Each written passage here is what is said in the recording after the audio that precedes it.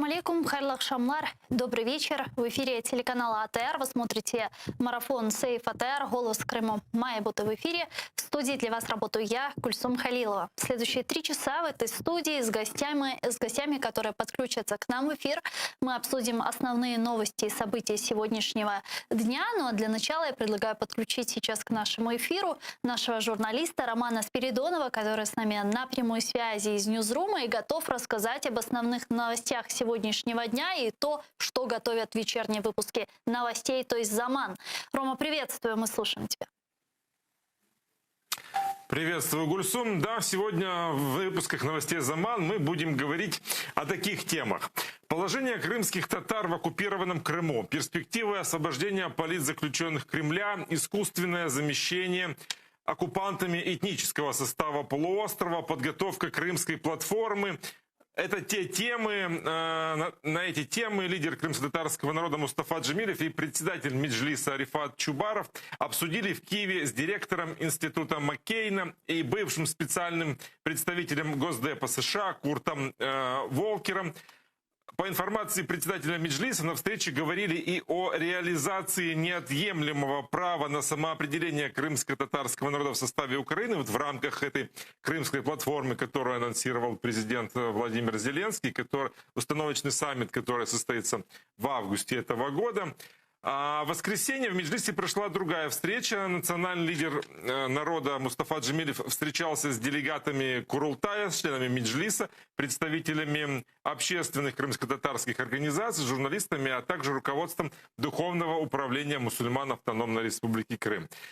Часть участников была из оккупированного Крыма, поэтому участвовала в совещании по интернет-связи. И, как сообщил на своей Facebook-странице председатель Меджлиса Рифат Чубаров, встреча прошла по правилам так называемого Чатем-хауса. То есть участники не имеют права разглашать за пределами этой встречи авторство тех или иных мыслей. Известно лишь о том, что речь шла о том, как активизировать работу Меджлиса и Курултая в условиях оккупации полуострова и будущем национального движения крымских татар. Российский президент Владимир Путин не приедет в оккупированный Крым 18 марта, в день так называемого присоединения полуострова. Он ограничится телемостом из своего бункера с так называемой общественностью и оккупационными чиновниками. Оказывается, оккупанты в этот день ждут провокаций со стороны Украины. Об этом заявил пресс-секретарь Путина Дмитрий Песков. Он сообщил, что российские спецслужбы обладают всей необходимой информацией, будут готовы отреагировать. Правда, какие провокации имеются в виду, Песков не уточнил. Также мы расскажем об обращении крымско-татарских старейшин Ленинского и Белогорского района оккупированного Крыма в поддержку политузников Кремля. Расскажем, о чем говорили бывшие политзаключенные и дипломаты на специальном заседании Совета Безопасности ООН. Поговорим о том, почему в южнобережном поселке Парковое оккупанты не только выселяют людей из квартир, но и заставляют сносить их за свой счет. Вот коротко о таких новостях и не только мы будем говорить сегодня в наших выпусках в 19:00 и в 21:00. Гульсум. Чувсагул Роман. Это был наш журналист Роман Спиридонов прямо из Ньюзрума. Не пропустите вечерние выпуски новостей в 19:00 и в 20:00. Ну а мы работаем в прямом эфире. Вы можете подключаться к нам в эфир. На экраны ваших телевизоров режиссеры периодически выводят номер телефона +38 073 419 41 58. Звоните нам абсолютно бесплатно по Вайберу. Присоединяйтесь по скайпу atr.tv. Подписывайтесь на наш YouTube-канал, телеканал АТР большими буквами. Там мы вещаем как в онлайн-режиме, так и выкладываем все наши программы в записи. Туда мы выкладываем самые интересные фрагменты из наших эфиров. Ну и подписывайтесь на сайт телеканала АТР, адрес которого вы видите на ваших экранах, atr.ua. Сегодня ваша подписка на наш сайт даст нам возможность продолжать нашу борьбу на нашем информационном фронте. Ну а мы переходим к обсуждению вышеупомянутых новостей. На территории оккупированного полуострова сохраняется критическая ситуация с наполняемостью водохранилищ. Там, в Крыму, близко к высыханию пресноводное озеро Бугас. Это стало следствием чрезмерного потребления подземных вод. Об этом заявил правозащитник Абдурашид Джипаров, который с нами сейчас на прямой связи. Давайте его подключим. Абдурашид ага, ассаляму алейкум. Алейкум-салям. Абдураш Тагай, расскажите, пожалуйста, нам подробнее о состоянии озера Бугас, насколько оно важно сейчас для региона. Ну, озеро Булгас — это в 7-8 километрах от Судака на восток, за Меганоном, который уже все наслышаны. Это озеро, ну, оно было очень красивое озеро, многоводное, полноводное. Там отдыхали люди из ближайших сел, там приезжали отдыхающие, отдыхали. Вот, и, в общем-то, орошали в озеро ближайшие сады и виноградники. А теперь, я там был 13 марта, вот озеро почти высохло, там есть немного воды, но это очень мало по сравнению с тем, что раньше там было. И потерял свою живописность, в общем-то, и полезность, и все. В общем-то, озеро будем считать, что больше нет. Абдураш Тагай, Вот. а в связи с чем высохло? Это климатические условия или люди уже просто добывают воду, каждый как может своими усилиями? Ну, люди сами по себе, как бы в частном порядке, большого вреда бы не нанесли. Вот. Это того, что нет воды в Крыму, и в том числе в Судаке, тоже с этой водой плохо. Воду добывать артезианским способом. То есть бьют скважины очень глубокие, очень много и часто.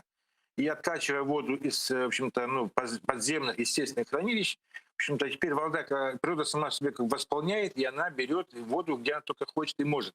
Поэтому вот и за счет всех этих вещей озеро, в общем-то, потеряло свою, ну, воду. Это, да, это, в общем-то, дело рук, ну, самого человека. То есть в этом случае уже это власть так распорядилась, так считать, потому что, ну, вот так. Обеспечение водой. Также, Абдураш Тагай, сегодня вы сообщили, что из-за застройки бухты Капсель под Судаком уничтожено перепелиное поле с краснокнижными и эндемитическими растениями. Расскажите подробнее, что это за растения и почему, собственно, оно уничтожено? Ну, там строится целый город, спутник Судаку. Огромная территория, она огорожена, туда никого не впускают, все это закрыто. Там возводится, в общем-то, линии электропередач, там дороги укладывают, там готовится к строительству жилых корпусов, будут развлекательные всевозможные центры и, в общем-то, комплекс тоже. Это огромная территория, там много техники, это все из Москвы, все из центра. Люди пытались возмущаться, но это оказалось бесполезным, как всегда, в России, и вот теперь уже в Крыму то же самое. Там, в общем-то, очень большие работы развернулись, и понятно, все живое, там все, что там могло нас удивить, радовать, оно все исчезает. Вот дальше будет, видимо, еще хуже, потому что само строительство такого объекта, оно будет требовать, ну, много материалов, а материал строительный, опять же, наши горы, наши леса будут уничтожаться, разрушаться, и тогда мы увидим, может быть, там что-то такое построено, но за счет больших потерь в нашей экологии и природе в целом. Продолжаю тему с водой. Вот сегодня появилось такое информационное интересное сообщение. Значит, оккупационные власти Крыма анонсировали иск к Украине на 10-20 триллионов рублей, то есть 137-274 миллиарда долларов по нынешнему курсу из-за водной блокады Крыма. Об этом сообщил оккупационный первый заместитель председателя так называемого парламента Крыма Ефим Фикс. Вот его цитата, давайте вместе послушаем. Буквально на следующей неделе будем проводить мероприятия, связанные с подготовкой иска по водной блокаде, которую осуществляла Украина. Сейчас считаем ущерб. Это где-то, на наш взгляд, между 10 и 20 триллионами рублей. Должны выйти на эту цифру. Принципиального увеличения запасов водохранилищ Симферополя за последнюю неделю не наблюдается. Об этом утверждает руководитель оккупационного предприятия «Вода Крыма» Владимир Баженов. Об этом он сказал на заседании оперативного штаба по проблемам водоснабжения сегодня. Вот его цитата, давайте послушаем. Запасы воды в симферопольских водохранилищах, к сожалению, так же как и по Ялте, принципиального увеличения не имеют. Мы чуть-чуть улучшили ситуацию по Янскому водохранилищу. Это для нас очень важно. Там 1 миллион 300 кубов у нас есть запаса. На период перманентных повреждений мы гарантированно будем город удерживать на водохранилищах. Скважины все стабилизировались. Абдураш Тагай, насколько водная блокада Крыма, которую вела Украина, украинская власть, стала серьезным инструментом давления на оккупационную власть, на Кремль и принесла реально огромные убытки? Убытки, они очень большие. Наверное, их еще не все подсчитали, их подсчитают позже. очень позже. Ну, там много, там еще есть свои последствия, сопутствующие какие-то проблемы. Скажем, вот Северный Крым, мы знаем, что он, 10 районов питались к Северо-Крымским каналам. Там орошение, там сельское предприятие.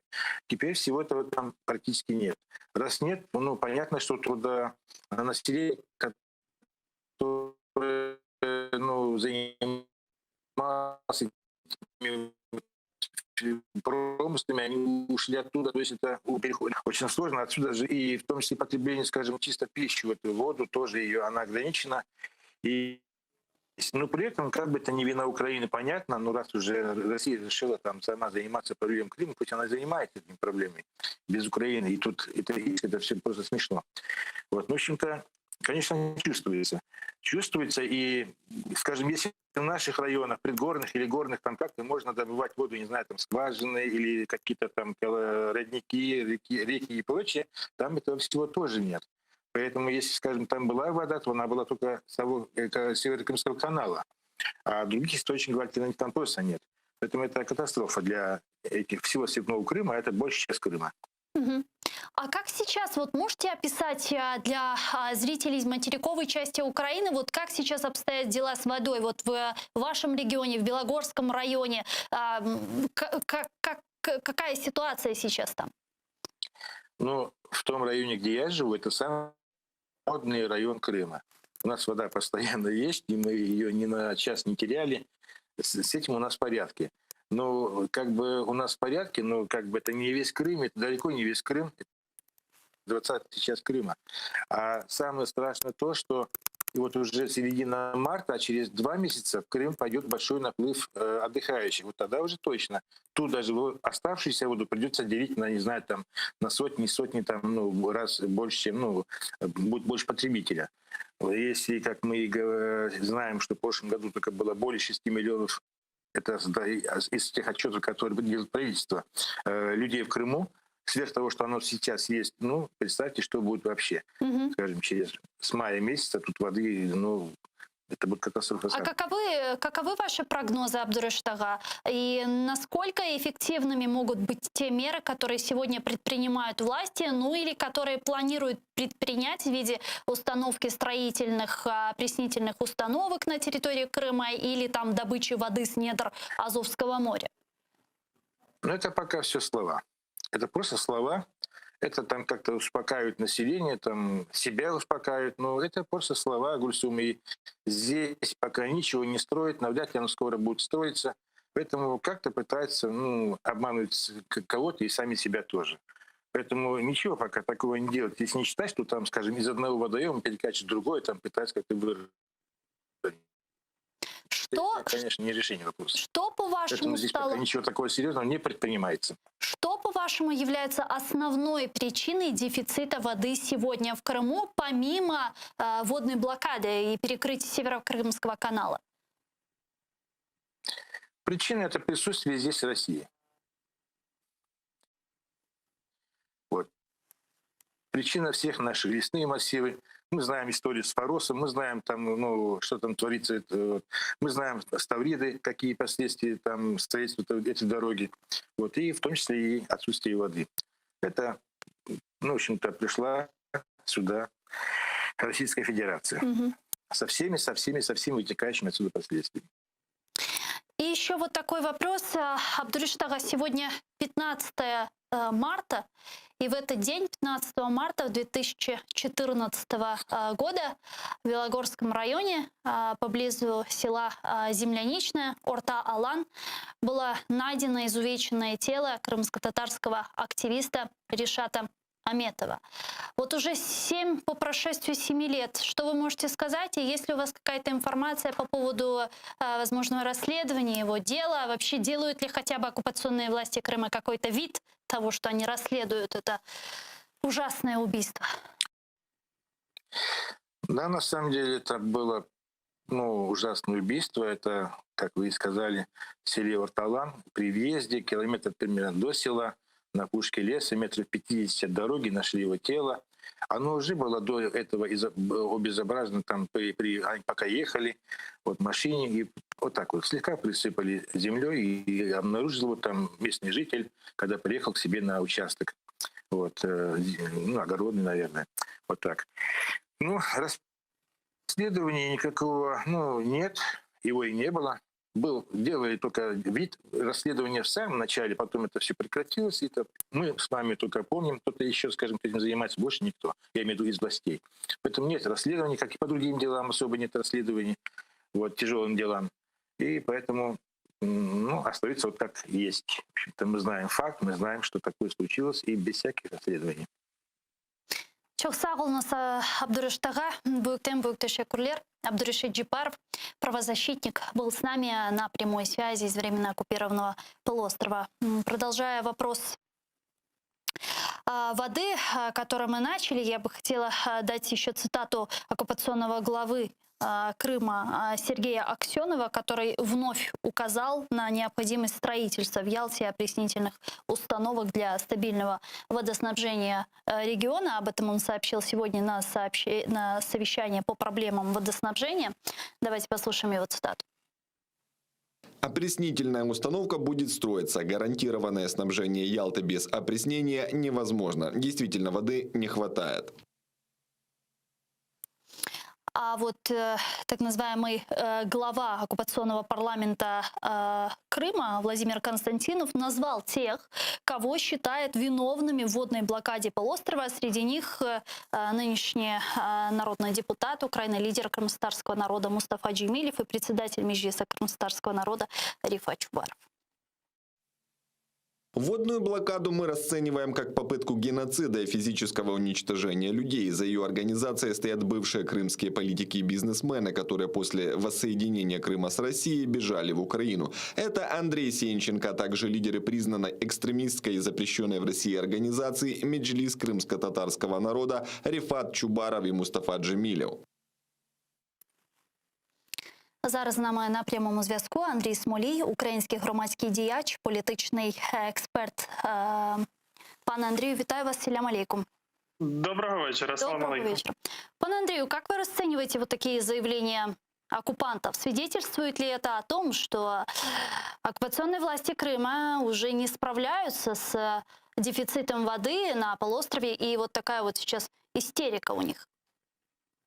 Ну, однозначно, ми бачимо протягом останніх кількох місяців про те, що окупаційна влада Криму не те, що не справляється. Це означає, що окупаційна влада Криму просто привела ситуацію до катастрофи. І, власне, та істерика, яку ми зараз бачимо, власне, ті заяви, які ми зараз спостерігаємо, означають, що насправді вони вже не контролюють ситуацію. І насправді реальної якоїсь допомоги, в тому числі і від держави-агресора, від Російської Федерації ми вже практично також не бачимо. І це відповідно означає, що та ж сама влада на місцях в окупованому Криму, вона говорить про те, що насправді навіть їм особисто, по суті, Росія, Путін допомагати не особливо і збираються. Тобто це свідчить про те, що, знову ж таки, було з самого початку зрозуміло. Крим Російській Федерації потрібен був не для того, щоб допомагати людям, не для того, щоб якимось чином там щось змінити, як вони говорили. Крим потрібен був Російській Федерації для того, щоб зробити з нього, по суті, ще одну величезну військову базу. І те, що ми зараз спостерігаємо, це, власне, те, що Росія робить цю військову базу, Росія постійно перекидає туди свої війська, і Росії абсолютно байдуже. Є, по суті, вода, немає води, є права людини, немає прав людини. Тобто їх це абсолютно не цікавить. Зараз для них головне стратегічне завдання – це, по суті, доукомплектація російських військових частин на окупованому Криму. Зараз їхнє завдання, по суті, вибивання залишків тих людей, які ще можуть якимось чином чинити опір, які можуть ще якимось чином мати іншу точку зору, ніж офіційна позиція путінської Росії.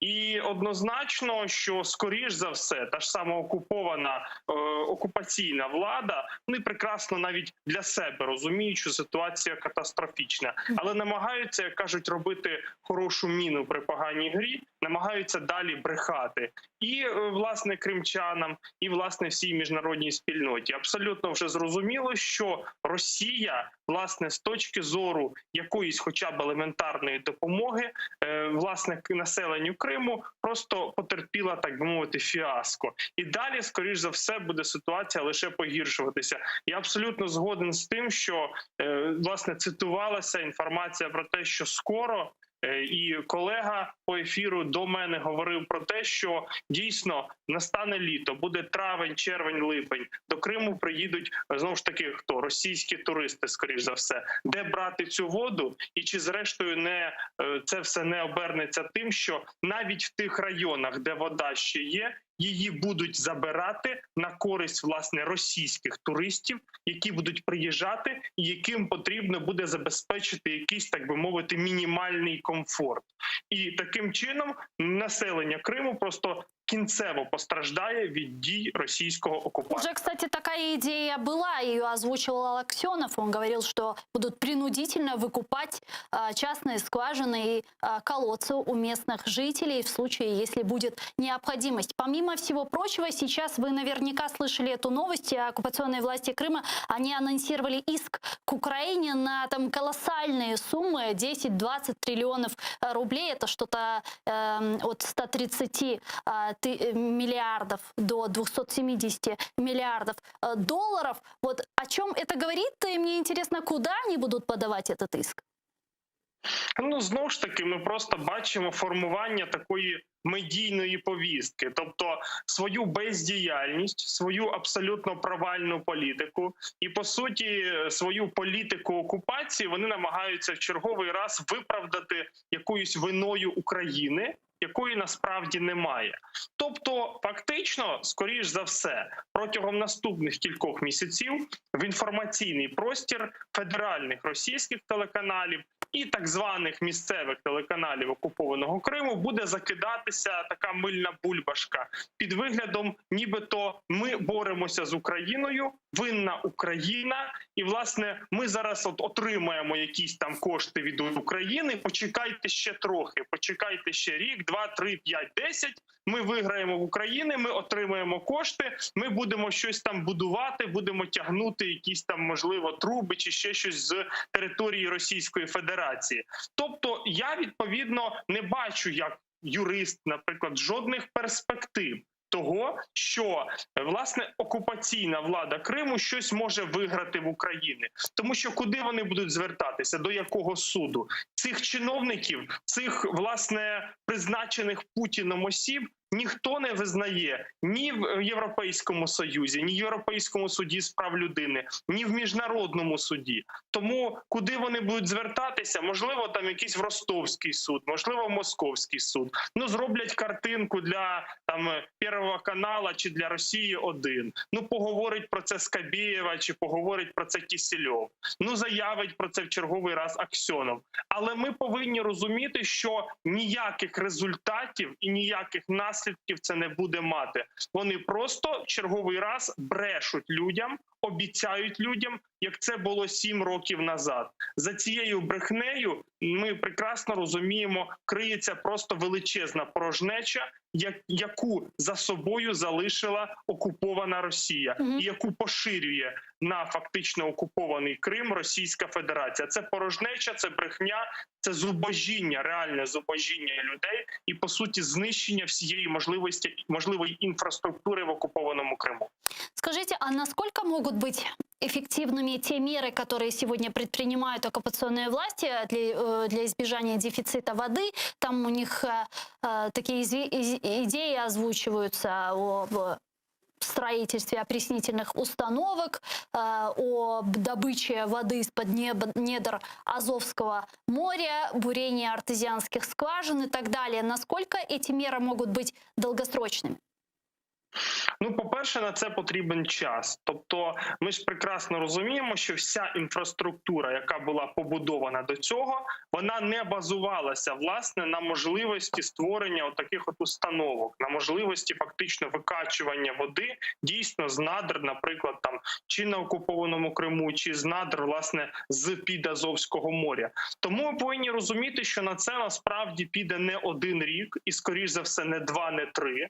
Ми повинні розуміти, що цілком ймовірно для цього необхідні величезні кошти.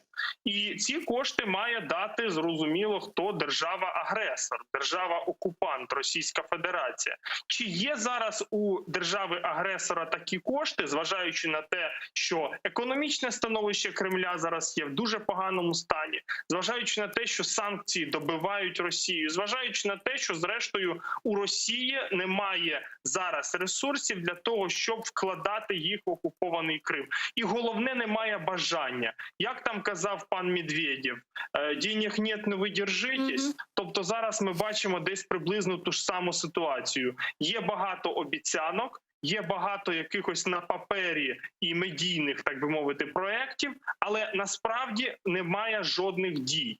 І знову ж таки, якщо держава-агресор буде розміщувати якісь певні установки в акваторії там того ж самого Азовського моря, чи буде це законно? І чи не буде це, припустимо, порушенням міжнародного права, знову ж таки, стосовно України, стосовно контрольованих Україною територій? Бо ми ж добре розуміємо, що частина Азовського моря – це є води України, які належать Україні згідно з міжнародним правом і згідно з нашою Конституцією. Це буде означати чергове порушення міжнародного права, і це буде означати, що і на Російську Федерацію, власне, і на окупаційну владу Крима можна буде накласти ще ж нові санкції за те, що вони, припустимо, будуть здійснювати якісь незаконні дії в акваторії Азовського моря, частина якого належить державі Україна. Тому для цього потрібно черговий раз, щоб вирішив це питання Путін і вирішила це питання Російська Федерація. Чи силовим способом, чи фінансовим, чи будь-яким іншим. А вот, Я не бачу. Кстати, вот про силовой способ. Учитывая, что ситуация реально критическая с водой в Крыму. Водохранилища, озера продолжают высыхать. Если даже говорить о строительстве этих опреснительных установок, это может занять от 1 до 2 лет. Как вы думаете, как они будут решать? И есть ли угроза военного вторжения на южную часть материковой Украины для открытия и доступа к Северокримскому каналу? Ви знаєте, незважаючи на те, що у Росії зараз є обмежені фінансові ресурси і людські ресурси, ми маємо пандемію коронавірусу в Росії, вона також є доволі потужною, але незважаючи на це, ми завжди маємо розуміти, що загроза з боку Російської Федерації, вона існує завжди. І, в принципі, не лише це стосується там Херсонської, Миколаївської областей, це в тому числі може стосуватися і Чернігівської області, Сумської області, Харківської області. Але повертаючись до нашого питання, насправді, дійсно, ситуація за півроку-рік може стати не те, що критичною. Критична вона вже станом на сьогодні. А те, що вона, по суті, може стати такою, коли води взагалі не буде, як кажуть, ну взагалі ні краплі води не буде, до цього може окупаційна влада довести. Особливо, якщо вони відберуть воду ще в тих районах, у тих людей, де вона ще хоч трохи є. То в такому випадку, насправді, або їм потрібно буде якимось чином доставляти цю воду на територію окупованого Криму, або їм потрібно буде, можливо, навіть іти на ескалацію конфлікту. І тому зараз Україні дуже важливо, як кажуть, готуватися, в тому числі і на межі з окупованим Кримом, в тому числі потрібно готуватися на Маріупольському напрямку, тому що насправді при можливих сценаріях, які взагалі розроблялись і експертами, військовими експертами, нашою розвідкою, власне, Маріупольський напрямок і висунення фактично російських військ на Крим може бути саме з цього напрямку. І тому ми повинні розуміти, що Україна має до цього постійно готуватися. Бо якщо Росія проб'є такий коридор, то це будуть десятки тисяч жертв. це будуть нові окуповані території, нові окуповані міста та села України, і це буде чергова військова катастрофа на мапі європейського континенту. Тому очікувати цього, в принципі, ми повинні завжди. Ми повинні розуміти, що Росія – це така держава, яка може почати незаконні дії, причому немислимі дії, які взагалі не співпадають з жодними законами, з жодними нормами міжнародного права. Це може бути. Тому такий варіант, я думаю, нашим Збройним силам України, нашій службі безпеки і, зрештою, нашій владі потрібно завжди розглядати. І я сподіваюся, що такі речі розглядаються на Раді національної безпеки та оборони, і сподіваюся, що вони будуть розглядатися. Тобто це зараз є пріоритет, зважаючи на те, що ми дійсно можемо отримати отакий розвиток подій. Вы знаете, сейчас Украина инициировала крымскую платформу по деоккупации полуострова, и она набирает оборот. Уже многие страны подтвердили свое участие, многие уже высказали, что им нравится эта инициатива. И вот недавно руководство Украины предложило Кувейту принять участие в работе крымской платформы. Об этом сообщает пресс-служба Министерства иностранных дел. Отмечается, что 14 марта посол Украины в Кувейте Александр Балануца встретился с заместителем министра иностранных дел Кувейта по вопросам протокола Аджираном. І от о чому вони говорили. Під час зустрічі сторони обговорили шляхи активізації двостороннього співробітництва в різних сферах, в тому числі питання можливої участі кувейтської сторони в діяльності Кримської платформи. Важно ли участие Кувейта в роботі Кримської платформи? Ви знаєте, я скажу так, важлива участь будь-якої держави. Тобто, чим більша кількість держав буде брати участь у роботі Кримської платформи, в принципі, тим краще. Я не знаю, чому саме наша влада, наше Міністерство закордонних справ вирішило в цьому випадку співпрацювати з Кувейтом.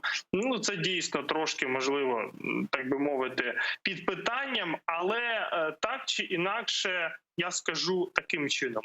Кожна держава, яка підтримує територіальну цілісність нашої країни, кожна держава, яка підтримує, власне, повернення Криму до, власне, України, може брати участь в Кримській платформі. І в цьому випадку дуже важливо залучати максимальну кількість держав. Тобто, якщо ця цифра насправді буде, там, це будуть десятки, а то й, можливо, там більше 100 країн, які 100% скажуть, що ми будемо приймати участь, це буде означати, що насправді весь світ підтримує Україну і весь світ підтримує Крим. І головне, весь світ підтримує кримських татар, тому що ми прекрасно розуміємо, в якій ситуації вони опинилися в окупованому Криму, і ми прекрасно розуміємо, кого зараз найбільше потрібно підтримати в цьому випадку. Тому однозначно це добре. Головне, щоб ця Кримська платформа була дієвою. Тобто, як декларація, це добре, але головне, щоб далі були якісь певні дії. Це буде найголовніше. Про эффективность крымской платформы обязательно поговорим. Я вот по Кувейту что хотела спросить. Вот как вы думаете, насколько корректно сравнивать ситуацию с Крымом с опытом Кувейта? Помните, когда Ирак оккупировал Кувейт, собралась западная коалиция, операция «Буря в пустыне». И, если я не ошибаюсь, Кувейт освободили там в течение 1 месяца.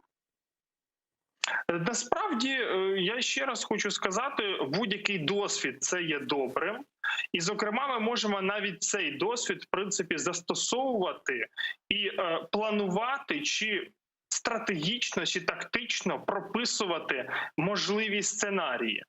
З точки зору того, що Росія може рано чи пізно ослабнути, і ми не знаємо, які тектонічні зміни взагалі можуть початися в Росії там за рік, 2, 3, 5, навіть 10. Тобто Україна повинна розуміти, що рано чи пізно Путін піде, і питання буде в тому, в якому стані буде Росія станом на той момент. Якщо на той момент буде можливість деокупувати Крим за допомогою наших союзників, за допомогою наших міжнародних партнерів, то я думаю, що нам на це потрібно буде йти. Просто питання в тому, що виключно дипломатичним шляхом, ми повинні розуміти, Росія Крим не віддасть. Тобто, в нашому випадку ми повинні говорити про те, точніше, не виключати будь-яких варіантів і будь-якого розвитку подій. В Україні і в керівництва нашої держави на столі має лежати кілька сценаріїв. Перший сценарій, який ми зараз реалізовуємо, який реалізовувався з 2014 року, це політико-дипломатичний сценарій. Сценарій тиску, сценарій санкцій, сценарій, власне, от такої двосторонньої чи багатосторонньої роботи з нашими міжнародними партнерами.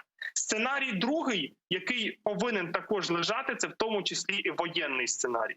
Це те, чого колись, я не говорю зараз, я не говорю завтра, я говорю тоді, коли Росія може ослабнути і коли Росія може піти геть з Криму, але для цього нам потрібна потужна українська армія та підтримка наших міжнародних партнерів. Для того, щоб з мінімальною кількістю можливих втрат деокупувати Крим. І от, власне, той приклад, який ви навели, буря в пустелі, Кювейт, це, власне, те, що, в принципі, також можна розглядати. Я, наприклад, не відкидав би жодного варіанту розвитку подій, навіть якщо це можна буде реалізувати там через 10 років, через 20 років. Цей ключовий момент історичний для української держави може настати будь-коли.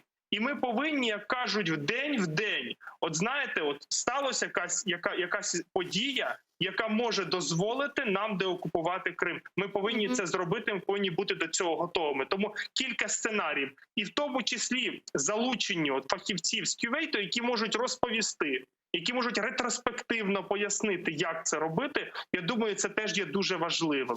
Тому однозначно досвід кожної країни, яка перебувала в такій ситуації, він є для нас дуже дорогоцінним для того, щоб ми могли вчасно зреагувати. Пане Андрію, давайте підключимо к нашій бесіді ще пана Сергія Рудика, народного депутата України 8 та 9 скликань, кандидата історичних наук. Він зараз з нами на прямому зв'язку. Пане Сергію, вітаю вас, салям алейкум. Доброго дня.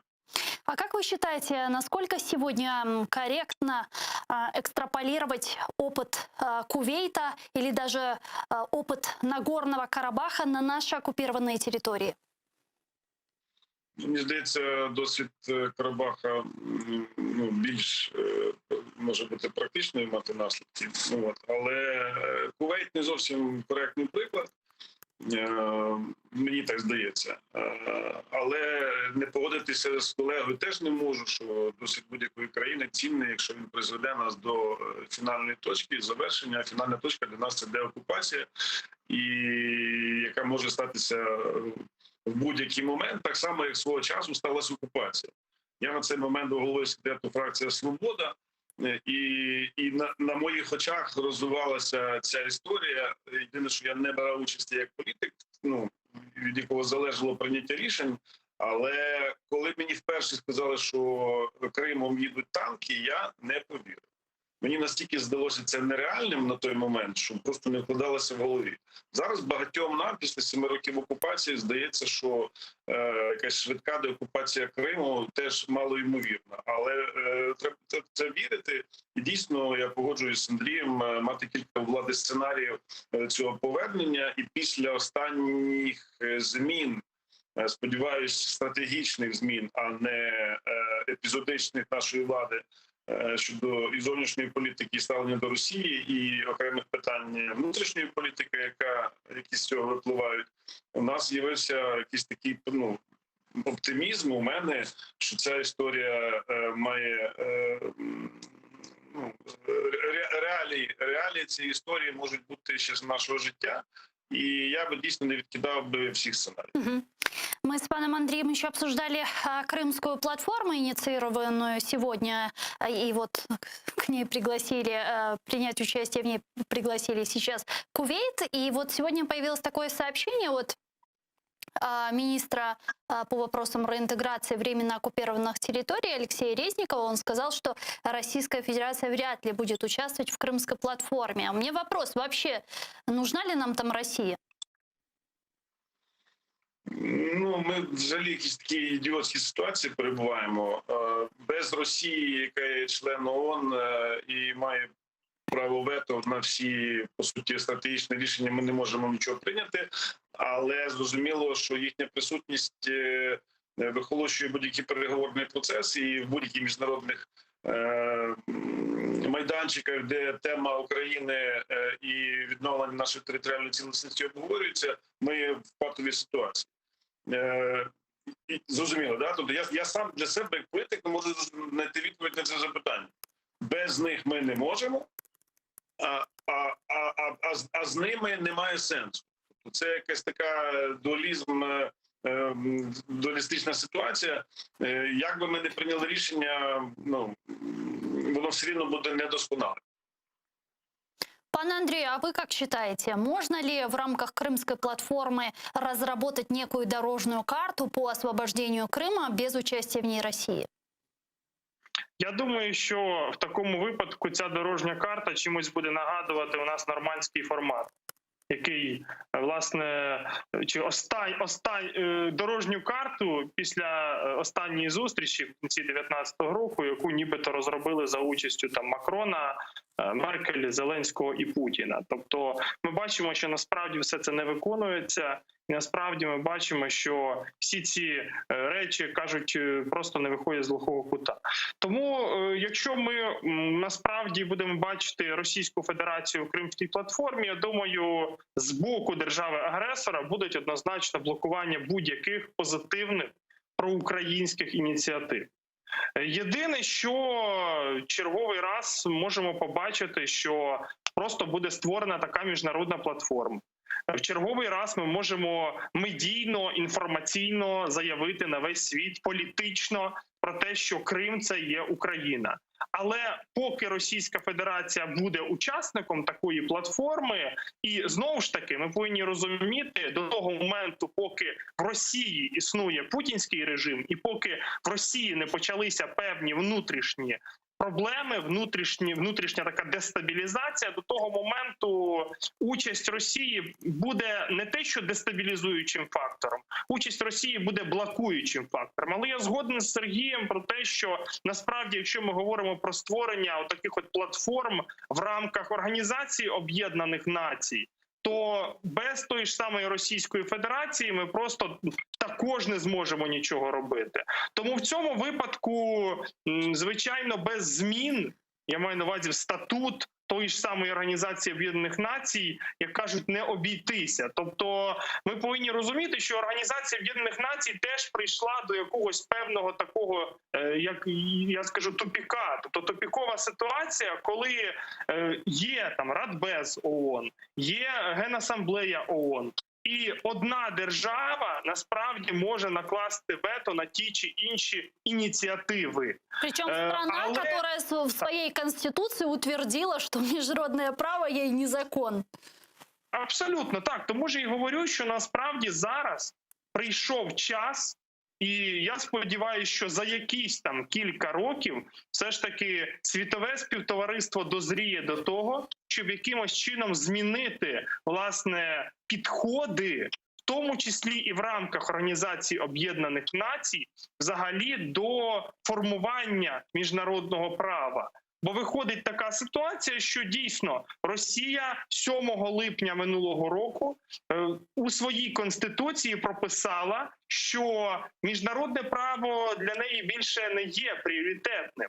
І в такому випадку виникає питання, а що може тоді блокувати держава-агресор в Організації Об'єднаних Націй, якщо вони не визнають, по суті, ту ж саму Організацію Об'єднаних Націй. Але що стосується Кримської платформи, якщо так загалом говорити, однозначно це певний політичний крок правильний. Єдине, що я вже говорив, головне, щоб це мало якісь подальші дії. Бо, на жаль, українська влада 1,5 року про Крим особливо не згадувала. Зараз почала трошки згадувати, трошки говорити. І ми будемо бачити, чи це просто така собі піар-кампанія для того, щоб набрати собі політичних балів, чи дійсно будуть якісь хоча б певні дії політичні для того, щоб ми на міжнародній арені нагадували кожній державі про те, що Крим – це Україна, про те, що в Криму є наші громадяни, про те, що в Криму порушуються права людини, про те, що Крим рано чи пізно повинен повернутися. Це теж, до речі, дуже важливо, навіть незважаючи на те, що така платформа може бути недієвою. Я предлагаю нам обсудить еще очень важный вопрос. Это вопрос ратификации Харьковских соглашений. Спикер Верховной Рады Дмитрий Разумков прокомментировал дело Харьковских соглашений. Согласно закону, даже после снятия неприкосновенности народные депутаты не смогут понести ответственность за свои голосования, сообщил он. Давайте послушаем его цитату. СБУ вже прийшла з відповідними рішеннями суду. Хто як голосував, на щастя чи на жаль, народні депутати не несуть відповідальності за свої голосування. Індемнітет він залишається. Я не впевнений, що ця ідея буде повністю реалізована. Экс-спикер Верховной Рады Владимир Литвин заявил, что бывший президент Виктор Янукович и украинский парламент вынуждены были поддержать Харьковские соглашения из-за неподъемной цены на газ. Вот его цитата. Це була абсолютна безвихідь, коли виступає прем'єр-міністр, міністр закордонних справ, міністр економіки, міністр фінансів і доводять, що Україна впаде, тому що ціни цієї не витримають за енергоносіями. І нам потрібно прийняти це принизливе, можливо, рішення, але виходу іншого немає. Пане Сергею, если действительно сегодня нет возможности привлечь к ответственности тех народных депутатов, которые голосовали за ратификацию Харьковских соглашений из-за индемнитета, то тогда что это? Политпиар? Я думаю, що це ближче до політпіару, і мені би дуже хотілося, щоб за харківські угоди люди, політики, понесли справедливе покарання. Це був один з елементів того, що лягло в цю проросійську політику, і результатом стало дійсно завоювання частини української території.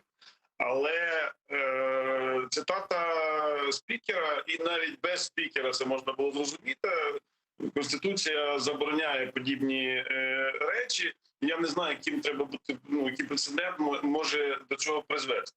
То мені здається, що все-таки Зеленський і його адміністрація разом з парламентом, з генеральним прокурором, з силовим блоком мали достатньо часу для того, щоб показати себе, якби вони хотіли цю історію довести до фінального завершення. Тобто 1,5 року в них не було ніяких рухів в цю сторону. І бачите, мене як і політика, і відчасти політолога дуже непокоїть, тому що поки не було грудневої соціології, яка показала різкий зріст симпатії до ОПЗЖ, не стояло питання про закриття проросійських каналів.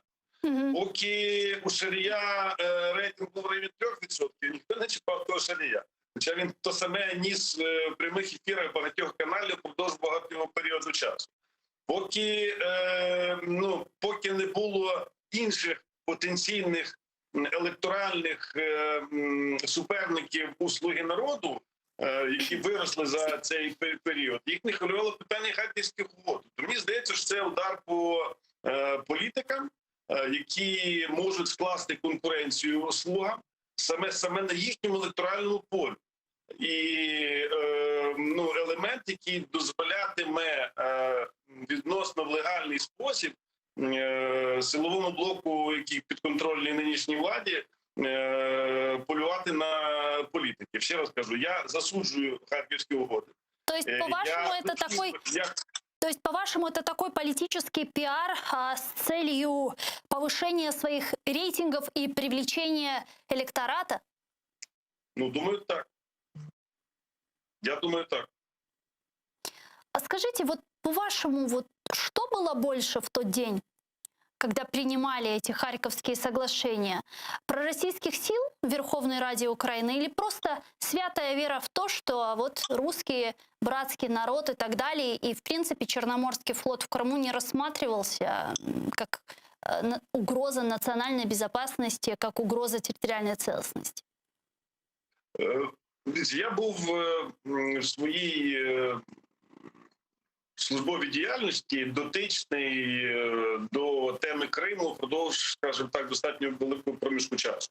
3 роки я очолював управління справ депортованих міністерства, потім Державного комітету України з справах національності і міграції. Майже там 1,5 роки я був головою Державного комітету України з справах національності і міграції. Слідкував за тематикою, навіть коли не працював на таких посадах. І з риторики, яка була в українських провладних кабінетах, в адміністрації президента Кучми, в Верховній Раді, в СБУ, в мене не складалося враження, що влада адекватно ставиться до ситуації.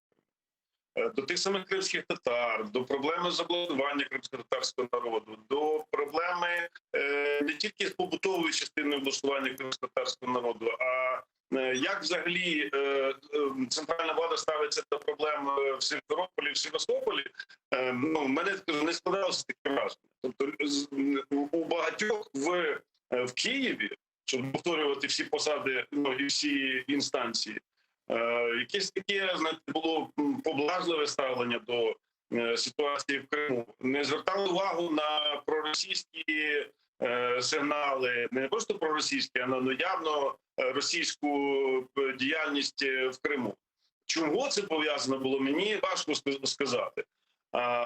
І в результаті цього всього ми отримали то, що отримали. Я би не сказав, що це була якась любов до Росії. Тобто Росія загальновідома підтекст цієї історії з газом, штучно підняли ціну на газ для того, щоб потім продати його по такій самій ціні, але вже за умови знижки. Тобто, ще раз кажу, мені важко сказати, що це було склалося за один рік. Тобто це була системна робота, починаючи з 90-х років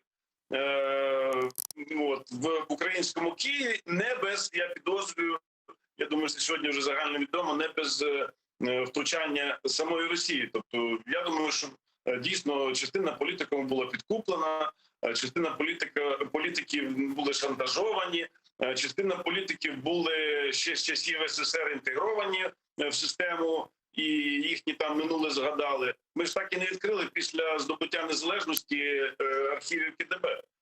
По великому рахунку. Вона ж не пройшла ця люстрація, класична люстрація, яка відбулася в більшості східних країн Європи, ті самі Польщі. Ми далі не знали, що відбувалося. І хто кого за які там ниточки дьоргав, ми так само не знаємо. І оці люди, коли зараз скриваються, якби я вірив, були якісь наміри щирі у влади зробити, от там треба шукати, чому конкретний політик впродовж багатьох років займає проросійську позицію і при цьому знаходиться на ключових посадах держави. Там же ж не тільки мовити про харківські угоди. Дякую дуже. А питання газу, угоди перед тим, які було ще за Ющенка, хіба воно не є тою частиною проросійської політики, яка може тягнути на таку саму статтю, як і там державну зраду, яку зараз можуть інкримінувати окремим політикам. Дякую дуже, пане Сергію. Чохсагол у нас Сергій Рудик, народный депутат Украины, был с нами на прямом зв'язку. Пане Андрею, почему сейчас вдруг взялись за Харьковские соглашения? И будет ли какой-то результат? Или же все так же бесперспективно? Я тут насправді переважно згоден із Сергієм Рудиком, який сказав про те, що насправді дуже дивно, чому цим питанням не займалися там в 19-му році, в 20-му році, чому цим питанням вирішили займатися саме зараз. Хоча, в принципі, всім абсолютно було зрозуміло, що Харківські угоди і те, що сталося в 2010 році, це певною мірою була дійсно державна зрада.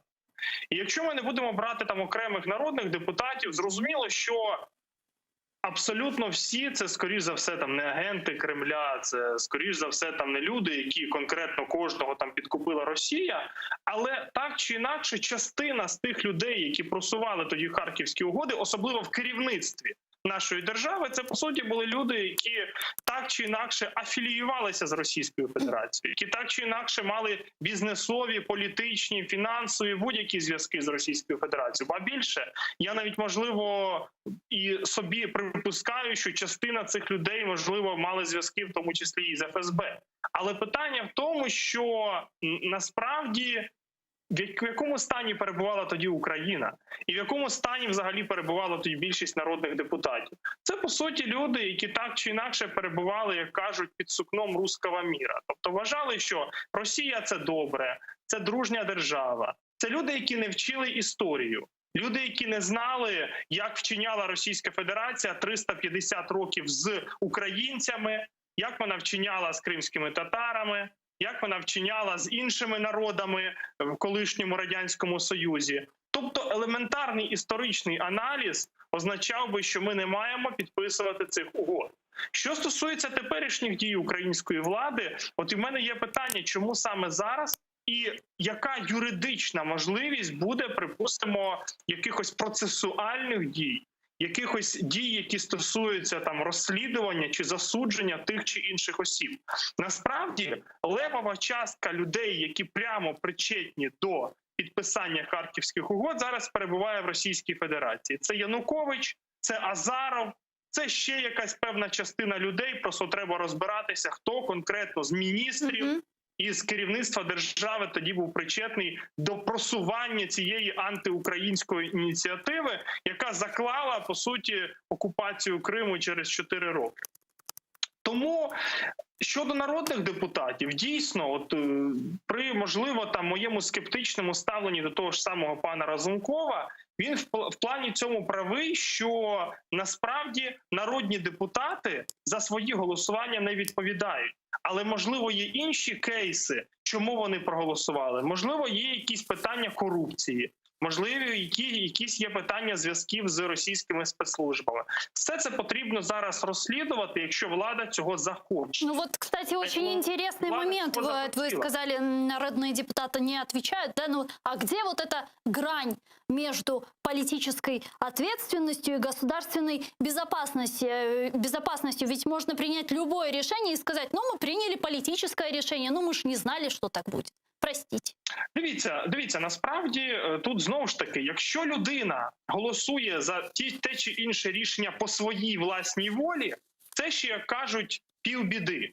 Але якщо ця людина має корупційні зв'язки чи фінансові зв'язки з тими чи іншими, чи олігархами, чи Російською Федерацією, це вже тягне на державну зраду. Тому тут треба конкретно по кожному народному депутату розслідувати, чи це просто було голосування, чи це було конкретно, планомірно, як кажуть, намірено, людина йшла на те, щоб голосувати, чи за фінансову вигоду, чи за якусь певну політичну вигоду. І ви правильно сказали щодо цієї межі. Якщо народні депутати України приймають рішення, яке в корені є антиконституційним, антидержавним і, зрештою, призводить до втрати територіальної цілісності нашої країни, в такому випадку однозначно потрібно розслідувати ці речі і почати з тих, хто це все організовував, закінчуючи тими, хто конкретно там ледве не носив папірці. Тому що насправді всі ці люди можуть бути потенційно державними зрадниками і потенційно можуть мати зв'язки з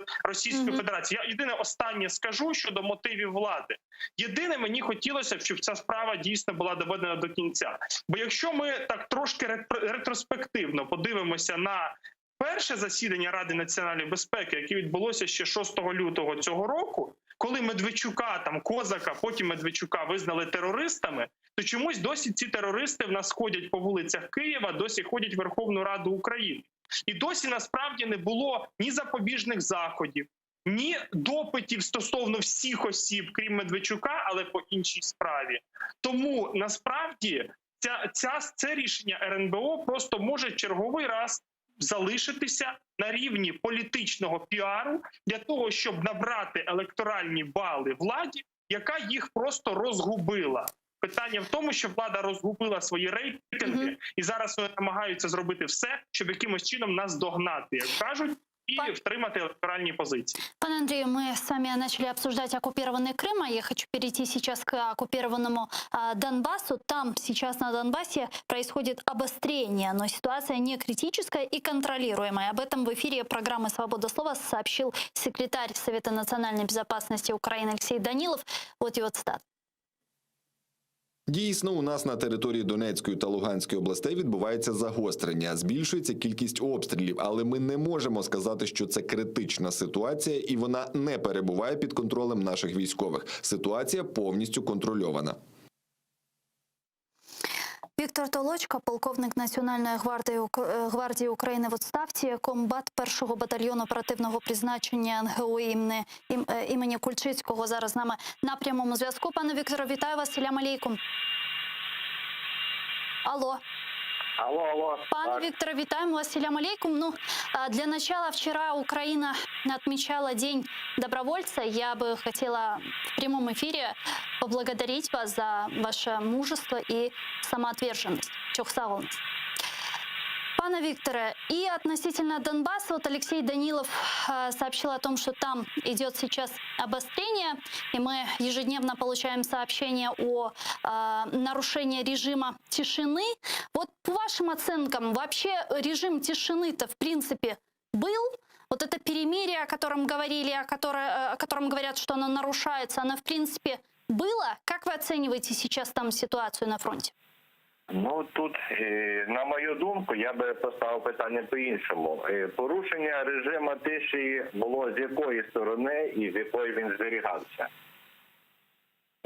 Так що, якщо з нашої сторони наші військові силовики намагались по максимуму дотримуватись режиму тиші, то ворог, звичайно, її не витримав. І навіть загострення, я думаю, що воно було пов'язано із загальноукраїнським святом Дня добровольця. Це, скажімо, як вітання було з цієї сторони добровольцям, що вони про нас не забули і вітали нас святом.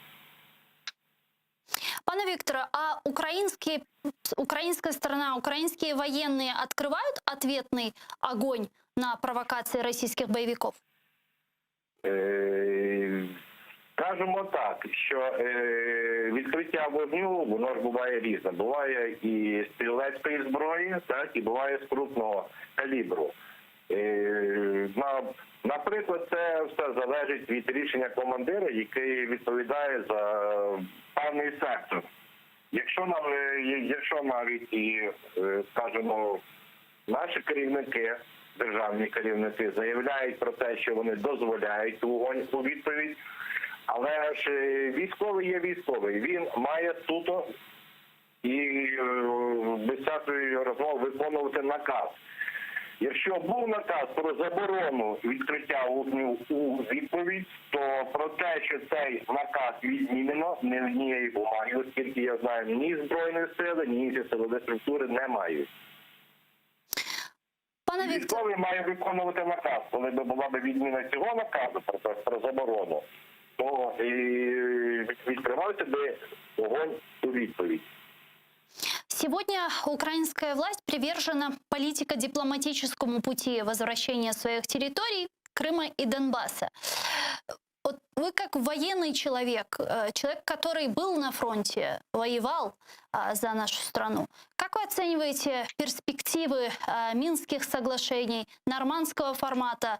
Считаете ли вы возможным возвращение наших территорий политико-дипломатическим путем? Однозначно ні. Дипломатія нічого не вирішить, тому що сама політика країни-агресору, вона не націлена на те, щоб щось комусь віддавати. Не нашого Сходу, не нашого Криму. Однозначно питання, що це можливо затягування ситуації, накоплення сил, але питання дипломатичним шляхом воно не вирішиться, і неодноразово навіть і російські політики, керівники російської держави заявляли про те, що питання повернення цих територій взагалі не стоїть у порядку денному. И последнее, что вас хотела спросить по поводу вакцинации военных. Есть у вас какая-то информация по этому поводу? По вашим данным, как много военных уже вакцинировались и как много тех, кто отказывается получать вакцину от коронавируса? Ну, я вам зараз не зможу сказати конкретної цифри, скільки на даний момент вакциновано, але знаєте, що в розпорядженні Міністерства оборони поступила вакцина, і практично вся перша лінія на даний час зараз вакцинується. Дякую дуже, пане Вікторе. Чухсав у нас Віктор Толочко був з нами на прямому зв'язку. Полковник Національної гвардії України в відставці, комбат 1-го батальйону оперативного призначення НГУ імені Кульчицкого. Пане Андрею, а как вы оцениваете перспективы Минских соглашений? Можно ли их как-то реинкарнировать? Теоретично, звичайно, можна, але як практично буде це все відбуватися і чи захоче робити, знову ж таки, це Російська Федерація? От коли ми там 10-15 хвилин назад говорили про Кримську платформу і взагалі про участь Росії в Організації Об'єднаних Націй, тут ми маємо десь приблизно схожу ситуацію. Схожа ситуація полягає в тому, що насправді в односторонньому порядку ми і по суті, інші держави, які є гарантами, чи були Мінських угод, просто не можемо нічого зробити. Знову ж таки, треба говорити про те, що Мінські угоди в той час, коли був підписаний Мінськ-1, Мінськ-2, тобто 14-15 роки, вони дійсно відіграли певну роль. І ця роль полягала в тому, що, власне, на Мінських угодах базувалися санкції проти Російської Федерації.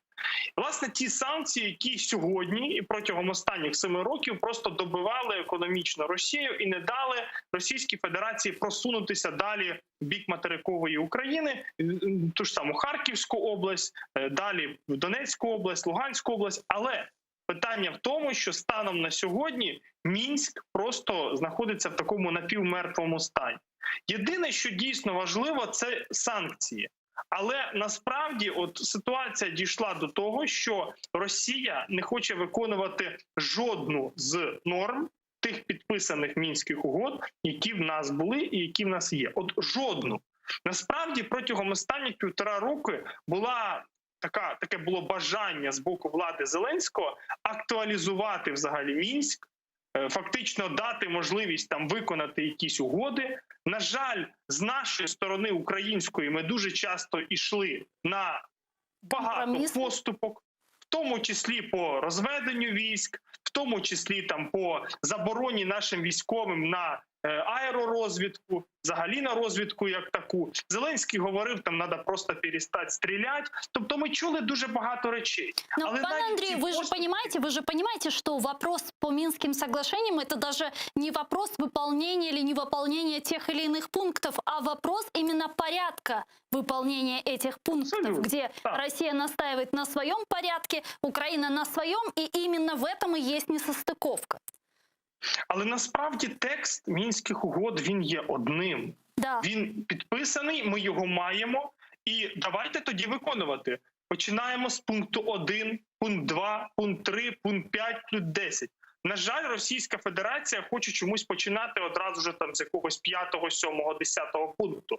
Тобто ми говоримо, абсолютно, ми говоримо про те, що має бути виконаний безпековий аспект. Тобто пункти там 1, 2, 3, 4 – це безпекові пункти, які мала б виконати Російська Федерація. В нашому ж випадку Росія читає Мінські домовленості абсолютно інакше. І те, що я говорив, Україна вже пішла на поступки, на які, в принципі, вона навіть за тим же ж Мінськом не мала б іти.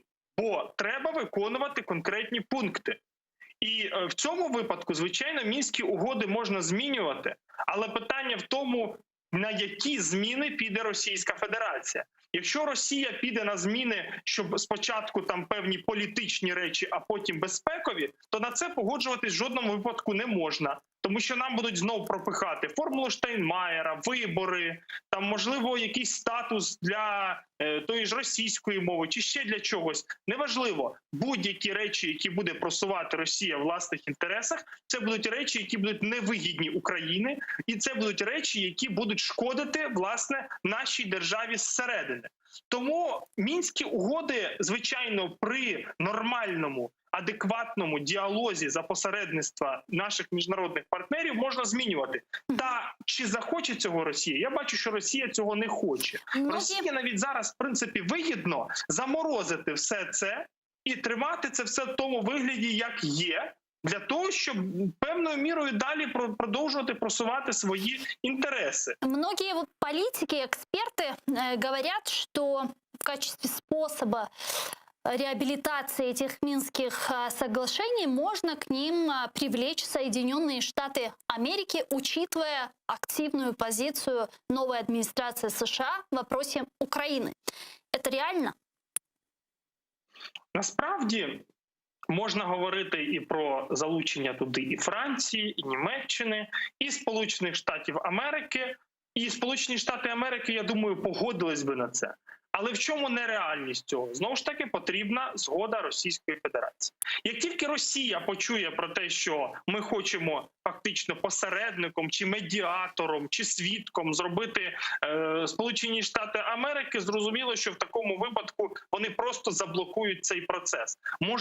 Можливо, нам потрібно якийсь третій формат іще зараз розглядати, крім Мінська, крім нормандського формату, якийсь третій варіант вже за посередництва Сполучених Штатів Америки. Бо я не бачу можливості, щоб Росія погодилась на участь інших сторін в Мінську. В іншому випадку вони прекрасно розуміють, що якщо вони на це погодяться, вони, відповідно, не зможуть вже настільки просувати свої інтереси, і вони вже не зможуть настільки тиснути на нашу державу. Дякую дуже, пане Андрію. Спасибо вам большое, що були з нами на протяжении часа. Андрій Смолій, політичний аналітик, громадський діяч, був з нами на прямому зв'язку. Вице-президент Европейской комиссии Франц Тиммерманс заявил, что Европе не нужен газопровод «Северный поток-2». Об этом сообщает «Европейская правда», ссылаясь на интервью немецкому изданию «Тагешпигель». Давайте послушаем. Нам не потрібен «Північний потік-2». Комісія завжди говорила, що з нашої точки зору проект не потрібен для енергопостачання ЄС. Але «Північний потік-2» існує. Комісія ЄС повинна забезпечити використання «Північного потоку-2» відповідно до правил Євросоюзу. Росії це не подобається, але це правила ЄС. К нам сейчас должен присоединиться гость, мы с ним обсудим подробнее эти и другие вопросы. Вопрос Северного потока-2, вопрос взаимоотношений новой администрации США с украинской властью. Я напомню, что у нас в студии работают телефоны. На экраны ваших телевизоров режиссер их периодически выводит. +380 73 419 41 58. Звоните нам абсолютно бесплатно по Вайберу. Присоединяйтесь по скайпу atr.tv. Это наш адрес. Подписывайтесь на наш YouTube-канал. Там мы вещаем как в онлайн-режиме, так и выкладываем все наши программы в записи. Туда мы выкладываем самые интересные фрагменты из наших эфиров.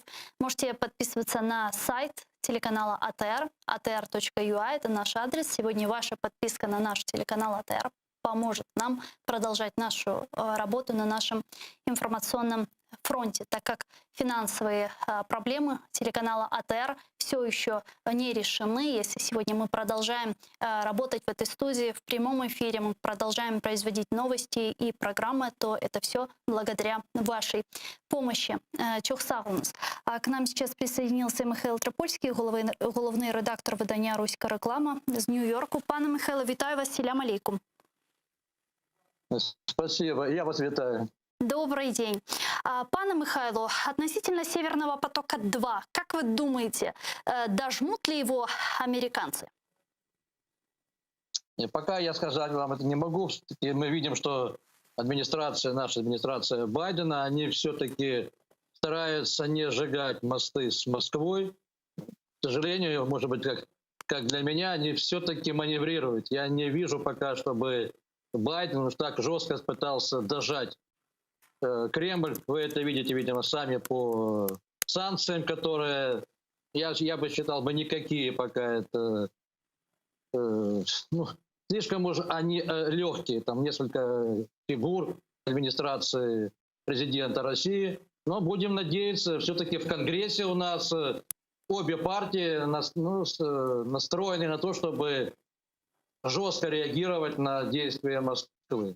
Будем надеяться. Пока я не вижу, чтобы было такое движение к ужесточению санкций в отношении Кремля и в отношении этого проекта. Но хочется надеяться, что все-таки будут какие-то движения. Скажите, а в Надеюсь. чем может проявляться вот эта жесткость, о которой вы говорите? И Жозеф Байден, в принципе, во время своей предвыборной кампании неоднократно говорил о том, что будет помогать Украине, то, что Украина будет приоритетом во внешней политике для него в вопросе противостояния России. Вот в чем, собственно, будет проявляться вот эта поддержка, практическая поддержка? Ну, скорее всего, Байден будет оказывать давление в области дипломатии, поставки вооружений. Ну, может быть, это будет... Возможно, американцы пойдут на предложение украинского руководства о новом Будапештском меморандуме. Скорее всего, они постараются быть вовлечены и в эту инициативу. Наверное, будет более активное участие Украины в отношении ситуации на Донбассе. Извините, я что-то упустила. Какой новый Будапештский меморандум? Или речь идет о Будапештском меморандуме от 91-го? Ну, есть же сейчас новая украинская инициатива. Вот, об этом написали украинские и российские, и у нас это об этом говорило, что Украина хочет вернуть, сделать новый формат мимо Будапештского меморандума с участием и Соединенных Штатов, даже если Россия откажется в нем. Это вот новая инициатива с тем, чтобы была обеспечена безопасность Украины. Это новый альянс, который Киев собирается продвигать. И, наверное, Байден пойдет... Для Байдена вообще Украина — это особый случай. Вы знаете, что он, будучи вице-президентом, часто бывал в Украине, и для него это такой-то особый пункт. Он особенно озабочен коррупцией в Украине, демократией в Украине. Ни одна республика на постсоветском пространстве не занимает столько внимания у Байдена, его администрации, сколько у Украины. Это, видимо, продолжение его курса, который был еще при президенте Обаме. И я надеюсь, что Байден все-таки будет жестко реагировать на все путинские поползновения, особенно в плане развязания очередного конфликта. Я, например, слушаю постоянно и российские телеканалы. Там эта идея нового военного конфликта, она постоянно обсуждается в эфире. И такое впечатление, что в Кремле эту возможность рассматривают нового военного конфликта как ответ на, может быть, на санкции. Но в данной ситуации есть такая версия, что американцы и россияне между собой поговорили, и эти вот облегченные санкции — это как бы ответ на обещание Путина не разжигать конфликт на Донбассе. Есть такая версия, что была какая-то закулисная договоренность, что Россия не будет продвигать эту идею, хотя в российском телеэфире тема войны с Украиной постоянно присутствует. А вы допускаете, что такая договоренность была? Или она нереальна? Может быть, потому что, видимо, у Путина пока еще... Я вот в одном из эфиров, вчера я выступал, я говорил, что Путин чувствует слабость, и, скорее всего, он мог бы начать военный конфликт в Украине, если он уже бы ощутил, что его позиции слабы. Но, видимо, сейчас он так... Его реакция была, что лучше договориться с американцами, слабые санкции в ответ на то, что войны или обострения ситуации не будет. Ну а что значит военный конфликт? У нас и так оккупирован Крым, у нас и так ежедневно на востоке Украины обостряется ситуация. Вот только за последние несколько дней оккупанты с той стороны обстреляли вчера 14 раз, позавчера 18 раз. В принципе, и так у нас продолжаются военные действия. Это вяло текущие. А вот если брать российские эфиры, то выступающие там эксперты постоянно зондируют почву о крупном вооруженном конфликте. Один из них заявил, что там целая армия танковая развернута на красном направлении Украины. И постоянно разговоры, что мы возьмем Киев, мы эту власть свергнем. Заявление, что Украина — это часть России, это заявление вице-спикера Толстого, который озвучивал на Первом канале. Это наша территория, мы ее вернем силой.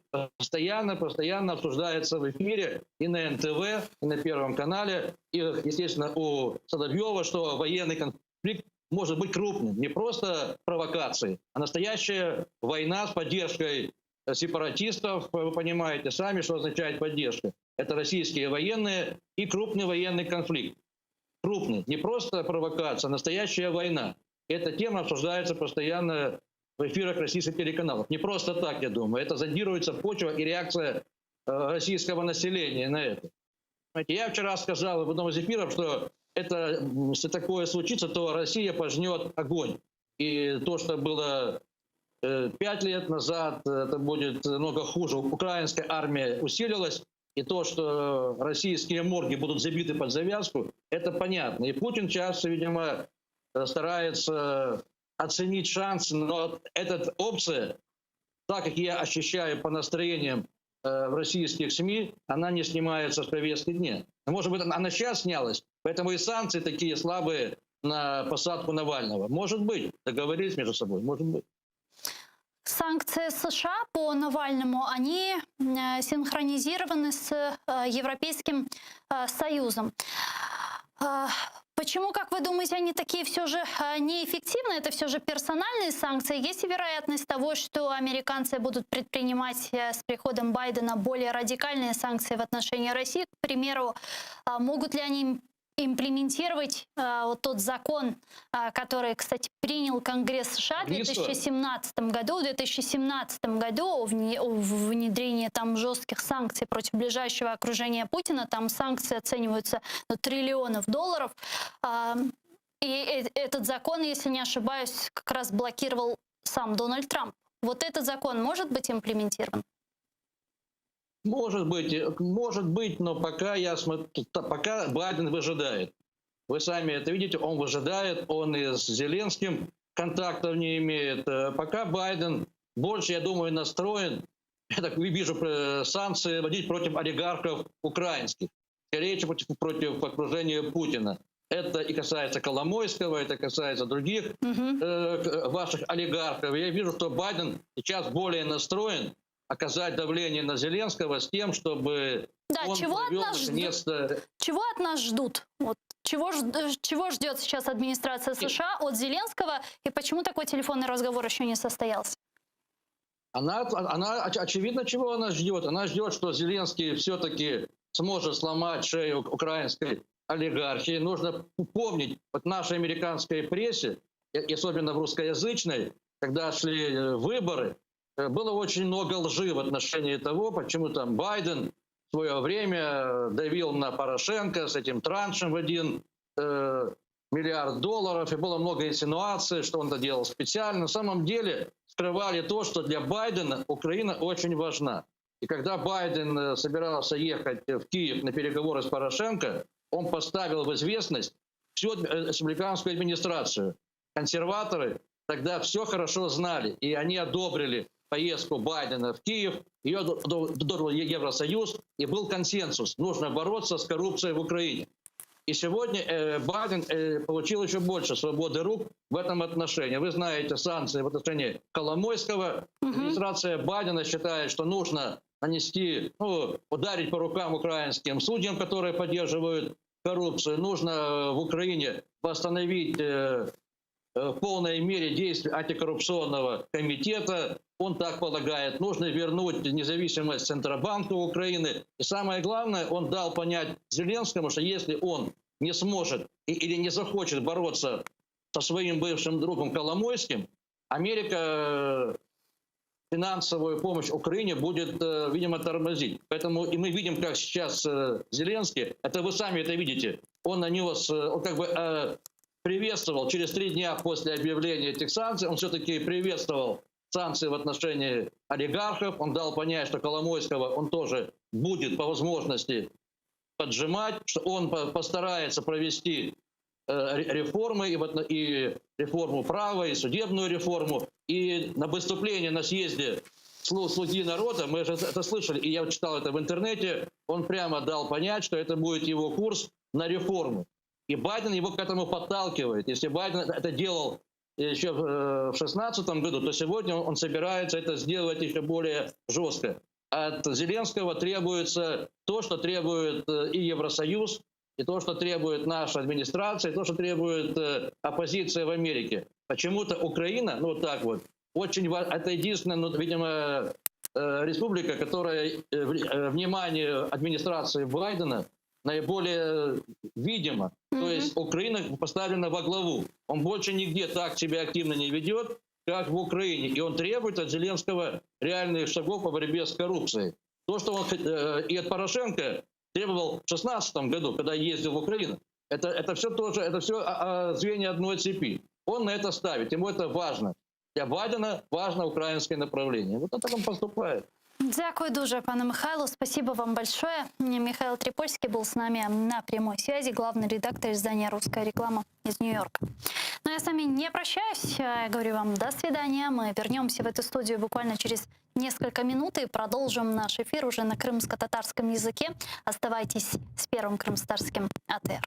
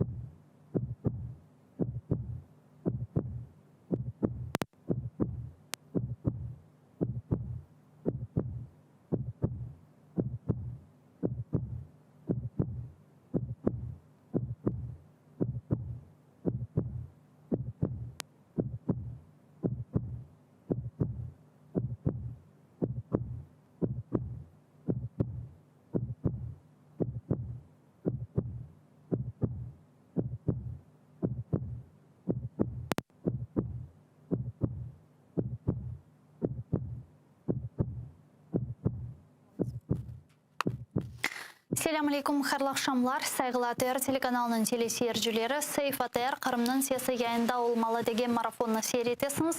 Студияда сізлер үшін мен Гүлсім Халилова чалшам, невбеттелке бұл бөлікте Қырым ве Қырым етрафында кейін соң қаберлеріні музакере етті жекміз. Сайгылар қадашлар, сізде бізім яйынымызға қошыла білесінік, сыныс экранларыңызда режиссерларымыз телефон номерасыны тақзим ете, беда ваши келде, я вайбер, я да скайп вастасы или студиямызға телефон açып суалеріңізді seslendірмек имканы бар. Ең баштан, әдет ұзре яйнымызға Роман Спиридоновны шымды бағылайық. О біздерге заман информацион программасына нелер азырлайлар аңлатacak. Рома, селям алейкум, дегнейміз сен. Алейкум селям, Гульсум. Сегодня в наших выпусках мы будем говорить о таких темах. Положение крымских татар в оккупированном Крыму, перспектива освобождения политзаключенных Кремля, искусственное замещение оккупантами этнического состава полуострова, подготовка крымской платформы. Такие темы лидер крымско-татарского народа Мустафа Джемилев и председатель Меджлиса Рифат Чубаров обсудили в Киеве с директором института Маккейна и бывшим спецпредставителем Госдепа США по Украине Куртом Волкером. По информации председателя Меджлиса, на встрече говорили и о реализации неотъемлемого права на самоопределение крымско-татарского народа в составе Украины. А в воскресенье в Меджлисе прошла встреча национального лидера с членами Меджлиса, делегатами Курултая, представителями крымско-татарских общественных организаций, журналистами, а также руководством Духовного управления мусульман Автономной Республики Крым. Часть участников этой встречи была из оккупированного Крыма, поэтому участвовала в совещании онлайн. И, как сообщил на своей странице Facebook Рифат Чубаров, встреча пошла по правилам Чатем-хауса. То есть участники не имеют права разглашать за пределами мероприятия авторство тех или иных мыслей, о которых шла речь на встрече. Известно лишь о том, что говорили о том, как активизировать работу Меджлиса и Курултая в условиях оккупации и о будущем национального движения крымско-татарского народа. А российский президент Владимир Путин не приедет в оккупированный Крым 18 марта, в день так называемого присоединения Крыма. Ограничится телемостом из своего бункера с так называемой общественностью и оккупационными чиновниками полуострова. Оказывается, оккупанты в этот день ждут провокаций со стороны Украины. Об этом заявил пресс-секретарь российского президента Дмитрий Песков. Он сообщил, что российские спецслужбы обладают необходимой информацией и будут готовы отреагировать. Правда, какие провокации имеются в виду, Песков не уточнил. Расскажем и об обращении крымско-татарских старейшин из Ленинского и Белогорского районов оккупированного Крыма в поддержку политузников Кремля. Расскажем, о чем говорили бывшие политузники Кремля и дипломаты на специальном заседании Совета Безопасности ООН. Расскажем о том, почему в южнобережном поселке Парково оккупанты не только выселяют людей из их квартир, но и заставляют разбирать жилье за свой счет. Вот такие новости и такие темы, о которых мы будем говорить сегодня в наших выпусках. Не только это. Поэтому, чтобы не пропустить больше, смотрите нас в наших выпусках на украинском языке и на крымско-татарском. Гульсум. Роман, бұл біздің мұхберіміз Роман Спиридонов еді. Оның айтып кечкен хаберлеріні шымды Қырым-татар милли межлис азасы Гайна ханым Юкселінен музакере етмеге азырмыз. Гайна ханым, селям алейкум. Алейкум селям. Гайна ханым бірқач мевзу бар сізнен лаф етмеге істегенім. Бұрынжиден Рифат аға Чубаров өзінің Facebook сайфесінде язғанына көре Туневын милли межлисте Қырым-татар фуаллері, милли межлис азалары ве журналистлер арасында бір корышев олып кечкен. Esas sualler nasıl edi ve burada bir sizin teklifleriniz oldu mu? Hakikaten dün böyle bir konuşma oldu mecliste. Mında kıta Ukrayna'da öz faaliyetini alıp varan Kırım Tatarlar toplandı. Şimdilik o toplaşığın prensibi açıklandı. İsimlerini vermeyeceğim ve kim ne aitti onu söylemeyeceğim. Ama esas mesele Kurultay ve meclis saylavları. Malum olğanı gibi 2018'de kurultayın meclisin vakti bitti. Çünkü sonki saylav 2013 senesinde o zaman serbest Kırım'da geçti. 5 yıllık bir kurultay ve 2018'de o kurultayın kondensiyası böyle formal bir şekilde baksan yaklaşsan bitti. Ve bu fikir etrafında böyle konuşmalar oldu. Bilirsiniz bizim mındaki olan gençlerden, Kırım Tatar gençlerden böyle bir fikir peyda oldu. Hatta ve hatta ATR efirlerde o seslendirildi. Yani 7 yıl geçti. 7 yıldan daha ziyade ve kurultayga ondan son mecliske yeni saylavları geçirip kurultayın içinde olan delegatların sayısını böyle insanların değiştirmek gerek. Öyle bir tekliften geldiler ve bunun etrafında müzakereler oldu. Yani şimdi isimlerini vermeyeceğim. Esas bir pozisyon olarak anlatmak isteyeyim. Bunun taraftarları, bu fikrin taraftarları gençler. Esas noktası değiller ki yani Kırım tabii işgal altında ama zemanevi böyle vasıtalar var. Medya vasıtaları. Gerek olsa platformalar, gerek olsa Zoom, çeşitli bağlanma böyle imkanlar elektron şeklinde bu seçimlerini geçirebilir. Örnek olarak Amerika Koşma Ştatlarını gösterirler, Estonya'nı gösterirler. Çünkü Avrupa Birleşmesi'nde bilirsiniz Estonya bu konuda böyle önde gelgen memleketlerden birisidir. Benim görgenim gibi bu fikirge karşı çıkan orta yaşta ve orta yaştan ziyade olan Kırım Tatarlar var idi. Çünkü bunun hakikaten buna karşı çıkmak için birkaç tane pek ciddi husus var. Yani birinci husus hakikaten seçimler burada kıta Ukrayna'da yapılmaz. Seçim yapılsa mutlaka Kırım'da yaşayan Kırım Tatarlarını buna katmak lazım. Ama şimdiki işgal vaktinde bunu serbestçe yapmak, kolayca yapmak mümkün değil. Aytıldığı gibi yani seçimler 10 aşamadan oluşa 10 etaptan ve onlardan birkaç tanesi mutlaka böyle canlı olacak. Medyanın olmaz. Bu bir. İkinci o zaman seçimlerge 2013 senesinde ATR ve Meydan yardım ettiler. Şimdi onlar Kırım'da serbest çalışmıyorlar. Ondan sonra esas ve mühim bir nokta böyle bir seçim yapılsa mutlaka anda işgalciler ve onların yanında olanlar kurultayını meclisine elge geçirmek isterler ve bunu kullanırlar. Ve dördüncü nokta legitimность meselesi. Yani malum olğanı gibi Nevbetteki kurultay ne zaman başlasa çalışmaya birinci günden itibaren şimdiki kurultayın vazifesi bityadır. Yani demek ki biz bunu da yapmadık. Ondan önce bir seçim geçecek, bu proses geçecek, yeni bir kurultay delegatları saylanacak. Nevbetteki kurultay başlandığı vakit birinci günden şimdiki kurultayın vazifesi bityadır. Yani biz bunu yapamayız çünkü imkanımız yok. Dolayısıyla şimdilik herkes uzun vazifelerine devam etmektedir. Yani bu kısaca. Herhalde bu gibi meselelerinin müzakere etilmesi, toplaşması, laf etilmesi Kırım kaytarılığı yönelişinde böyle mühim hareketlerden biri dep sayam. Gayna Hanım, bunun beraberlikte bugün de böyle bir adi bir kunde gel. Bugün 15 Mart, siz de bilirsiniz. Aynen şu gün 2014 senesi 7 yıl evvelsi Kırım Tatar faali Reşat Ametov'un işkencelenген bedeni Karasuğbazar rayonu Ortalan köyünde tapılgan edi. O sebepten onun hatırasını da bugün yayınlarımızda anamız ve bunun bağlı sizge de birkaç sorularım olacaktır. İşte Gayna Hanım, Reşat Ametov bugün nasıl bir timsaldir biz için ve onu nasıl şekilde anmak daha doğru? Ya bilesiniz mi Gülsüm Hanım, o 7 yıl geçti aradan ama sanki o günler şimdilik geçken günler gibi. Ben o günlerini pek yaxşı hatırlayayım. O zaman hemen her gün toplanaydık. Hatta ve hatta bugün başka bir olay geçti. Yani bugün meclis açıklamanın çıktı. Dedi ki Kırım'da yaşayan insanlarga, tek Kırım Tatarlarga değil, herkesge bu kanunsuz referandumga katılmanız. Asla ve asla yer almanız. Reşat Ametov'na hatırlayın. hatırlayacak olsak biz Mart'ın başında bu haberini aldık. Mecliste o laf edildi ve o zaman bütün elimizde olan imkanlarını, insanlarını, bağlantılarını kullanmaya çalıştık bu adamı tapmak için.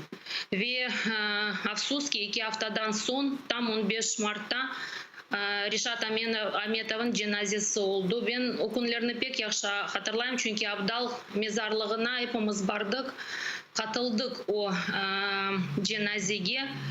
Yani Rişat Ametov Kırım Tatarların bir timsalidir, bir örneğidir. Yani Kırım Tatarların temiz yüreklerin, böyle açık gönlünün, ya isterseniz böyle saflığın bir timsalidir. Çünkü insan hakikaten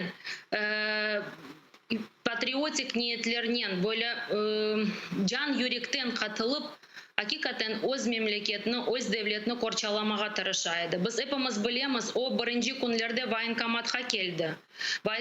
Voyenkomatga gelip eline silah alıp Ukrayna için savaşacak. Hiçbir şeye bakmadım. O zaman Kırım'da bir sürü Rus askerler vardı. Böyle sürüm kirediler yarımadaya. Ama bu adam yani Kırım Tatarların patriotizm, vatan sevgisi, vatanperverliğini göstergen bir adamdır ve onun böyle prinsipal pozisiyasının afsuski böyle kurbanı oldu. Allah rahmet eylesin, ruhu şad olsun. Yani ben bilesem Kırım Tatar tarihinde, Kırım Tatarların avdet tarihinde bu adam mutlaka yer alır. Ve 2014 işgali zaten tarihke kirgen bir vakia, zaten kirgen bir olaydır. Ve bu olayın içinde Rişat Ametov'un yeri mutlaka olacak. Biz anlayımız ki bugün işgal etilgen Kırım'da Kırım Tatarlarga ve işgaline kabul etilmeyenlerge karşı zulüm devam etmekte ve bu problemin temel çözümü Kırım'ın işgalden kurtulması. Ve bu yönelişte şimdi Ukrayna hükümeti siz menden daha yaxşı bilesiz çok böyle teşebbüslerde bulundu ve onlardan biri demek bu platformanın tezülüvü ki bugün işte El Kuveyt'ni bu platformaga koşulmaga davet etti Ukrayna temsilcileri. Gana Hanım siz şahsen bu platforma çerçevesinde özünüzün faaliyetinizni, vazifenizni nasıl görüyorsunuz? Çünkü Dışişleri Nazirliğinin bu şimdi yapkan platforma teşebbüsü alda Kırım Tatar Milli Meclisi'nin de katılımı ile yapıla. Sizin şahsi vazifeniz, yani özünüzü nasıl görüyorsunuz bu leyha çerçevesinde? Şimdi benim iki yaklaşımım var bu meseleye. Birinci Kırım Tatar Milli Meclisi azası olarak. Bilirsiniz biz zaten birinci günden beri bunu aytamız. Bu tür çalışmalar, bu tür işler yani Kırım'ın geleceği Kırım Tatar halkını temsil etken organ olmadan olmaz. Yani mutlaka bu süreç içerisinde, bu prosesin içerisinde mutlaka Kırım Tatar Milli Meclisi'nin temsilcileri yer almalıdırlar. Hatta ve hatta halk ara konuşmalarda en yüksek seviyede mutlaka Kırım Tatar halkını temsil etken insanlar olmalıdır. Bu birinci. İkinci, Kırım platforma birkaç yönelişten oluşacak, birkaç kat olacak böyle seviye. Onlardan ben şahsen pek mühim görüyorum ekspert seviyesini. Çünkü afsus ki Kırım meselesi bizge şunu gösteriyor. Uzun olgan bir proses, uzun soluklu bilesiniz mi? Yani uzun çalışacağımız ve ekspert yönelişi pek mühimdir. Anda benim teklifim şöyleydi. Ben zaten konuşayım bu toplumun içinde yer alan tek böyle STK'lar yani cemaat teşkilatlar değil de ilmi ve expert sahasında olan temsilciler de olsun ve bunda Ukrayna'da ve hatta dışarıda bu meseleye bakan, vakit ayıran çalışmalarını yapan insanlar var ve mutlaka biz onlarını bu işe celp etmeliyiz. Yani demek istedim Kırım'ı tek Ukraynalılar ya da Kırım'dan çıkan insanlar anlatmamalıdırlar. Bütün dünyada olan insanlar ve biz kaysı taraftan ilmi, expert, siyaset, diplomatik taraftan destek alsak o destekini mutlaka kullanmalıyız. Yani onun için iki taraftan yaklaşan ve benim çok büyük bir umudum var. Bu sadece nefbetteki deklarasyon ya da siyasi açıklama için kurulgan bir platforma olmayacak. Hakikaten stratejiyasını, hakikaten konsepsiyasını ortaya koygan bir platforma olacak ve biz hepimiz bunun etrafında, bunun çerçevesinde çalışacağız. Çok sağ olunuz Gayna Hanım, bizim suallarımızı açıklaganınız için büyük teşekkürler. Sağ olun sarağınız için hayırlı yayınlar. Cümlemizge Gayna Yüksel Milli Meclis azası bizre canlı bağdaydı. Şimdi da bir Milli Meclis azamız Bikiraga Mamut'na yayınımızga bağlap onun de birkaç suallarını müzakere etmeye planlaştıramız. Bu Kırım'da şimdi yüz bermege devam etken ve yaman saklanılmağa devam etken su probleması bunun beraberlikte elbette ki 2014 senesi vahşice öldürülgen ve işkencelerge maruz kalgan Reşat Ametov'nun hatırasını anamız malum olganı gibi 2014 senesi 3. Mart günü Nazirler Şurası'nın binası yanından Reşat Ametov'na Samooborona degen işte insanlar kaçırdılar ve sonra onun cansız bedeni 2 haftadan sonra bu sözde referandumun arifesinde tapıldı. Karasu Bazar rayonu Ortalan köyünde bundan sonra siz de bilirsiniz ve bilirsiniz birçoğunuz zaten Reşat Ametov'un cenazesine koşuldu. Binlerce Kırım Tatarlar onu defnettiler. O günden bu yana Reşat Ametov Kırım işgalinin ilk kurbanlarından biri sayılı. Su problemasına müzakere etmeye istegen edik saygılar arkadaşlar. Sizlerge de sonki haberlerini aktarmağa, aytmağa isteyim. İşgalci demek Kırım'ın işgalci hükümeti Ukrayna'ga karşı böyle bir ceza davası açacak eken ve sanki dersin 10-20 trilyon ruble para tazminatı almağa istey ekenler. Fakat bu davanı kayda, bu şikayetini kayda verecekler da belli değil. Aytmaylar keliniz anda işte bu bir işgalcinin statusunu dinleyik. Yefim Fix bu mesele hakkında ne aytkan? Буквально на следующей неделе будем проводить мероприятия, связанные с подготовкой иска по водной блокаде, которую осуществляла Украина. Сейчас считаем ущерб. Это где-то, на наш взгляд, между 10 и 20 триллионами рублей. Должны выйти на эту цифру. Bunun beraberlikte işgal etilgen Kırım'dan faallerinin bildirgenine göre anda su ambarları ve göller kurumağa devam etti. Hususan bugün Abdurüşt Gaciparov bizim yayınımızda aytkanına göre Sudak regionunda Buğaz degen demek böyle bir göl kurugan, temiz su ile göl kurugan böyle aytты. Kelini son statusını dinleyik. Це результат не посухи, а надмірного споживання підземних вод. Очевидно, що з пониженням рівня ґрунтових вод вичерпалися джерела, що живили озеро. На жаль, така ситуація не тільки на озері Бугаз, але й на багатьох інших водоймах Криму. Su ile bağlı problemler çerçevesinde işgal etilgen Kırım'da demek böyle bir operatif ştab toplantısı toplaşıvı ötkerilgen ve anda Kırım'ın suvu degen Moise'nin işgalci reisi Vladimir Bajenov'un aytkanına göre işgal etilgen Kırım'da su ambarları yağan karlarga bakmadan kenedi dolmay ve su problemi daha da kritik olmağa devam etti. Запасы воды в симферопольских водохранилищах, к сожалению, так же, как и по Ялте, принципиального увеличения не имеют. Мы чуть-чуть улучшили ситуацию по Аянскому водохранилищу. Это для нас очень важно. Там 1 миллион 300 кубов у нас есть запаса. На период перманентных повреждений мы гарантированно будем город удерживать на водохранилищах. Скважины все стабилизировались. Kırım Tatar Milli Meclis azası ve Kırım gazetasının baş muharriri Bekir Ağa Mahmut bizle şimdi canlı bağda. Bekir Ağa selam aleyküm.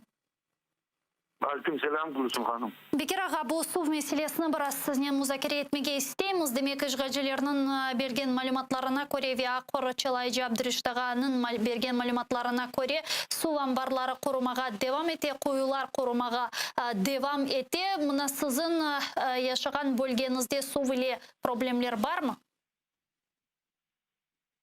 Buna Ağustos'un sonuydu mu, sentyabrın başlarıydı mı? Nasıl şu bir belli bir rejim ve grafike girildi, onu da devam etti. Böyle ondan sonki ne kadar yarım yıl oldu. Değişmeler yok. Şu işte sabah akşam anda tahminen 3 saat su verili.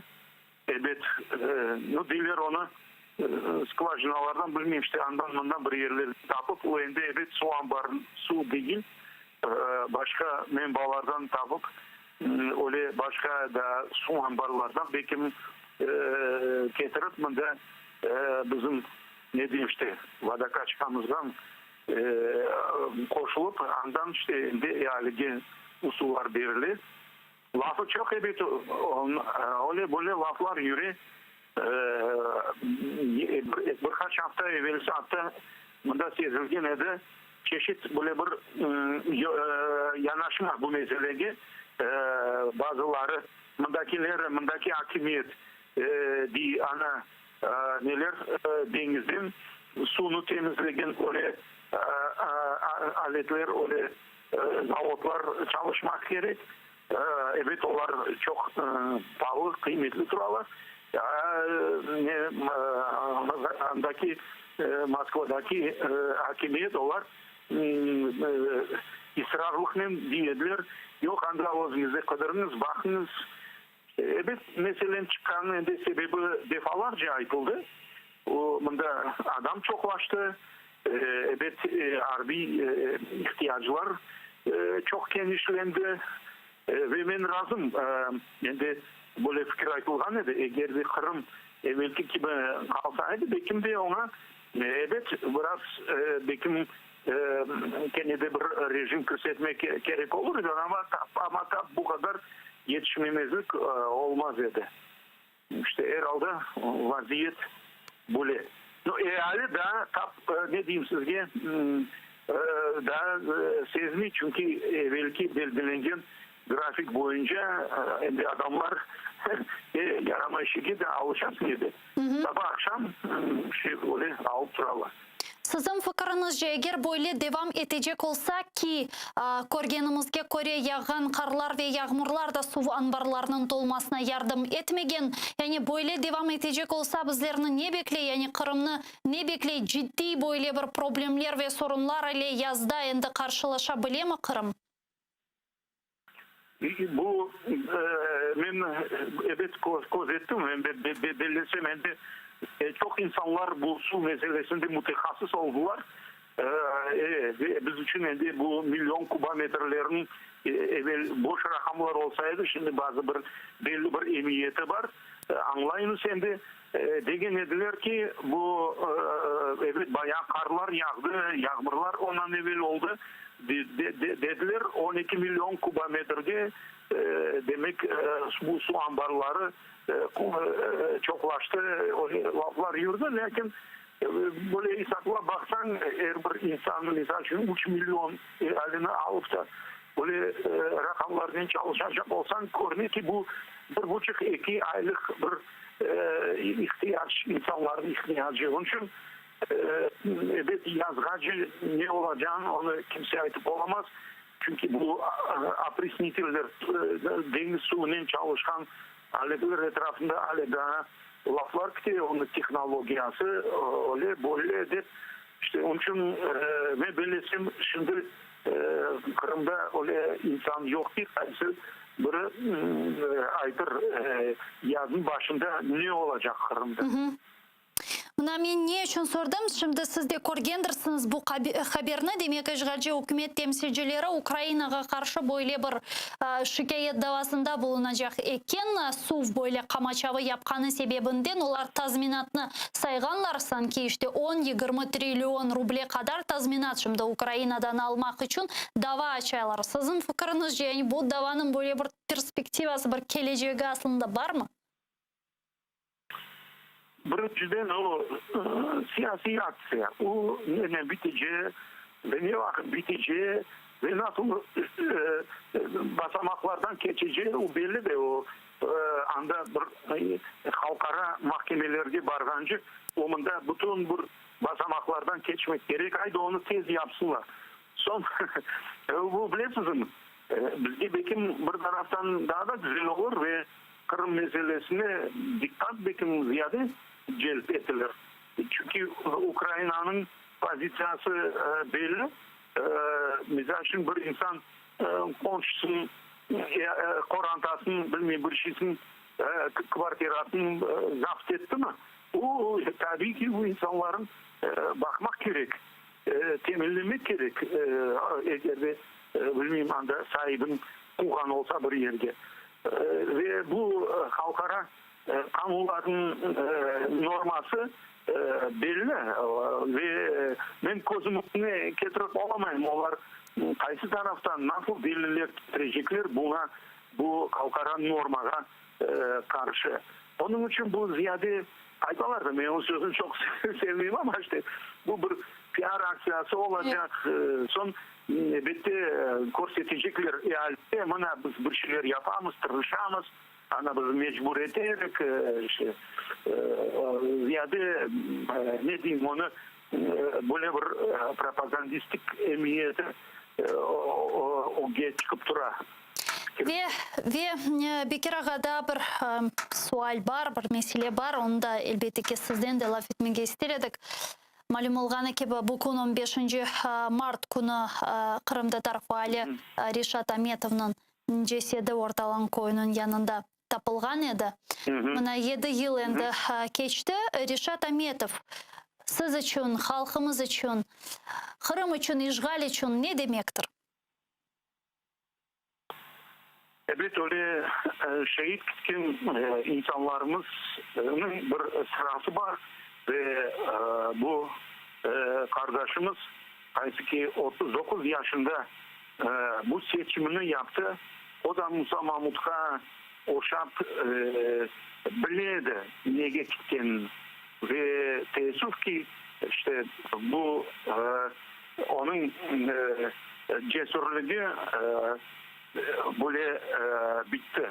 Elbette onu yakalagan, onu hırsızlagan, kaçırgan değiller işte. İnsanlar açık bir ne diyeyim işte bir insan olsaydılar elbette belki ona bir şans kaldırırdılar. Hapishaneler var bilmiyorum ki bir yıl pek öyle bir sevmeyiz demek o öyle şeyler onlara aittan kendine öyle bir rozu kalsa da endi bu ne biteceğini bilse de demek ne diyeyim hakikaten de korkmayıp onun çatal yüreğini gösterip onu bu kısılagan banditlerge aytacağının hepsi bir aytты ve belki onun için böyle oldu mu? Bilirsiniz bir 5-6 yıl evvelsi Nöbet'teki sefer Timur Polat bizge çok kol tutkan eskiden publisist yazıcı bizge çoktan samimi gönüldeşlik bildirgen insan Kırım'da Nöbet'teki sefer kelgende bizge mağa Şevket Bey Kaybullayev Ediye Müslüm var dedi beni doğru albar bir yerge Afrikanı andamında aşama bir yerge değil doğru albarınız dalga ben Rişat Ametov'un mezarına birkaç dualar okuma öyle de yaptık çok sağ olsun ben aytmak isteyeyim öyle işte belki bilesiniz öyle vakit gelir bu anane olur Kırım'a bir misafir geldi mi yani iç omanda böyle bir bizge yakın olan halklardan bizim dindaş soydaşlarımızdan ben bilesem bu Abdalga barıp da anda şu cümleden Rişat Ametov'un mezarını ziyaret edip anda dua okup anda secde edip işte ne diyeyim işte onu hatırlap bu bir yakşı ananege inşallah çevirilir. Ve elbette bu 14 senesinden sonra olan vakaların kurbanlarına inşallah öyle bir ne diyeyim işte bir abide koyulsa anda elbette Rişat Ametov'un adı nasıl işte dilerde altın sunen yazılır ve o siz yukarıda indi Dayana Hanım ile bu müzakere ettiğiniz gerçekten de elbette o öyle bir korumlu kahramanlarımız sırasında olacağına şüphe yok. Evet, yazık ki ondan bana 3 evlat kaldı. Biz Timur Polat'ın söz sırası onu hanım da bağlarım ziyaret etken edik o gelişinde. Evet, ben Rifat Bey'in onun kardeşinin bak tutamız. Evet, böyle dikkat mutlak tek değil, öyle kahramanlık unvanı verildi ve unutuldu. Tabii ben aytam bir yerde ende devletin iştirakını. İnşallah bizim hatıramızda o ebedi yaşar. Ama bu yerde elbette hakimiyet devletin de kaysının menfaatini de, kaysının değerini de bu kıymetli vatandaşımız kollukunu tutup bu uzun kurban getirdi, şehit oldu. Elbette onu hatırlamak, bilmek gerek. En azından çok haklısınız. En azından Ukrayna devletinin işte Reşat Ahmetov'na kahraman unvanı bergeninden sonra ailesine bir yardım, destek, bir sermaye ayrılması da çok faydalı olur idi. Hem de 3 evladı kaldı dep ayttınız. Çok doğru. Çok sağ olunuz Bekir ağa. Bizle bağlanıp suallerimizge cevap bergeniz için bugün teşekkürler. Milli Meclis azası ve Kırım gazetasının baş muhariri Bekir Mahmut bizle canlı bağdaydı. Saygılar arkadaşlar, men sizden sağlıklaşmayayım. Şimdi sizlerinin dikkatine Zaman informasyon programması yayınımızına devam edeyim. Sonra biz bu studiyaga kaytıp sonki ve aytılıp geçken haberlerini müzakere etmeye devam edecekmiz. Endi başka misafirlerle değerli olumuz görüşkence.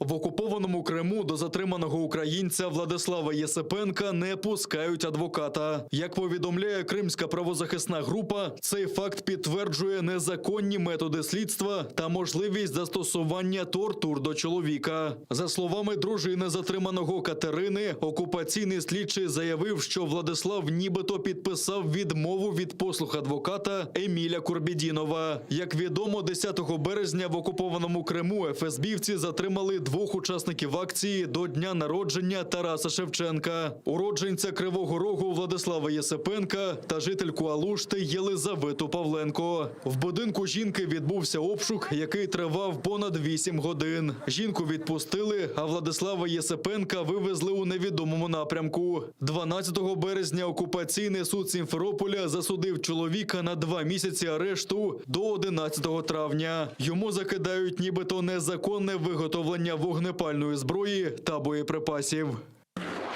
Арешти в Криму відбуваються впродовж 7 років з того часу, як Росія окупувала півострів. Учасники Кримсько-татарського національного руху Ленінського, Білогірського районів та селища Октябрське Красногвардійського району висловили підтримку незаконно засудженим кримським татарам. Кажуть, народ зазнає утисків з 2014 року. Спочатку заборонили меджліс, а його членів звинуватили в екстремізмі. Потім почали затримувати ні в чому не винних чоловіків, навішуючи на них ярлики терористів. А зараз жінок, які займаються доброчинністю, звинувачують у буцімто фінансуванні тероризму. Учасники національного руху наголосили, подібні ярлики вже навішували на кримських татар у 1944 році. Народ не змирився з цим як тоді, так і сьогодні. Biz bilemiz, 44 senesinde öyle laqaplar bizim halkımıza endi takılgan edi. Biz bu laqaplarni qabul etmedik 44 senesinin. Bugün de 14 senesinden başlayan zulümünü göremiz ve bu laqaplarni qabul etmeyeceğimiz, etmedik ve o'zimizin milletimizni biz bilemiz. O ballar bizim halkımız, o ballar bizlerden, biz ise onlardan. Сегодня мы собрались, чтобы выразить свое мнение относительно арестов, продолжающихся в Крыму. Они продолжаются на протяжении 7 лет, с тех пор, как пришла сюда Россия. Проблема вообще не в преступниках, потому что в Украине никто из нас не сажал, никто мусульман даже не трогал. А проблема в законах. В законах существуют такие слова, оказывается, за произнесение которых можно сесть на 20 лет в тюрьму. Это, конечно, нас очень сильно удивляет, и мы не можем понять, зачем. Зачем из народа делать преступника? Можно, оказывается, посунуть любому послушку, послушать, отфильтровать слова и найти те слова, которые законом запрещено говорить.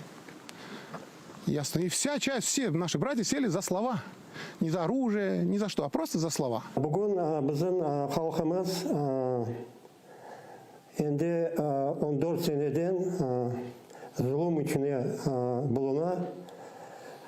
Çünkü bu aydutlar buraya Kırım'a gelgen son onlar birinciden başladılar bizim halkın zulümler içine tutmağa. Yani bizim halk mına bu kıyınçılıklarını endi 2 asırdan ziyade mına böyle kıyınçılıklarda, zulümlerde buluna. Ama bu zulümler herkes bilir, kimden çıksa, kandan çıkar. Bütün dünyanı aldatmaya da, işte burada represiyalar, ular represiya değil, bu kureş terörизмден. Раніше з такими промовами звернулися учасники національного руху Білогірська, Бахчисарая, Судака, Джанкойського і Красногвардійського районів, а також зі Старого Криму та сіл Грушівка, Долинне, Курське, Холодовка та Веселе. Нагадаю, 17 лютого кількома районами Криму прокотилася чергова хвиля масових облав. Тоді затримали 5 кримських татар: Азамата Еюпова, Яшара Шейхаметова, Лінура Сейдаметова, Тімура Ялкабова та Олега Федорова, який сповідує іслам. Їм закидають організацію та участь у буцімто терористичній діяльності. До російської окупації в Криму й не знали про тероризм. Про це заявив колишній політв'язень Наріман Мемедімінов у своєму виступі на спеціальному засіданні Ради безпеки ООН. Він зауважив, що окупаційна влада вчиняє облави та безпідставно заарештовує людей за ознакою релігії чи національності. Каже, утисків найчастіше зазнають кримські татари, а в російських в'язницях перебувають десятки незгодних з окупацією активістів та громадянських журналістів, які висвітлюють судилища. Зарадити цьому може лише спільний тиск міжнародної спільноти, каже Мемедімінов. Якщо різні правозахисні організації і міжнародні політичні організації звертатимуть більше уваги на утиски активістів та громадянських журналістів в Криму, якщо вони продовжуватимуть ефективні та цілеспрямовані дії, які сприятимуть звільненню політичних бранців, тоді ми безумовно досягнемо успіху. Наслідки російської окупації сягають далеко за межі Криму, зауважила постійна представниця США при ООН Лінда Томас Грінфілд. Каже, Росія перетворила півострів на військову базу та погрожує глобальній безпеці. Також привітали ініціативу Кримської платформи, де союзники України можуть координувати зусилля для звільнення Криму. А міністр закордонних справ України Дмитро Кулеба закликав світ не закривати очі на злочини Росії. Російська окупація і мілітаризація Криму мають наслідки, що поширюються далеко за межами України. Росія перемістила на півострів літаки, ракети, зброю та боєприпаси, здатні доставляти ядерну зброю, та збільшила свою військову присутність у Чорному, Азовському морях і Керченській протоці. Це загроза нашій спільній міжнародній безпеці. Настав час припинити російську окупацію Криму та її тривалу агресію на сході України. Ми сподіваємось продовжити нашу роботу з Україною, нашими союзниками та нашими партнерами саме з цією метою.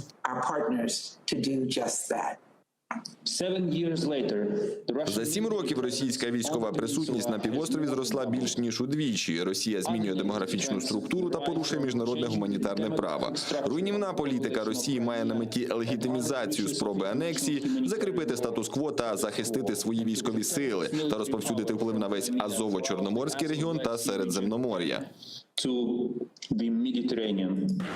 Раділи окупації, тепер мають клопіт. Власники квартир в багатоповерхівці в селищі Паркове біля Ялти обурені. Окупаційна влада змушує знести апартаменти ще й коштом власників квартир. Про це розпорядився окупаційний міський суд Ялти. 15-поверховий будинок там назвали самовільною забудовою. Власники ж вважають, що земля на південному узбережжі Криму зацікавила російських можновладців. А на місці вже придбаних осель зведуть чергову віллу за високим парканом. Будинок відрізали від комунікацій, туди стягнули вантажівки та робітників невідомої організації для демонтажу. Власники ж апартаментів на швидку руч виносять меблі і власні речі. Возмущению нет предела. Говорят о том, что права жителей Крыма не нарушаются. Представитель России выступает в ООН с теми заявлениями, что в Крыму не нарушаются права. А как назвать нарушение прав собственности человека? Пришла Россия, мы все голосовали двумя руками, что пришла матушка Россия, которая нас защитит. А теперь получается, что наоборот, это мачеха, которая забирает у нас последние наши кровные сбережения. Но так же нельзя. Посмотрите весь Южный берег. Мало Кавказа для «Газпрома», для Сбербанка, которого здесь нету. Но зато им нужны здесь виллы. Український військовий поранений поблизу Південного на Донеччині. Там окупанти гатили з мінометів 82-го калібру, гранатометів та великокаліберних кулеметів. Боєць об'єднаних сил дістав вогнепальне поранення. Захиснику надано першу допомогу та евакуйовано до шпиталю. У штабі повідомляють, що він в задовільному стані. Також ворог відкривав вогонь з гранатометів біля Катеринівки, Троїцького, Пісків, Опитного, Гнутового та Авдіївки. На всі 13 ворожих обстрілів українські захисники відповідали вогнем. Окупанти продовжують здійснювати провокаційні обстріли із застосуванням забороненого мінськими домовленостями озброєння. При цьому противник збільшив кількість прицільних обстрілів позицій наших військових. Для припинення провокацій українською стороною СКК через СММ ОБСЄ оперативно вводиться режим тиші.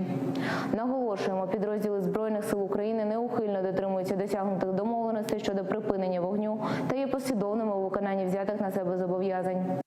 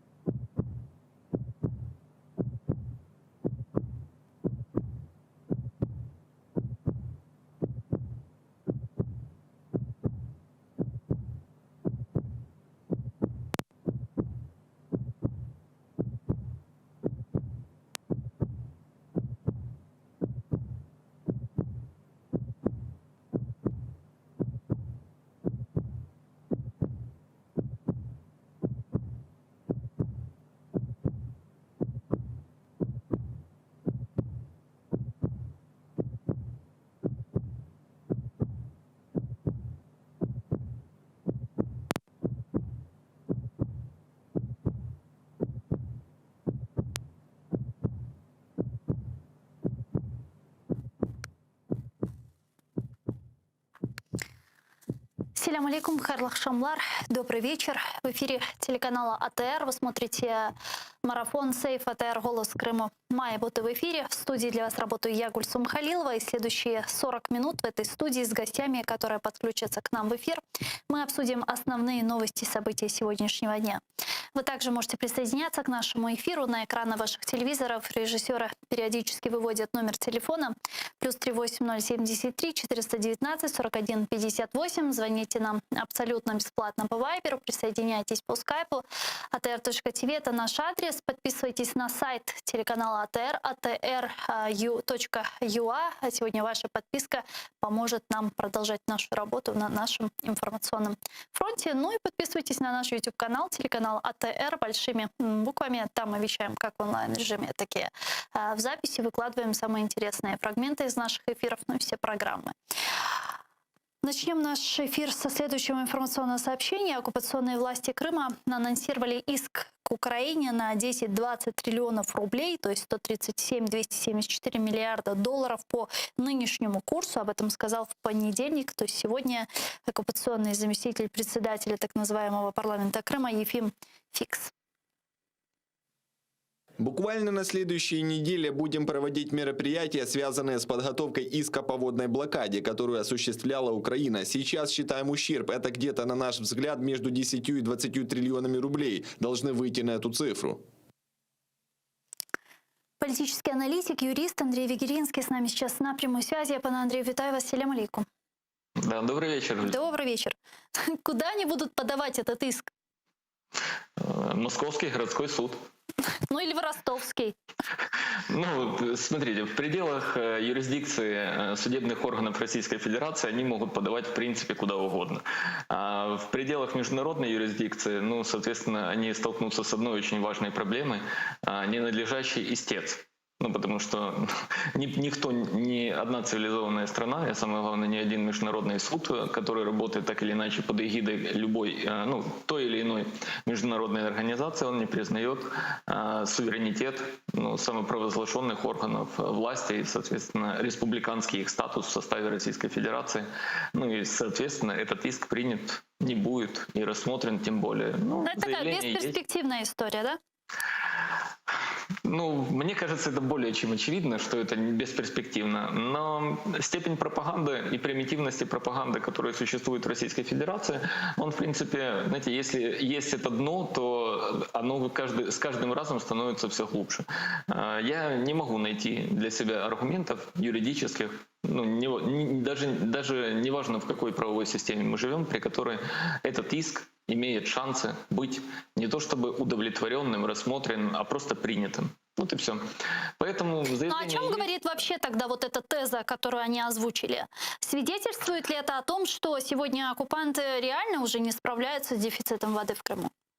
Нет, это политическое заявление, оно абсолютно находится в стороне фактической проблемы, которая касается водоснабжения. Если мы говорим о социальной составляющей для внутреннего пользователя, то есть для местных жителей Автономной Республики Крым, это скорее заявление, которое для слабых умов призвано, ну, скажем так, обострить чувство ненависти, неприязни по отношению к территориальной континентальной Украине, которая находится под контролем официального Киева. Это психологический, социальный аспект. С точки зрения всех остальных нюансов, которые связаны с водоснабжением, этот иск не приведет к его возобновлению. Ну, вот и все. То есть преследуется как минимум две цели. Политическое — мы что-то делаем. Второе — мы обращаемся в суд. Суд блокирует рассмотрение, соответственно, международные суды, в которые мы будем обращаться. Видите, они заняли позицию негуманную, соответственно, им нечего доверять, соответственно, ну и все остальное в типичной для путинской России риторике о том, что весь коллективный Запад все свои действия и концентрацию внимания направляет на то, чтобы разрушить прекрасное великое имперское государство. Ну, знаете, все настолько уже, ну, противно, все настолько архаично, все настолько приторно в информационных пропагандистских акциях, в том числе и вот это заявление. Ну, мне кажется, на самом деле Мосгорсуд должен удовлетворить этот иск. в любом случае, и привлечь к ответственности украинские суверенные органы и обязать Кабинет министров компенсировать соответствующие средства. Я с сарказмом, конечно, об этом говорю. Но... А вот если говорить без сарказма, без какой-либо иронии, в Крыму реально критическая ситуация с водой. Там ежедневно мы получаем сообщения о том, что высыхают водохранилища, озера. Там люди в Белогорском, Бахчисарайском, Симферопольском районах видят воду всего лишь по несколько часов в день. Вот эти меры, которые сегодня предпринимают оккупационные власти в виде бурения артезианских скважин, они, как мы видим, недолгосрочные, неэффективные. Строительство опреснительных установок может занять от 1 до 2, а то и до 3 лет. А как они будут решать эту проблему, если даже снегопады не помогли? Ну, подождите, они брали на себя ответственность, когда оккупировали территорию? Брали. Как они ее будут решать? Ну, при всем желании и сострадании к местным жителям, где, среди которых есть и в том числе и мои родственники там, через несколько коленей, но так или иначе, мы не можем с вами давать советы, либо сострадать тем людям, которые оккупировали нашу территорию. Как они будут справляться, пусть объясняют местным жителям. Да, мы понимаем, что местные жители вследствие того, что не справляется оккупационная администрация, на митинги, протесты и тем более любого другого характера акции гражданского общества выходить не будут, результата тоже никакого не будет. Соответственно, будут терпеть. Вывод я просто к чему спрашиваю, да, вот если дойдут до той критической уже точки, что все, нельзя, на что может пойти Кремль? Могут ли они обратиться к украинским властям и сказать, мы не справляемся? И может ли Путин пойти войной на восточную часть материковой Украины ради открытия доступа к Северокрымскому каналу? Войной нет.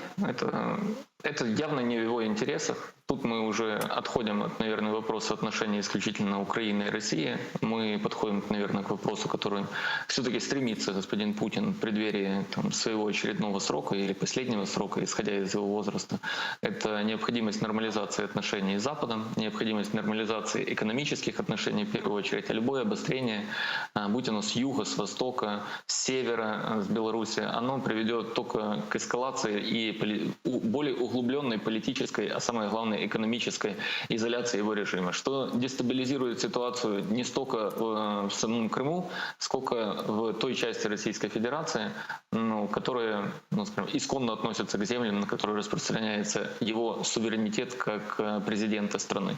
На это он не пойдет. Элиты очередного витка обострения, те элиты, которые относятся к бизнес-элитам, правоохранительным элитам, бизнесменам, которые работают в международных рынках, они этого не выдержат. Это приведет в глобальном и обострение, имею в виду изоляции Российской Федерации, оно приведет к ухудшению экономического благосостояния населения. Соответственно, это социальный фактор, который может плохо сказаться на режиме. Поэтому я, скажем так, при всем уважении к людям, которые озвучивают версию о том, что скопление войск на территории Автономной Республики Крым либо на восточной границе Украины, либо на северной границе на рубеже с Беларусью, оно неизбежно приведет к военной эскалации, такая эскалация может иметь место только в силу факторов, которые не связаны непосредственно с Украиной, а связаны, допустим, с агрессивными действиями стран Европейского Союза, Североатлантического Союза или Соединенных Штатов в отношении Российской Федерации. Тогда, когда они посчитают, что их красные линии в части национальной безопасности перейдены. И вот этими красными линиями в случае Российской Федерации отнюдь не являются гуманитарные вопросы и вопросы обеспечения населения. При всем Скажите, а что это может быть? Что еще такого не сделала Россия? Чтобы европейские страны, американцы, поняли, что амбиции Путина на Украине не заканчиваются. Нет, на самом деле амбиции Путина, по крайней мере, настолько, насколько о них можно судить из открытых источников, они как раз плюс-минус в части продвижения интересов Российской Федерации на Запад, они заканчиваются на территории Украины. Он точно не посягает на Польшу. Но в случае, допустим, если вдруг, я глубоко в этом, скажем так, имею сомнения на этот счет. Если вдруг американцы захотят разместить какие-то силы, вооруженные силы на территории Украины, и которые будут ну, скажем так, с точки зрения Кремля рассмотрены как определенная степень угрозы им, их безопасности, их территориальной целостности, в таком случае, да, возможно, что Владимир Владимирович Путин примет волевое решение, ровно такое же решение, как он принимал в 2014 году, аннексируя Крым. Ну, это то, что на поверхности. Но Соединенные Штаты при всей их риторике, которая сегодня звучит против Российской Федерации, они очень четко понимают, что им не нужен союз России и Китая. Это четко они понимают. Потому что такой союз, он на самом деле потенциально более весомый с точки зрения влияния на мировые процессы, нежели самостоятельные Соединенные Штаты. Соответственно, они не должны допустить сближения России и Китая. Поэтому и на обострение они идти не будут. К сожалению, мы с вами, наша страна и наша территория находится заложником вот этих выяснений отношений между глобально двумя субъектами, и это не Россия и Соединенные Штаты, скорее Китай и Соединенные Штаты, и одного из мощных сырьевых, скажем так, ресурсных регионов, которыми является Российская Федерация, которая может примкнуть и к Китаю, и тем самым, наверное, это будет более вредный союз для Соединенных Штатов, нежели просто противостояние только сугубо одному Китаю. А как вы думаете, насколько вот сегодня инициатива Украины о создании Крымской платформы по деоккупации полуострова является таким раздражающим фактором для России? Или это просто информационный шум внутри нас? Нас в том числе, приоритетно, в том числе у нас. Для России, я не думаю, что это является на сегодня, ровно по состоянию на сегодня, фактором раздражения. Почему? Потому что как таковая платформа должна заработать или собраться впервые спустя какое-то время, на День независимости или в преддверии Дня независимости. 23 августа первый саммит. 23 августа. И показательным с точки зрения того, как Россия будет на это реагировать, будет степень участия субъектов, международных иностранных субъектов в этой платформе. И, понимаете, очень непросто дата первого заседания выбрана именно 23 августа. То есть те официальные лица, которые будут приглашены на торжественные мероприятия, связанные с 30-летием независимости Украины, априори мы предполагаем, что они примут участие и поддержат Украину в инициативе Крымской платформы. Для многих международных субъектов это очень неудобная позиция на самом деле. И в том числе, если раньше, допустим, нашу территориальную целостность поддерживал Китай, то распространенные и ТАСС, информационным изданием новости, сегодня его спустя 3 дня подхватил цензор. Да, что якобы Китай готов признать, да? Угу. Тут не то, чтобы он готов признать. Понимаете, Китай никогда в жизни не скажет прямо, что мы готовы признать. Китай делает это непрямыми, но весьма читаемыми методами. То есть отправка делегации в Крым, которая будет сотрудничать с местными юридическими лицами, либо ищет возможности такого сотрудничества, она по факту является для Киева официально, то есть для нас сигналом того, что на самом деле уже, если раньше риторика была категорическая с точки зрения Китая, то сейчас она немножко другая. Они ищут сотрудничество с теми юридическими лицами, которые не признаются на той территории, и они посещают ту территорию, на которую перелеты на самом деле запрещены. Как должен реагировать сейчас Киев? С формальной точки зрения мы помним с вами официальных лиц, которые посещали Луганскую, Донецкую области, Крым, оккупированные. В отношении их высказывались ноты протеста, они вносили санкционный список. Вот будет Совет национальной безопасности в ближайшем заседании рассматривать вопрос о внесении граждан Китая, которые посетили Крым, в санкционный список. Это уже дипломатический скандал. Я что-то, пан Андрей, не припоминаю, чтобы Украина открыла какое-то дело в отношении депутатов из «Альтернативы для Германии». Или было такое? По крайней мере, МИД высказывал свое... Да, я помню, что были просто ноты протеста, но вот дело за нарушение границ, такого ничего не было. Не, так я же не говорю о деле, я говорю о том, что о санкциях. Уголовное дело — это дело, знаете, в отношении гражданина, который не находится на твоей суверенной территории, возбудить уголовное дело — это просто сложить еще несколько томиков бумажек формата А4 о его перемещениях и посещениях. Ты же его не привлечешь к ответственности. Но в то же время дипломатия — это же язык символов, и символ, на который, или обеспокоенности, на которые нужно реагировать. Поэтому является ли на сегодня факт фактором раздражительным, возвращаясь к вашему вопросу, крымская платформа. Но она еще не работает, мы не понимаем ее участников, не понимаем, какой у нее порядок на столе, да, то есть предмет ее функционирования. Более того, даже стратегия, которую утвердили якобы на заседании СНБО, я буквально перед эфиром проверял сайт президента, да, с указами. Пока нет ее. Да, это решение еще не введено в действие указом, и ознакомиться с ней мы не можем. Соответственно, что является фактором раздражения? Информационные сообщения, ну, на них Песков либо кто-то другой из официальных лиц отвечает.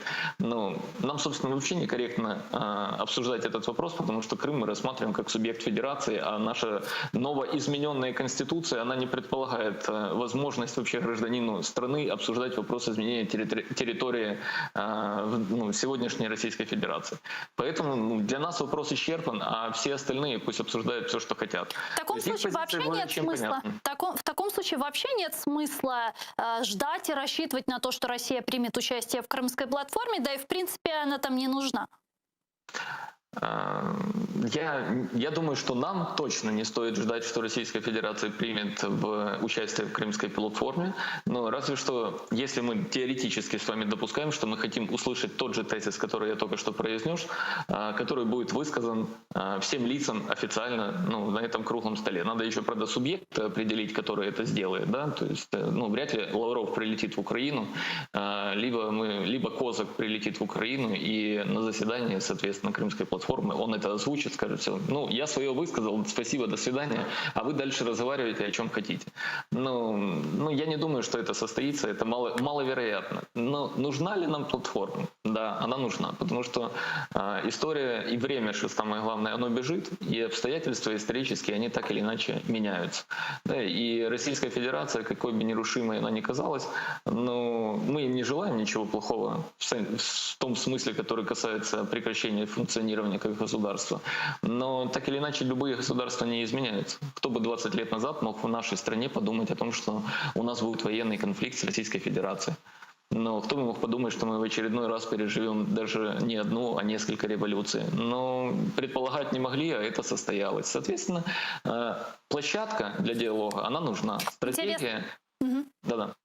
Интересно, предполагалось ли это во время принятия и ратификации Харьковских соглашений, которые я хочу с вами сейчас обсудить, учитывая, что спикер Верховной Рады Разумков прокомментировал это дело, и он сказал, что согласно закону, даже после снятия неприкосновенности народные депутаты не несут ответственности за свои голосования. Вот его цитата.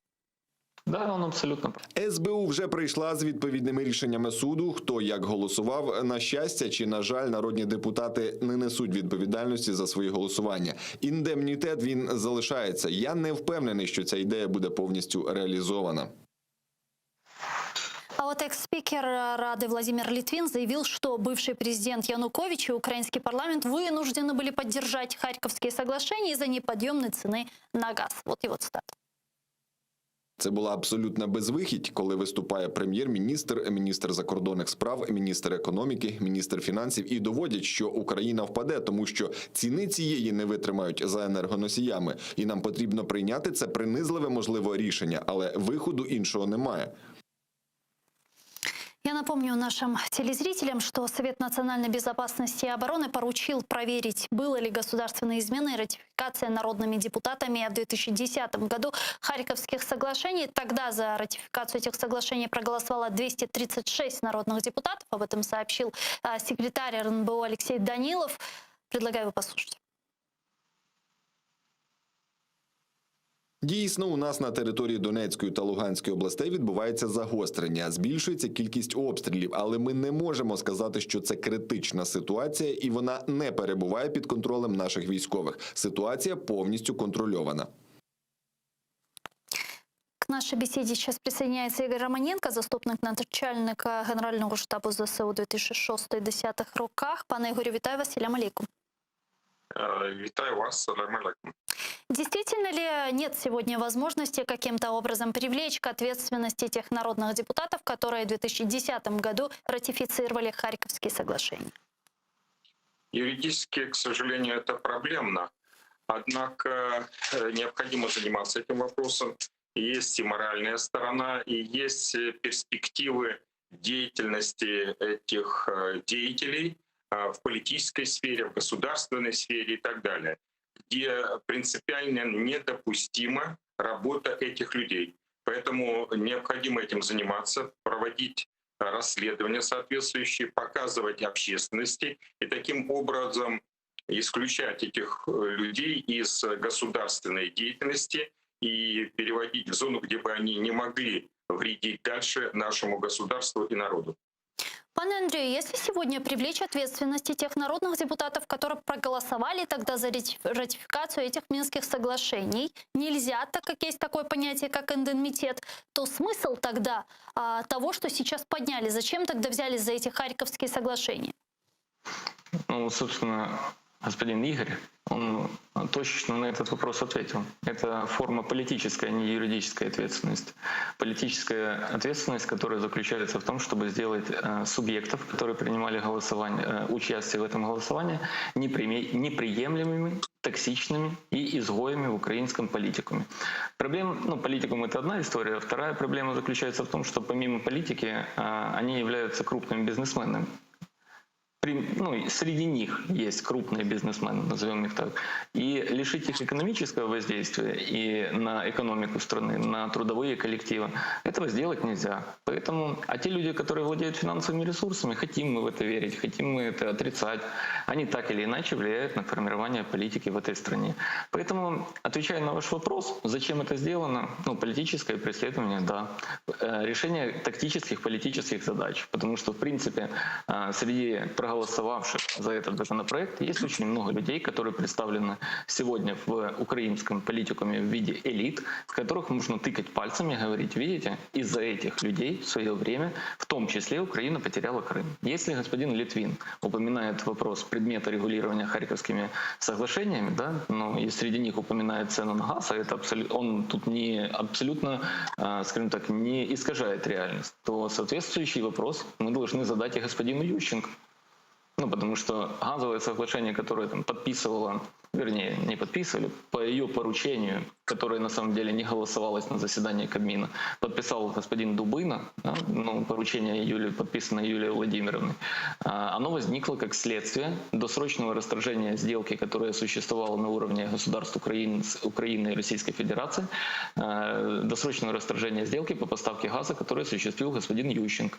А если еще потом глубже копнуть, с какого периода у нас находится флот, то можно, в принципе, докопаться и до господина Кравчука, который сегодня всецело поддерживает команду Зеленского. Поэтому кого, собственно говоря, на пьедестал политической ответственности возжелает разместить либо Баканов, либо Владимир Александрович Зеленский, тот и будет избран жертвой, либо причиной, либо соучастником потери Украины Крыма в политическом смысле этого слова, а не в юридическом смысле ответственности.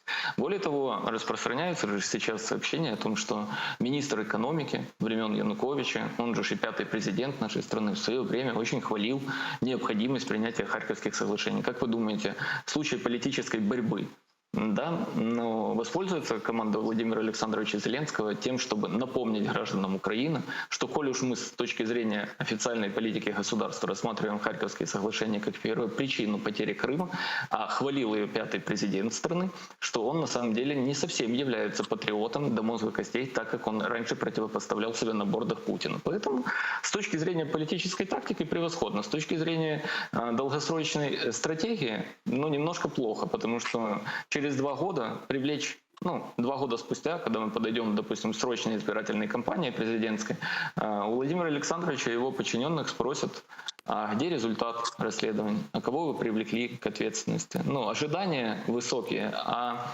результат невозможен с точки зрения юридической практики и теории уголовного процесса, как минимум, не говоря о конституционных гарантиях деятельности любого народного избрания. Дякую вам дуже, пане Андрію. Чох сагулнус. Андрій Вігірінський был с нами на прямой связи, политичный аналитик, юрист. Пане Игорю, я хотела бы с вами обсудить тему Донбасса, учитывая, что секретарь Совета нацбезопасности Алексей Данилов недавно сообщил, что сейчас на Донбассе происходит обострение конфликта, но ситуация не критическая и контролируемая. Предлагаю вместе послушать его цитату. Хорошо. Дійсно, у нас на території Донецької та Луганської областей відбувається загострення, збільшується кількість обстрілів, але ми не можемо сказати, що це критична ситуація і вона не перебуває під контролем наших військових. Ситуація повністю контрольована. Насколько действительно сегодня контролируемая ситуация и есть ли действительно элемент обострения? Если да, то с чем оно связано?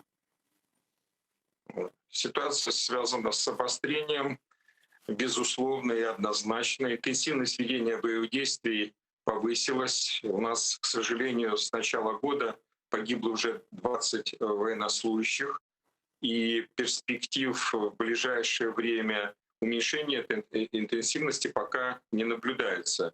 Разведка наша и наших союзников показывает и говорит о том, что ресурсы увеличиваются. Россия поставляет вооружение, тыловое обеспечение, осуществляется призыв в так называемых республиках дополнительное в последнее время, проводится подготовка на полигонах и так далее. То есть в целом весь комплекс мероприятий проводится россиянами и под их руководством сил так, милицейских, так называемых республик, фактически это вооруженные силы для того, чтобы реализовать. А теперь возникает вопрос, а что же реализовывать? Как известно, 2 недели как прошли пропагандистские шабаши в Донецке с участием и возглавлением с российской стороны российскими пропагандистами это мероприятий, где они заявили, по крайней мере, не меньше, не больше, что целесообразно отвоевать земли в административной границах Луганской и Донецкой области, объединить их и возглавить бывшим начальником СБУ при Януковиче. Во-первых. Во-вторых, Пушилин, глава так называемой республики, так называемой, издал соответствующие документы, которые разрешают вооруженным формированиям незаконным наносить удары по позициям вооруженных сил Украины. Более того, действовать с упреждением. Все это говорит о том, что усилия по давлению, военному давлению, они Путиным принимаются на перспективу. Мы знаем о том, что в сентябре будут выборы в Думу. Рейтинги Путина и партии его падают. И необходимо соответствующие действия, которые бы изменили эту ситуацию в пользу Путина. А вы думаете, там разве опираются на рейтинги? Вы думаете, рейтинги каким-то образом влияют на результаты выборов? Результаты выборов в большинстве своем фальсифицируются, но сам показатель, несмотря на всю авторитарность режима, он волнует Путина, а еще больше волнует его окружение, потому что окружение понимает, что время Путина заканчивается, и они ищут преемника. Вот одни из кандидатур, например, сын Патрушева. И вот в этих усилиях могут пойти на очень многие авантюрные действия. В частности, внук Примакова, известный еще с советских времен, говорит о нанесении ударов по центру Киева, по городам, в целом по Украине.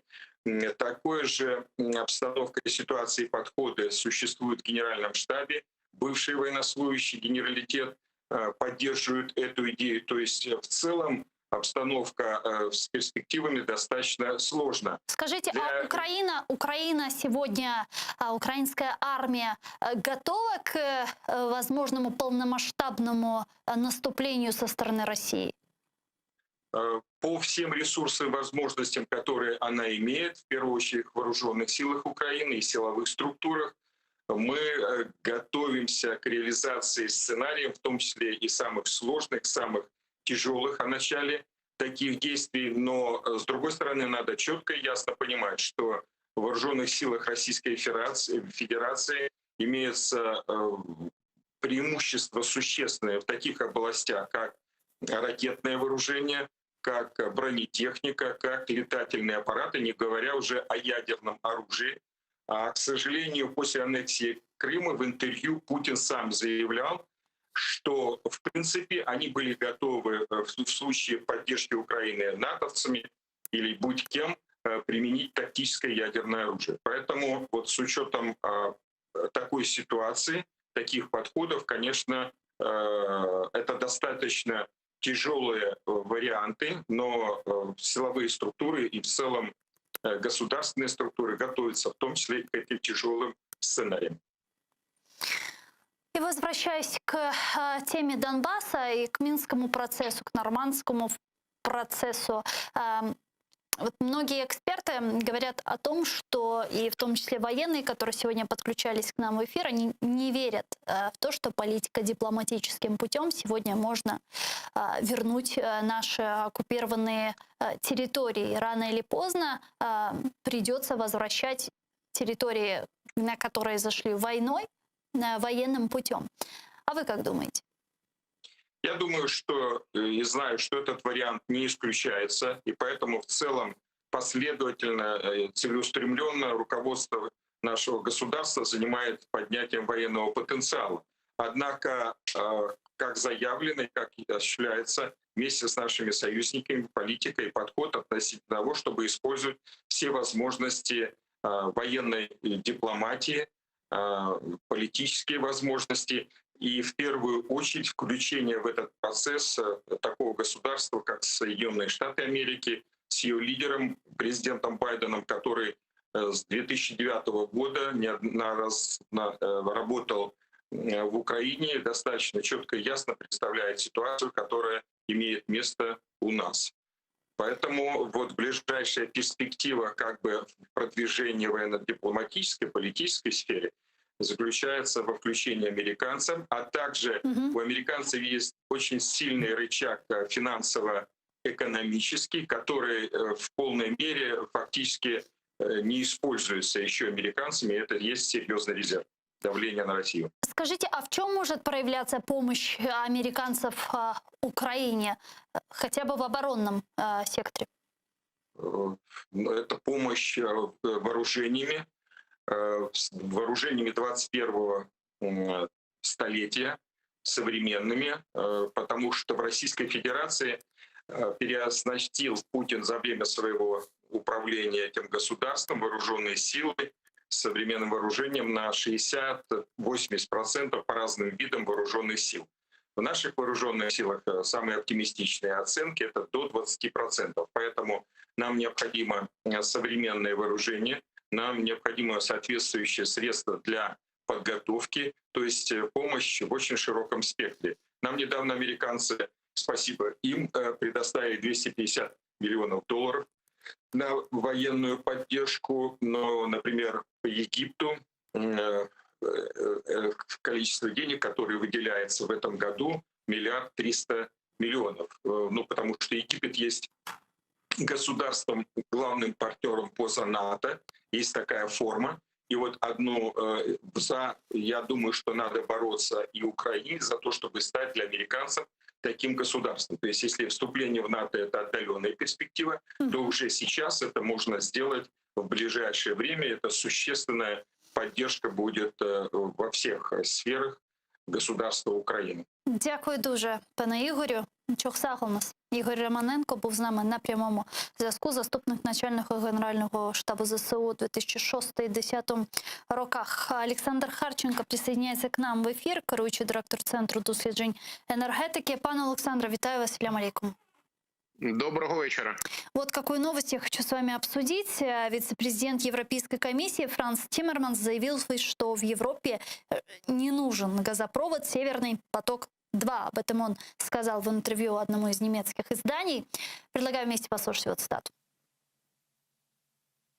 Нам не потрібен «Північний потік-2». Комісія завжди говорила, що з нашої точки зору проект не потрібен для енергопостачання ЄС. Але «Північний потік-2» існує. Комісія ЄС повинна забезпечити використання «Північного потоку-2» відповідно до правил Євросоюзу. Росії це не подобається, але це правила ЄС. Действительно ли ЕС может обойтись без «Северного потока-2»? Ну, ви знаєте, тут в словах пана комісара є як позитив, так і негатив. Бо з одного боку він каже, що Північний потік не потрібен, а з іншого повторює слова російської пропаганди про те, що Північний потік існує. Його ще не існує, він не готовий. І більш того, я впевнений, що якщо США вчасно і ефективно застосують санкційний механізм, який вже існує, який прийнятий і Сенатом, і Конгресом, і повністю підтримується і республіканськими, і демократичними представниками на холмі, то жодних шансів на остаточну реалізацію цього проекту не буде. І тоді у Європи не буде проблеми, яким чином застосувати до нього європейські правила. Адже ми добре знаємо, що, на жаль, до «Газпрому» в Європейському Союзі діють не правило, а виключно виключення. Уж перепрошую за каламбур. Скажите, а вот нынешние санкции США, которые уже существуют в отношении компаний, причастных к строительству «Северного потока-2», они не делают невозможным завершение его строительства? Ну, ви знаєте, вони значно ускладнили його завершення. І, як ми знаємо, спочатку були заяви про те, що він має бути завершений у 2019 році, потім там у 2020 році кожні 2 місяці він мав бути завершений. Тепер вже 21 рік і він ще не завершений. І зараз мова йде про те, що він має бути завершений у вересні чи жовтні. Але з іншого боку, так, росіяни намагаються наявними в них досить застарілими, неефективними технологіями його добудовувати, з тим, щоб потім просто поставити Європу перед фактом: або Північний потік-2, або нічого, тому що вони просто відключать українську систему. І в стратегії «Газпрома» дуже чітко написано, що в 2023 році газогони через Україну не мають працювати. Тому я думаю, що тут ми маємо все-таки сподіватися, що будуть застосовані додаткові санкції. Я в них абсолютно вірю. Я вірю, що ті люди, які сьогодні займаються енергетичною безпекою і в Сенаті, і в Конгресі, і в новій адміністрації, вони це питання таки доведуть до логічного завершення. А давайте рассмотрим самый худший вариант. В случае, если «Северный поток» достроят и введут его в эксплуатацию, наступит 2023 год, что мы теряем? Ми втрачаємо нашу газотранспортну систему, ми втрачаємо доходи від її використання, і ми втрачаємо значний, знаєте, додатковий щит від російського вторгнення. Тому що так чи інакше, коли ми дивимося на мапу боїв у 2014 році, то бачимо, що як тільки якісь такі некеровані загони армійські починали наближатися до магістральних газогонів, як російські регулярні війська з того боку їх миттєво зупиняли. Це занадто великий грошовий потік для Російської Федерації, щоб його втратити. І доки українська система газова є безальтернативною і може постраждати, якщо почнуться повномасштабні бойові дії, якщо почнеться вторгнення, вона працює таким додатковим щитом України, в тому числі і в військовому плані. Дуже дякую вам, пане Олександре. Чохсагл, у нас Олександр Харченко був з нами на прямому зв'язку, керуючий директор Центру досліджень енергетики. Ну, а я с вами прощаюсь. Но вы не отключайтесь, оставайтесь первым крымстарским телеканалом АТР. Далее наш эфир продолжает информационная программа «Заман». А после в этой студии вас уже поприветствует мой коллега Айдер Муждабаев в программе «Прайм». Не пропустите, Корошкевич.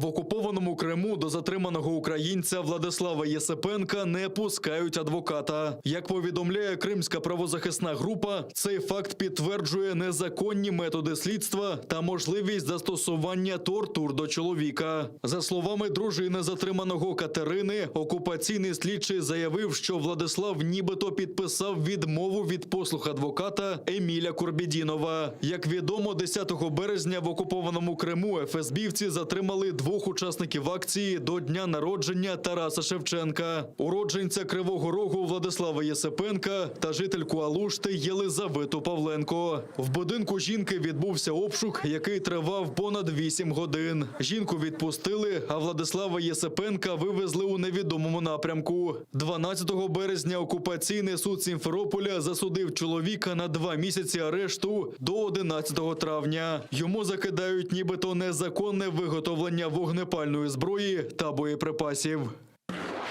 Арешти в Криму відбуваються впродовж 7 років з того часу, як Росія окупувала півострів. Учасники кримсько-татарського національного руху Ленінського, Білогірського районів та селища Октябрське Красногвардійського району висловили підтримку незаконно засудженим кримським татарам. Кажуть, народ зазнає утисків з 2014 року. Спочатку заборонили меджліс, а його членів звинуватили в екстремізмі. Потім почали затримувати ні в чому не винних чоловіків, навішуючи на них ярлики терористів. А зараз жінок, які займаються доброчинністю, звинувачують у буцімто фінансуванні тероризму. Учасники національного руху наголосили, подібні ярлики вже навішували на кримських татар у 1944 році. Народ не змирився з цим як тоді, так і сьогодні.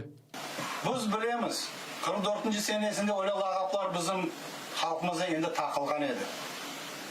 Biz bu lagaplarni kabul etmedik 44 senesinin. Bugün de 14 senesinden başlagan zulümünü göremiz ve bu lagaplarni kabul etmeyeceğimiz, etmedik ve özümüzün milletimizni biz bilemiz. O ballar bizim halkımız, o ballar bizlerden, biz ise onlardan. Сегодня мы собрались, чтобы выразить свое мнение относительно арестов, продолжающихся в Крыму. Они продолжаются на протяжении 7 лет, с тех пор, как пришла сюда Россия. Проблема вообще не в преступниках, потому что в Украине никто из нас не сажал, никто мусульман даже не трогал. А проблема в законах. В законах существуют такие слова, оказывается, за произнесение которых можно сесть на 20 лет в тюрьму. Это, конечно, нас очень сильно удивляет, и мы не можем понять, зачем. Зачем из народа делать преступника? Можно, оказывается, посунуть любому послушку, послушать, отфильтровать слова и найти те слова, которые законом запрещено говорить. Ясно. И вся часть, все наши братья сели за слова. Не за оружие, не за что, а просто за слова. Бүгін біздің халқымыз енді 14 seneden zulüm içine buluna. Çünkü bu aydutlar buraya Kırım'a gelgen son Олар біріншіден башладылар біздің халқын зұлымлар ішіне тұтмаға. Яғни біздің халық мына бұл қиыншылықтарны енді 2 асырдан зияде мына более қиыншылықтарда, зұлымларда болуна. Ама бұл зұлымлар herkes bilеді, кімден шықса, қандан шықса. Bütün dünyаны алдатмаға, что burada репрессиялар, олар репрессия дегель, бұл күреш терроризмден. Раніше з такими промовами звернулися учасники національного руху Білогірська, Бахчисарая, Судака, Джанкойського і Красногвардійського районів, а також зі Старого Криму та сіл Грушівка, Долинне, Курське, Холодовка та Веселе. Нагадаю, 17 лютого кількома районами Криму прокотилася чергова хвиля масових облав. Тоді затримали 5 кримських татар: Азамата Еюпова, Яшара Шейхаметова, Лінура Сейдаметова, Тимура Ялкабова та Олега Федорова, який сповідує іслам.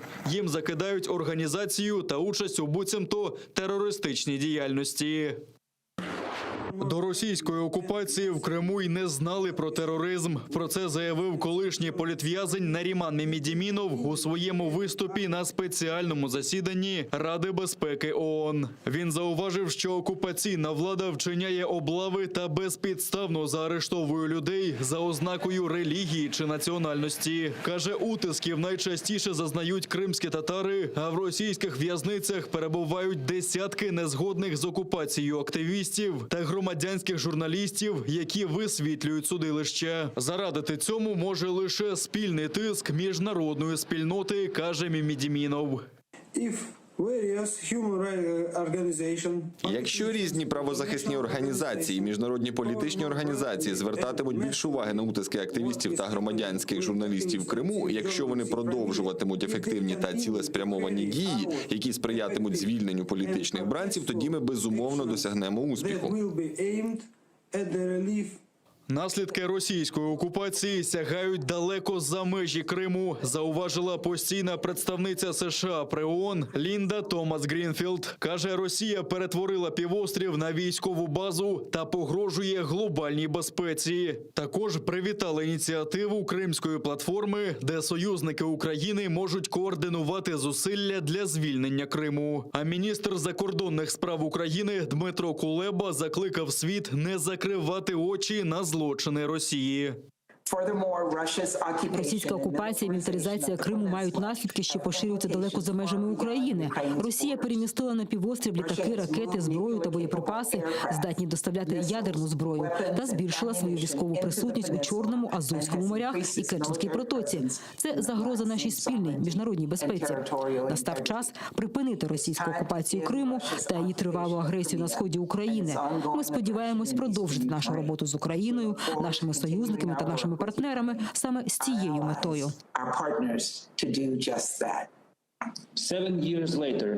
За 7 років російська військова присутність на півострові зросла більш ніж удвічі. Росія змінює демографічну структуру та порушує міжнародне гуманітарне право.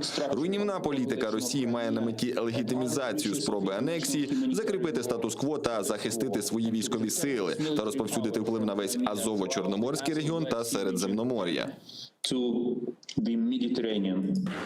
Раділи окупації, тепер мають клопіт. Власники квартир в багатоповерхівці в селищі Паркове біля Ялти обурені. Окупаційна влада змушує знести апартаменти ще й коштом власників квартир. Про це розпорядився окупаційний міський суд Ялти. 15-поверховий будинок там назвали самовільною забудовою. Власники ж вважають, що земля на південному узбережжі Криму зацікавила російських можновладців. А на місці вже придбаних осель зведуть чергову віллу за високим парканом. Будинок відрізали від комунікацій, туди стягнули вантажівки та робітників невідомої організації для демонтажу. Власники ж апартаментів на швидку руч виносять меблі і власні речі.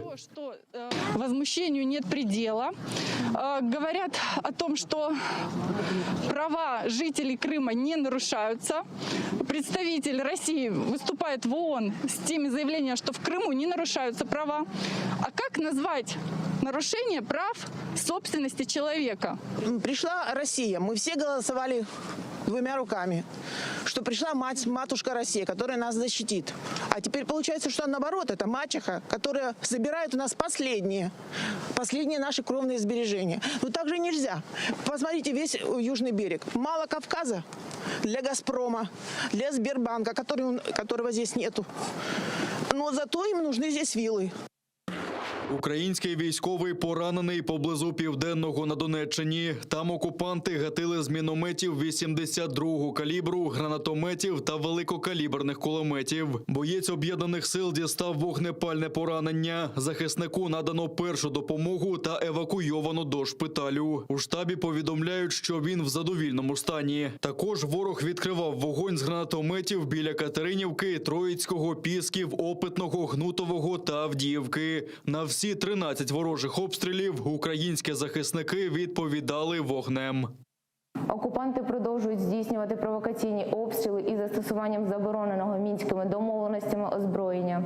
При цьому противник збільшив кількість прицільних обстрілів позицій наших військових. Для припинення провокацій українською стороною СКК через СММ ОБСЄ оперативно вводиться режим тиші.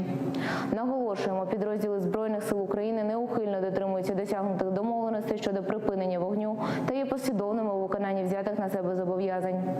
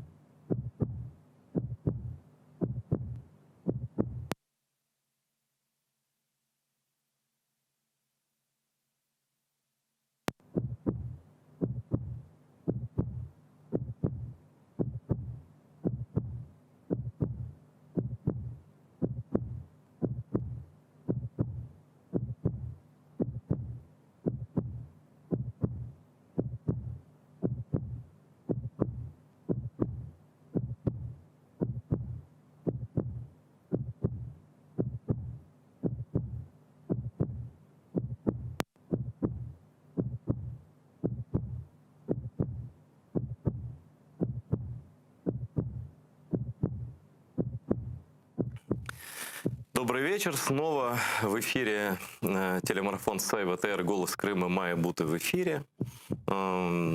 Дежавю годичной давности продолжается в еще более шизофреническом виде. Вот, власть никак не реагирует ни на что, ни на наши слова, ни на угрозу закрытия канала АТР. И детского канала Ля-Ле, радио Мейдан уже не вещает на Крым из-за отключения за долги. Они просто тупо сидят и ждут, когда мы тут с вами все загнемся, да, и когда у крымских татар пропадет голос у других патриотов Украины в Крыму.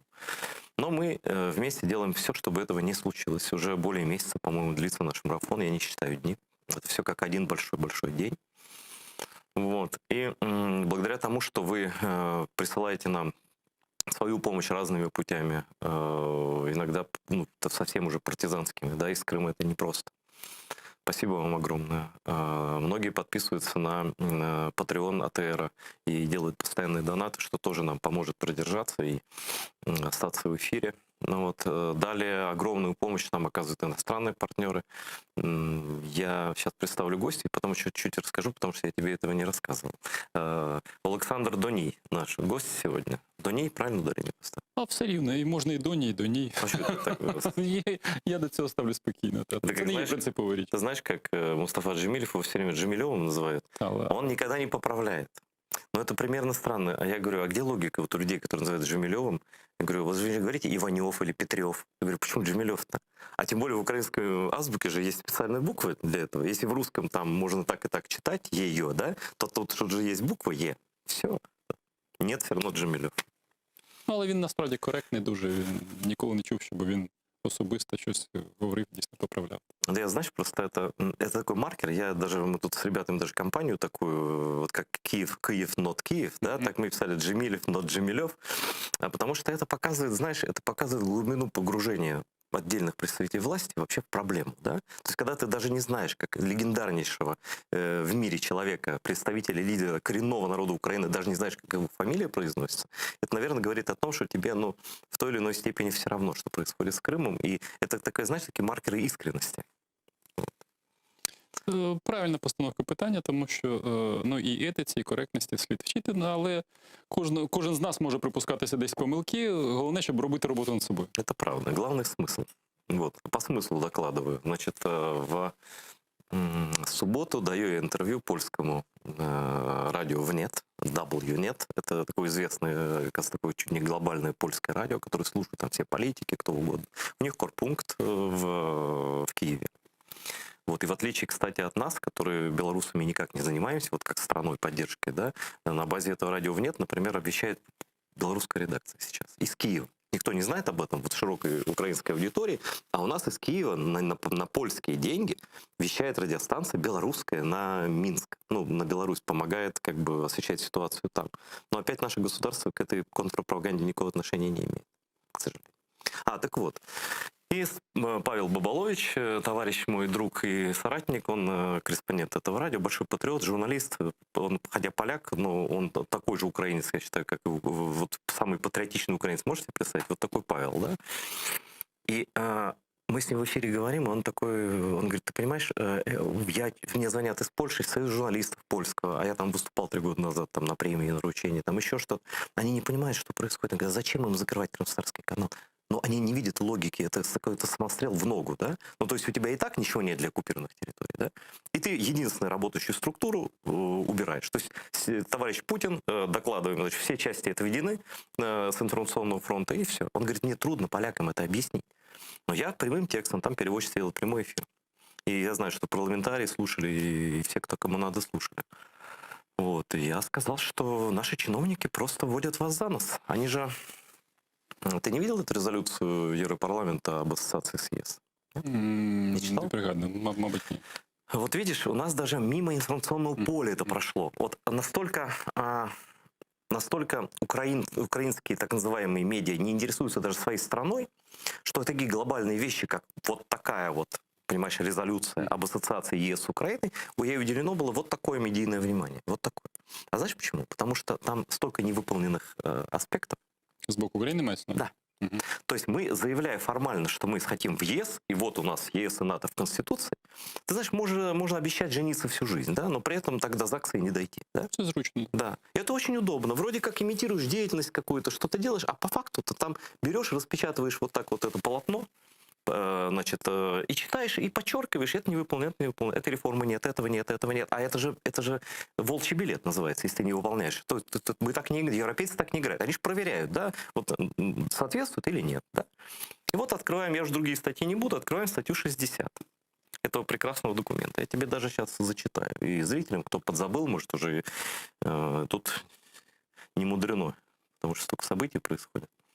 Сейчас я эту резолюцию тебе найду. И всем сейчас. Вот. Резолюция. Так. И вот, значит, выходит это, называется название «Соглашение об ассоциации ЕС с Украиной». Резолюция Европарламента от 11 февраля 2021 года. Вот. О выполнении соглашения об ассоциации с Украиной. И тут номер есть, все лежит на сайте, все. Статья 60. Европейский парламент уделяет пристальное внимание поддержке, оказываемой правительством Украины крымско-татарскому народу. То есть они следят за этим. Приємно, да, що там є така згадка. Да, если бы мы такие слова слышали из уст нашего парламента, это было... То есть такое ощущение, что вот парламент Украины вот здесь, вот, понимаешь, в этом тексте. Дальше я читаю.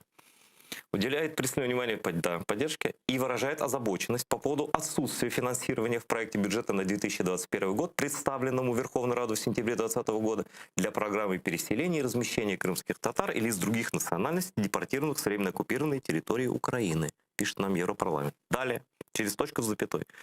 Европарламент призывает Украину принять законы о коренных народах Украины. Ничего не принято.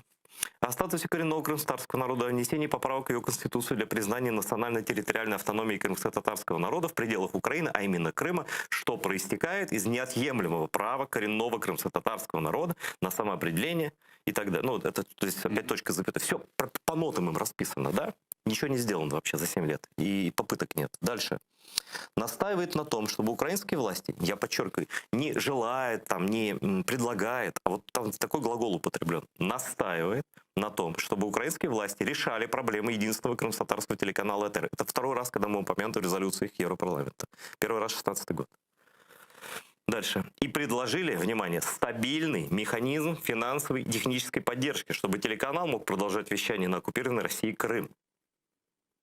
Ну, вот такое ощущение, что это наш парламент пишет, а на самом деле это парламент европейский. Они, такое ощущение, что больше нами интересуются, нами, чем мы сами, да? Они знают это все. Ты понимаешь, это поляки, литовцы, эстонцы, я не знаю. Ти здивований. Ну, вообще, да, если честно, да. И ты понимаешь? А я ні. Ну, по-перше, я хочу висловити солідарність з телеканалу, тому що я вважаю, що Україна повинна всебічно підтримувати від зазіхань від російського агресора і кримсько-татарський народ, і решту населення Криму, тим самим підтверджує, що він український. Бо якщо Україна не буде це підтверджувати, то, власне, російський агресор переміг. Спочатку переможе ментально, свідомо. Тобто, якщо Україна не буде засвідчувати, що Крим – це Україна, а що таке засвідчення? Це, зокрема, соціальна підтримка тих, хто... Звичайно, соціальна підтримка тих, хто переїхав. Це медійно-інформаційний вплив на ту територію. Постоянно наращуємо. Безперечно. Да. Тобто не лише мріяти про коли-небудь військове звільнення. Бо може бути така ситуація, що не буде кого звільняти. Тобто якщо ми не будемо боротися за уми населення, то їм буде їх промивати. А медійна підтримка, і, зокрема, не лише ж канал ЕТР, але й, зокрема, і в першу чергу канал ЕТР, це боротьба за уми. Тобто це потрібно розуміти. І для мене не дивно, що Європейський парламент це розуміє, і не дивно, що наш політикам це досі не розуміє. Чому не дивно? Я коли сюди їхав, вірніше, не коли їхав, а зранку відкрив Фейсбук, мені прийшло нагадування, саме сьогодні. Нагадування моєї власної діяльності 7-річної давнини.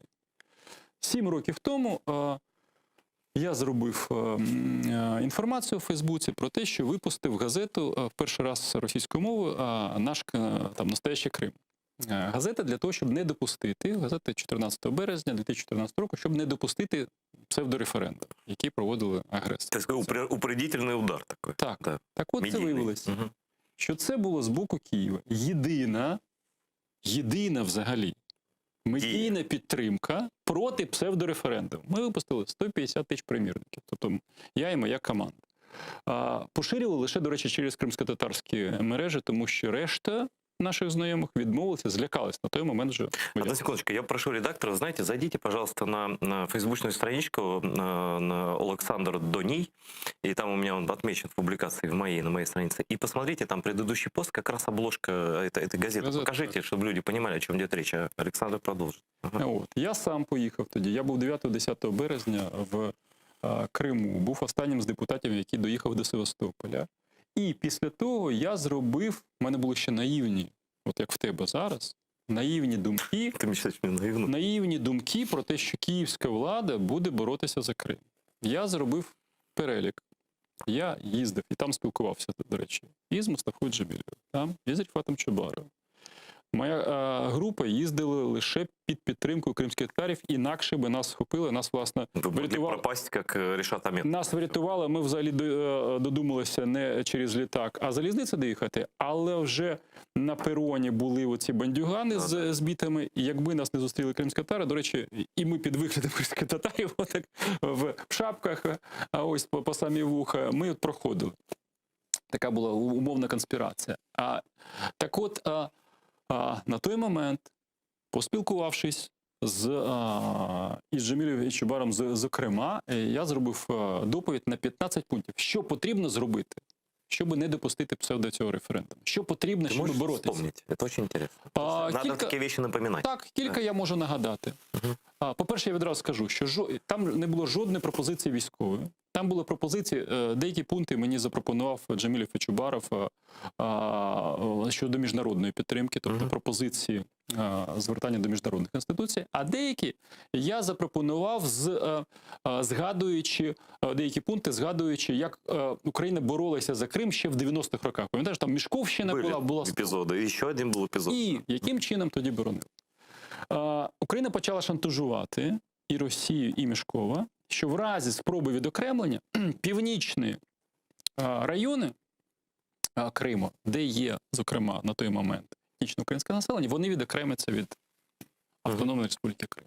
А тут, нагадаю, Київ нічого не зробив для того, щоб закликати не допустити референдум. І єдині 2 регіональні одиниці, які не допускали референдум, очолили кримські татарі, і вони зробили це не на заклик київської влади, а на заклик Меджлісу кримсько-татарського народу. Так от, що я пропонував в своїх пунктах? Я пропонував, так, на той момент вже в Сімферополі було важко зібрати керівників місцевих органів самоврядування. Я запропонував, зберіть в Сімферополі керівників органів місцевого самоврядування, надайте їм гарантії безпеки і запропонуйте, щоб вони не надавали свої приміщення для псевдореферендуму.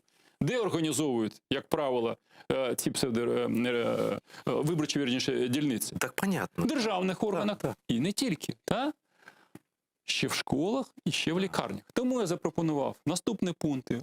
В Херсоні міністр охорони здоров'я, зберіть головних цих директорів медичних закладів і головних лікарів, запропонуйте, знов-таки, систему безпеки, і щоб вони унеможливили свої заклади відкривати. Нашкодить можна було в школах. Міністр освіти, щоб зібрав керівників шкіл. І практично, головне. Тобто всі, коли мені кажуть, ви пропонували стріляти, от жодних з 15 пунктів не стосувався стрілянини. Жодних. Тобто це питання міністра оборони. Тут по міністру оборони ми теж серйозне, не просто там зауваження, а я бачив, що Тенюк спеціально здавав Крим, він не тримав зв'язок з військовими частинами. Бо я і по військових частинах ще проїхав. І знаю, хто з керівників військових частин здавав, а хто чинив опір. А, наприклад, Ігор Воронченко чинив опір. А Мамчур здавав Бельбек. Я можу по прізвищам називати, хто як діяв в тій чи іншій військовій частині. Так от, жоден з цих пунктів я не виявляв. А це вказівка, а це дія тодішнього ВО президента і підпорядкованих йому на той момент. Міністр оборони і же з ними. Цілеспрямовано здавався Крим. Тоді в мене теж були ілюзії, як в тебе. Я був здивований. А тут виходить, що значною мірою, от тільки питання чому? Частина української влади, центральної влади зацікавлена, щоб Крим не був українським, щоб Крим здавався. Питання чому? Може бути страх, може бути підкуп, може бути нерозуміння, дурниця. Тобто може бути... агентурна робота може бути ще. Да. Може бути агентурна робота, тобто може бути варіанти, может быть чистый цинизм. Зачем нам эти лишние избиратели? С ними сложно работать будет, там, было бы гипотетически. Так, от варіанти всі повинні розглядатися. Але факт є. Тому мені прикро, звичайно, але більш-менш зрозуміло, що, на жаль, оці метастази, бездіяльності, дурості, вони продовжуються. Ще раз, те, що Крим український, повинно не на словах говорити, а потрібно доводити. Ділами, діями. Організаційно, фінансово, структурно, людським ресурсом, міжнародною підтримкою. Вот смотри, как бы, знаешь, я готов поверить во все, но я вижу, что идет имитация. Вот крымская платформа, да? Идея блестящая. Спасибо и Кулебе, спасибо. Да даже Зеленскому спасибо. Молодцы, да? Но только у меня вопрос к Зеленскому и там кто еще вовсе у него занимается. А с чем вы хотите туда прийти? Вот чем вы хотите удивить западных партнеров? Они придут вас слушать в первую очередь. Что вам нужно, что вы делаете, да? То есть это будет, если вы собираете как бы своих защитников, ну, своих партнеров, там, кто, ваши адвокаты, да? Это как вот собираешь защитников своих, ты должен рассказать, что ты сам сделал, да? Что они расскажут? Как они у России электроэнергию покупают сейчас? Или они расскажут, ну ладно, это не крымский вопрос, да? Они, может быть, расскажут, как они Красноярский канал решили финансирование? Или что еще? Как они не профинансировали ни одного переселенца из Крыма? Вот о чем ее парламент прямым текстом пишут. С какими достижениями вы, друзья, идете к Западу просить о помощи? Что помогают тем, кто гребет, понимаешь? Ну, дивіться, влада неоднорідна. Я не хотів би, щоб ми зараз поставили під сумнів необхідність, потребу Кримської платформи. Ідея надзвичайно важлива, ідея надзвичайно правильна. Нам потрібні міжнародні союзники. І дуже добре, що нарешті Україна почала виходити з розумінням, що не потрібно відокремлювати проблему Донбасу від проблеми Криму. Я неодноразово критикував Мінські угоди, що ми випускаємо Крим. Що нам необхідно було спочатку в Женеві за 4 години, це одна з перших переговорів, коли ще з Сполученими Штатами, відразу після агресії, за 4 години я був здивований, Крим не згадував. Тобто я постійно критикував тодішню ще владу за те, що вона випускає з уваги Крим. Тому потрібно чітко сказати, абсолютно правильна ініціатива, але зміст. Тут абсолютно маєш рацію. Ну, виявляємо Кримську платформу, і вони що, не запросить Джамілєва? А Джамілєва, якщо запросити, ну він чітко скаже, чекайте, перше питання, у нас закрили ТИР. Як? І на цьому виникає питання завершення розмови. Ні, ну, тому я, чесно кажучи, я думаю, що АТР не закриють. Я думаю, що всі ці пертурбації, вони завершаться нормально. Вони завершаться підтримкою з боку української влади, зокрема, і через медійний тиск. Ви абсолютно правильно робите, що медійний тиск. Якщо повинні бути якісь аудити, я не бачу в цьому ніякої проблеми в фінансових аудитах, але повинно бути розуміння, що повинна бути підтримка діяльності інформаційної на Крим. І в першу чергу, це діяльність кримсько-татарської засобів. Не лише АТР. Да? Якщо не підтримувати Меджліс, то їм теж говорити про підтримку Меджлісу. Системообразуючі інституції. Безперечно, безперечно. То інакше до чого це призведе? Ну, дивіться. На жаль, в Криму, і потрібно про це говорити, серед кримсько-татарського народу Російська Федерація знайшла частину колаборантів. Ну, це ж об'єктивний факт. Так само, як вона знайшла частину колаборантів через українських СБУшників, військових, прикордонників, та, і причому понад 90%. Ну, тут обратна ситуація, звісно. На щастя. Да. Але чим менше, я до чого веду, чим менше тут буде інституційна підтримка Меджлісу, тим більше буде шансів у Росії набрати своїх колаборантів, тому що вона буде тільки казати. Ви подивіться, Україна не успішна. Вона вам не допомагає. Вона не хоче підтримувати кримських татарів. Да? А ми от готові там робити, як в Кубані, там кубанський хор. Да? Тобто, ну, імітацію якусь. Так, імітацію підтримки. Якусь так они же будут, слушай, так они с западным партнером будут говорить, смотрите, Украина ничего не делает, ни одной институциональной попытки, ни закон, ни ничего. А к чему, в чем они нас упрекают? А вот мы считаем, что референдум мы честно провели, да? Ну и ваше мнение не интересует. А вот сейчас, а как Украина поддерживает крымстатарский народ? Где? И что ответить? Ни копейки в бюджете, ни на что. Вот Европарламент им пишет. А ви виходили на переговори з органом державної влади, що відповідають? Смотри, я тебе сейчас объясню очень просто.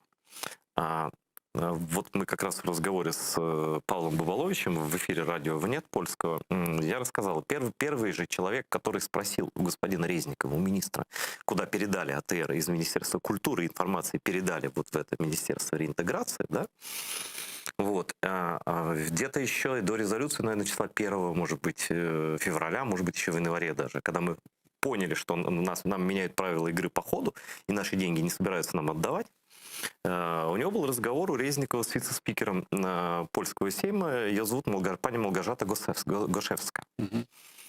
И он ей сказал, да какие проблемы, мы все проблемы решим. Не волнуйтесь, товарищи европейцы, все хорошо. Да? Но, как понятно, наши главные адвокаты вообще в Европе, это страны Восточной Европы, бывшие Польша, в конце концов, там, Литва, Латвия, Эстония, да, вот это самые близкие нам. Ну, кто більше розуміє небезпеку з боку Росії. Да. Они активные, у них депутаты активные, у поляков, у литовцев, и они, главное, понимают, о чем идет речь. Им объяснять не надо по 100 раз. И я говорю, вот, понимаете, когда вам говорят, что что-то будут решать, ну, наверное, должны быть какие-то, как вот ты верно сказал, какие-то действия должны быть. Не только слова. Ну, допустим, там, телефонный звонок мне, или руководителю канала, или хотя бы, не знаю, там, любой нашей журналистке. А как у вас дела? А вас вообще, так сказать, вас когда будут отключать от спутников? А нас должны были отключить от спутников еще полгода назад с долги. Это просто люди, западные коммерческие компании, они ничего не должны Украине вообще. Они просто понимают, что это страшный удар для крымских татар, и они этого не делают, хотя формально могут вчера отключить нас. То есть за это время, я сказал, пани Малгожате, передайте, что никто не... Вот знаешь, так очень четкая фраза. Никогда ни один чиновник не интересовался судьбой АТР. Ни до резолюции, ни после, ни по сей день. Пусть сюда это министерство придет, я покажу ньюсрум пустой на 2 этаже, который был забитый, по 8 новостей на 3 языках выходил. Мы хотели еще английский выпуск сделать для Евросоюза, для США в удобное для них время, англоязычный выпуск АТРовских новостей, да? Вот. Потому что нас знают же за границей, ведь АТР вел первые трансляции с оккупации. Нас показывал CNN, нас знают в мире. Мы единственный канал Украины, указанный в мировых резолюциях, да, в ООНовских и в европарламентских. Ни один другой телеканал там не, потому что они понимают, что мы системообразующее телевидение, да, не коммерческий ларек какой-то, системообразующее телевидение, государственный проект, да, европейцы это понимают. И когда... Ну, ты же понимаешь, как бы вот иногда важнее, как с тобой разговаривают, важнее того, что тебе говорят. Я вижу их настроение, они не хотят нам помогать. Они просто хотят вопрос как можно больше протянуть, чтобы мы совсем тут иссякли. Вот радио Майдан уже, наш украинский ретранслятор, отключил единственное крымстатарское радио, 16 лет в эфире. Понимаешь? Потому что долги. Вот израильская компания пока не отключила телевидение через спутник, а наша украинская сказала, нет, это типа мы ничего личного, только бизнес, ну не будет крымстатарского радио в Крыму, ну ничего страшного. Уже месяц почти Майдан не вещает. Ты понимаешь? Это катастрофа на медийном поле вообще. За это в отставку должны министры уходить. Понимаешь? А тут, как само собой разумеется.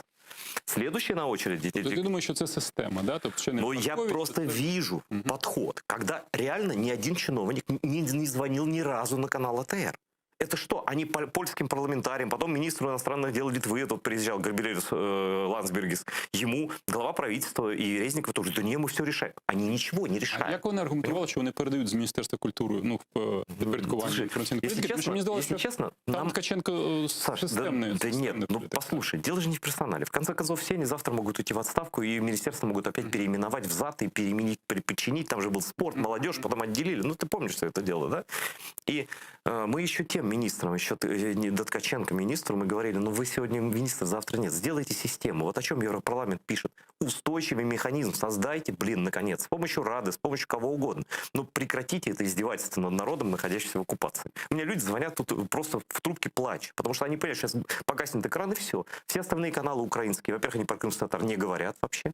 Или там процент времени. В чому основні закиди? Що їх не задовольняє? Смотри, основные расходы нашего канала, и они это прекрасно знают, не проходят ни по каким конкурсам. Это аренда помещений, и это спутниковый сигнал на Крым.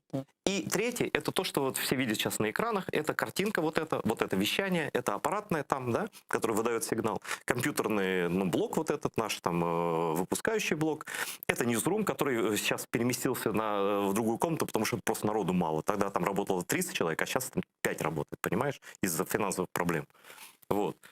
И мы не выпускаем новостей полноценных. Які проблеми були? Можна було б створити наглядову раду, да? Если бы без людей, яким да не в этом, да при чем тут Рада? Ну слушай, ну тут проверяется все. Что доверять? Кто-то должен считать, что я мошенник, что ли? Я вообще тут денег не помню, когда я брал в руки.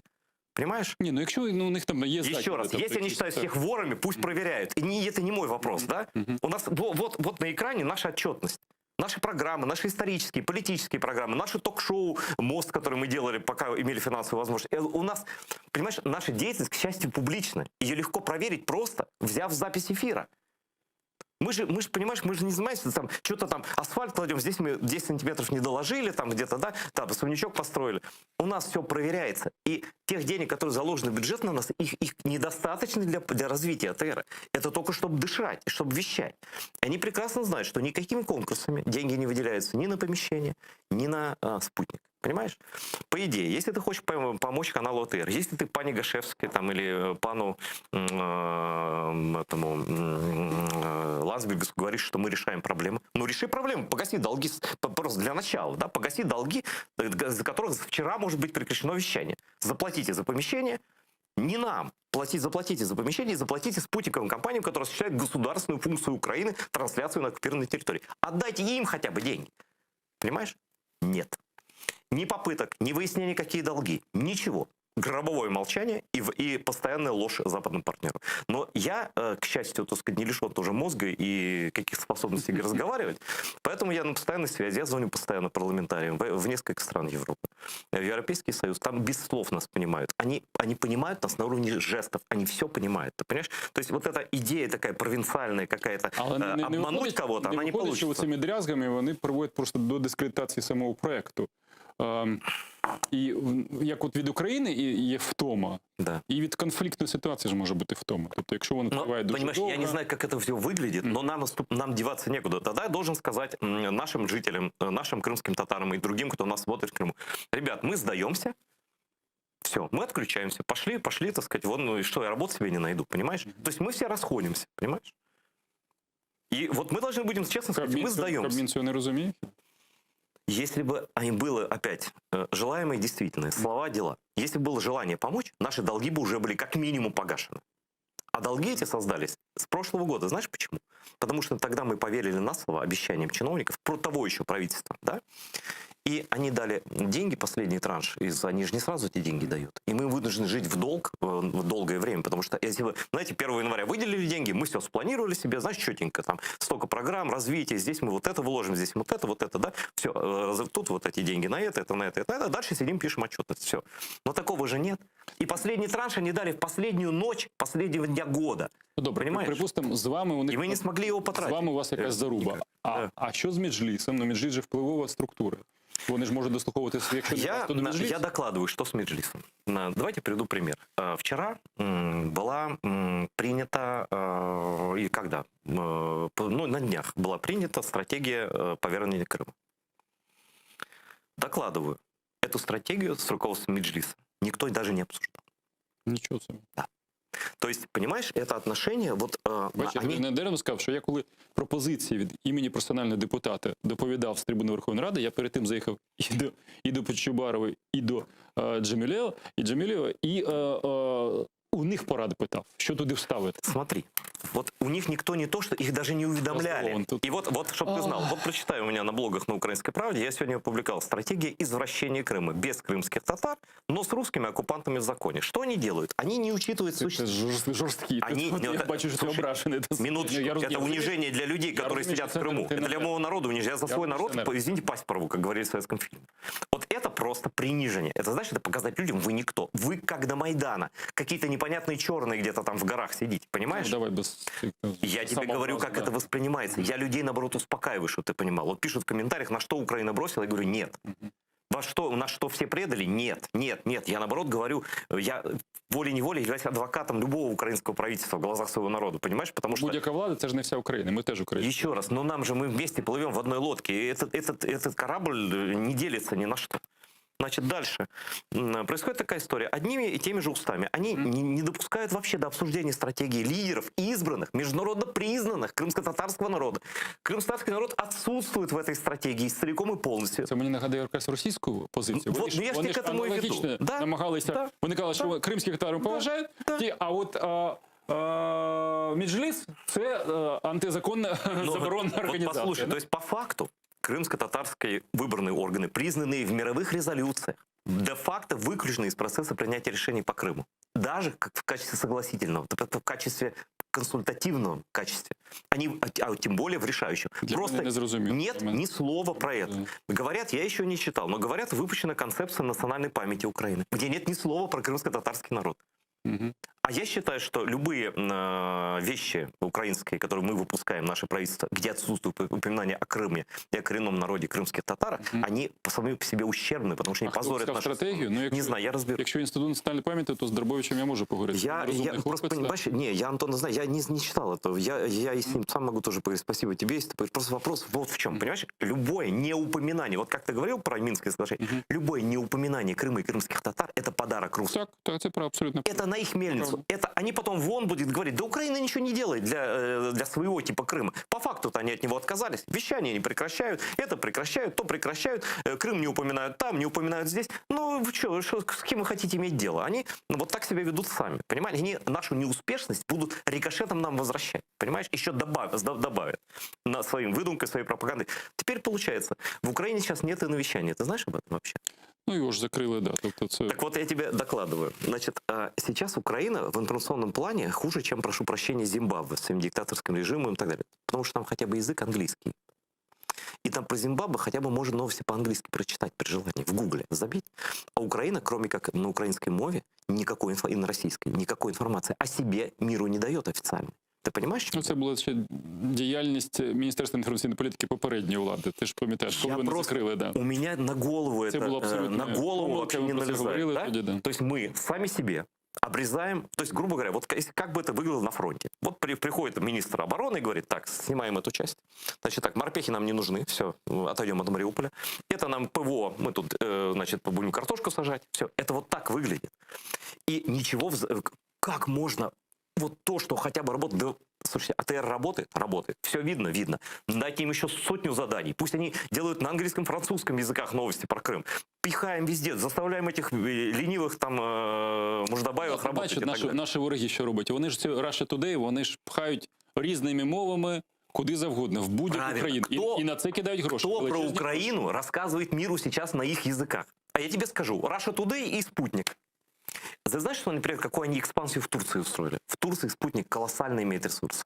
во Франции 200 человек Russia Today, офис франкоязычных, местных 200, У понимаешь? них же тепер і іспанською мовою, тобто у них же У них есть все. Мы отдали полностью, внешний информационный фронт отдали полностью. Сейчас мы додушим канал Я не АТР. знаю про Туреччину, тому що Туреччина ж теж союзник, по ідеї, ну, кримських Нет, татарів. она как бы и Украины союзник, да? Она же все резолюции поддерживает, они согласились на крымскую платформу, слава богу, молодцы и так далее. Хотя к санкциям не присоединяются. Но это отдельный разговор, да? Ну, но Ганна, така політика, ми ж розуміємо, да. Ну, это его дело. Да? Неоднозначно. Давайте с своей политикой разберемся. Мы, например, начали покупать электричество в России, хотя у самих 40% перепроизводства. И такое, да? Вот, то есть это политика гибридная. И если кто-то думает, что на Западе эту гибридность не замечает, замечает. Там системные люди сидят. И я знаю, что в Европарламенте сейчас думают, как это так. То есть мы им даем, Европарламент дал 16, знаешь, сколько с 2014 года? 16 миллиардов денег дали. И не гривен. И теперь что? Плюс Америка. Да, нет, это теперь, да, это теперь европейцы, значит, Запад помогает нам, в том числе безвозвратной финансовой помощью. Я уж не говорю про дешевые кредиты и так далее. И что он не может сказать? Так, ребят, а вы вообще слышали, что мы вам сказали? Нет, не хотите слушать? Да мы повторим вам второй раз. Вы теперь услышали, нет? Но если нет, то не обращайтесь тогда. То есть мы сами себе рубим не финансовую, а ментальную. То есть с такими людьми в итоге потом не имеют дела. Я зараз подумав, це буде жахлива ситуація, коли кримськотатарський канал буде віщати не з Києва, а з Варшави, де буде більше розуміння, та, і влаштують, як білоруську зробили. Понимаешь, но в Беларуси... Я смеюсь, але це жах, это на голову не налезает. То есть Беларусь полностью фактически оккупированная Россией страна. Там диктатор. Поэтому канал Белсат вещает из Варшавы. Поэтому поляки из киевского радио польского вещают на белорусском языке на Беларусь. А получится, что мы... У нас страна вроде как не полностью оккупирована, насколько я понимаю, да? Мы в своей свободной стране свой телеканал выдавливаем в Литву, в Польшу, не знаю куда еще. Ну а что нам делать? Ты понимаешь, мы канал, который указан во всех еврорезолюциях, но мы будем обращаться напрямую к Европарламенту, к вам, правительство Украины не прислушивается, никакого устойчивого механизма поддержки финансовой и технической помощи они нам не дают, они полностью бойкотируют любые ваши призывы в резолюции про ассоциацию, ну тогда либо вы тогда берите нас себе, да? Добре. Либо что-то делаете з парнями. Тоді відкриється. Якщо нема з Кабміном контакту, а до керівництва Верховної Ради пробували ви достукатися? Може від них може бути якийсь вплив? Ты понимаешь, какая история? У меня вот все-таки, мое личное убеждение, вообще у крымских татар есть такая черта, мы никому не ходим, не просим ничего. Есть критичная ситуация. Послушай, если Европарламент понимает, а эти что, не понимают? Они только вид могут делать, что не понимают. Ты что думаешь, мои посты не читают депутаты Верховной Рады?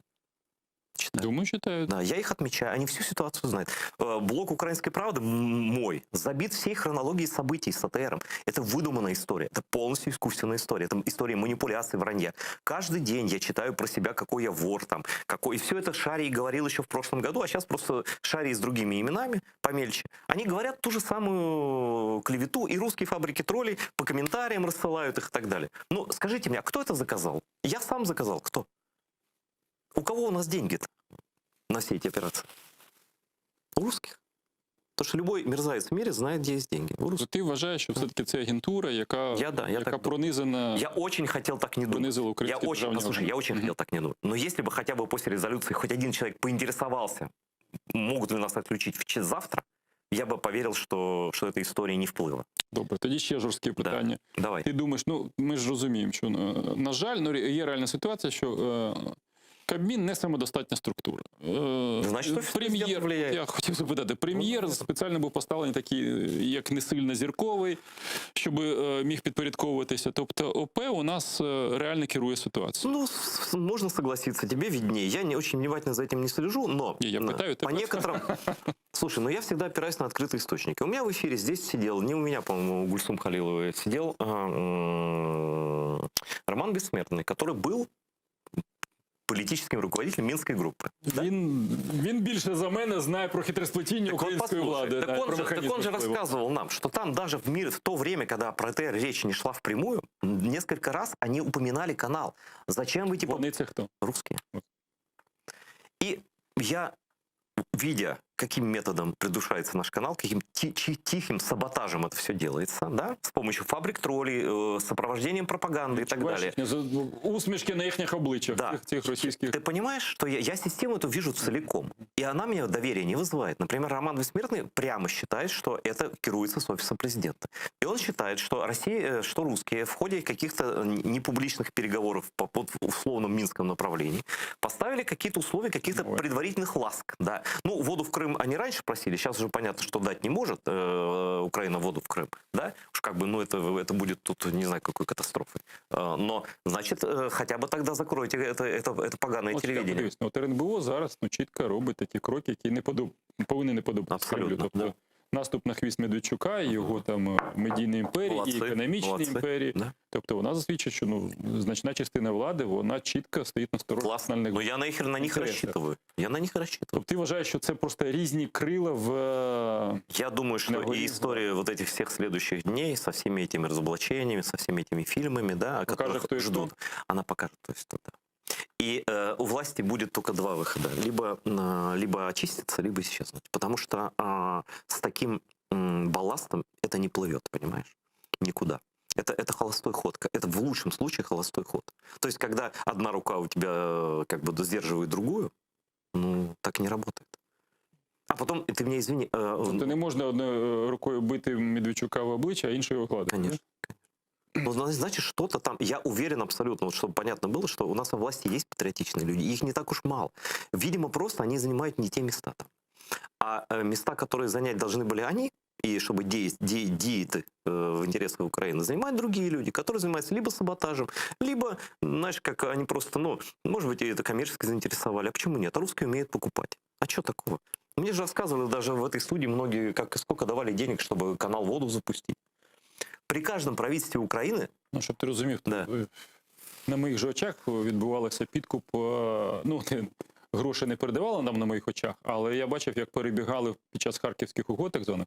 У нас зараз теж тема, да. Ось, а там же депутатам, ну, за інформацію давали від 1 до 3 мільйонів за те, щоб вони картки здавали доларів, щоб вони здавали, тобто, і чому йде мова про державну зраду? Якщо довести, що це гроші не внутрішньоукраїнського походження, а російського походження, то ось вам і абсолютне підтвердження, що це є державна зрада. Да? І хто це організовував, якщо по ланцюжку довести. Да. Було б ще кому цим займатися, Саша. От тут я сумніваюся. Да. Тут навіть політичне покарання вже немало, а довести до покарання организаторов, ну, будет... Ну, вот смотри, просто вот даже сейчас интернет же очень удобная штука. Вот американцы периодически закрывают тысячи каких-то аккаунтов, да? Они просто по тегам, по каким-то там механизмам программным выясняют, какие сети как работают, как информация расходится. Вот по Фейсбуку, да?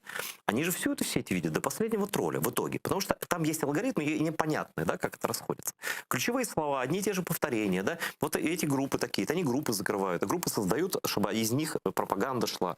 И вот возьмите сейчас просто клевету вот хотя бы про ТР и фамилию Муждабаев. Про то, какой миллионер, там, про то, что... Это миллионер, да? Да, безусловно. Ну, 5000 по нашим временам зарплаты, я прошу прощения. Вот. Теперь смотри. И просто посмотреть, кто это распространяет, кто это пишет. Вот. А потом вызвать товарищей, ну, кто не тролль совсем, а живой человек, вызвать в СБУ и спросить, а зачем ты это делаешь? Тебе что, вот не спится написать вранье про Муждабаева или про ТР? В чем твой интерес, товарищ?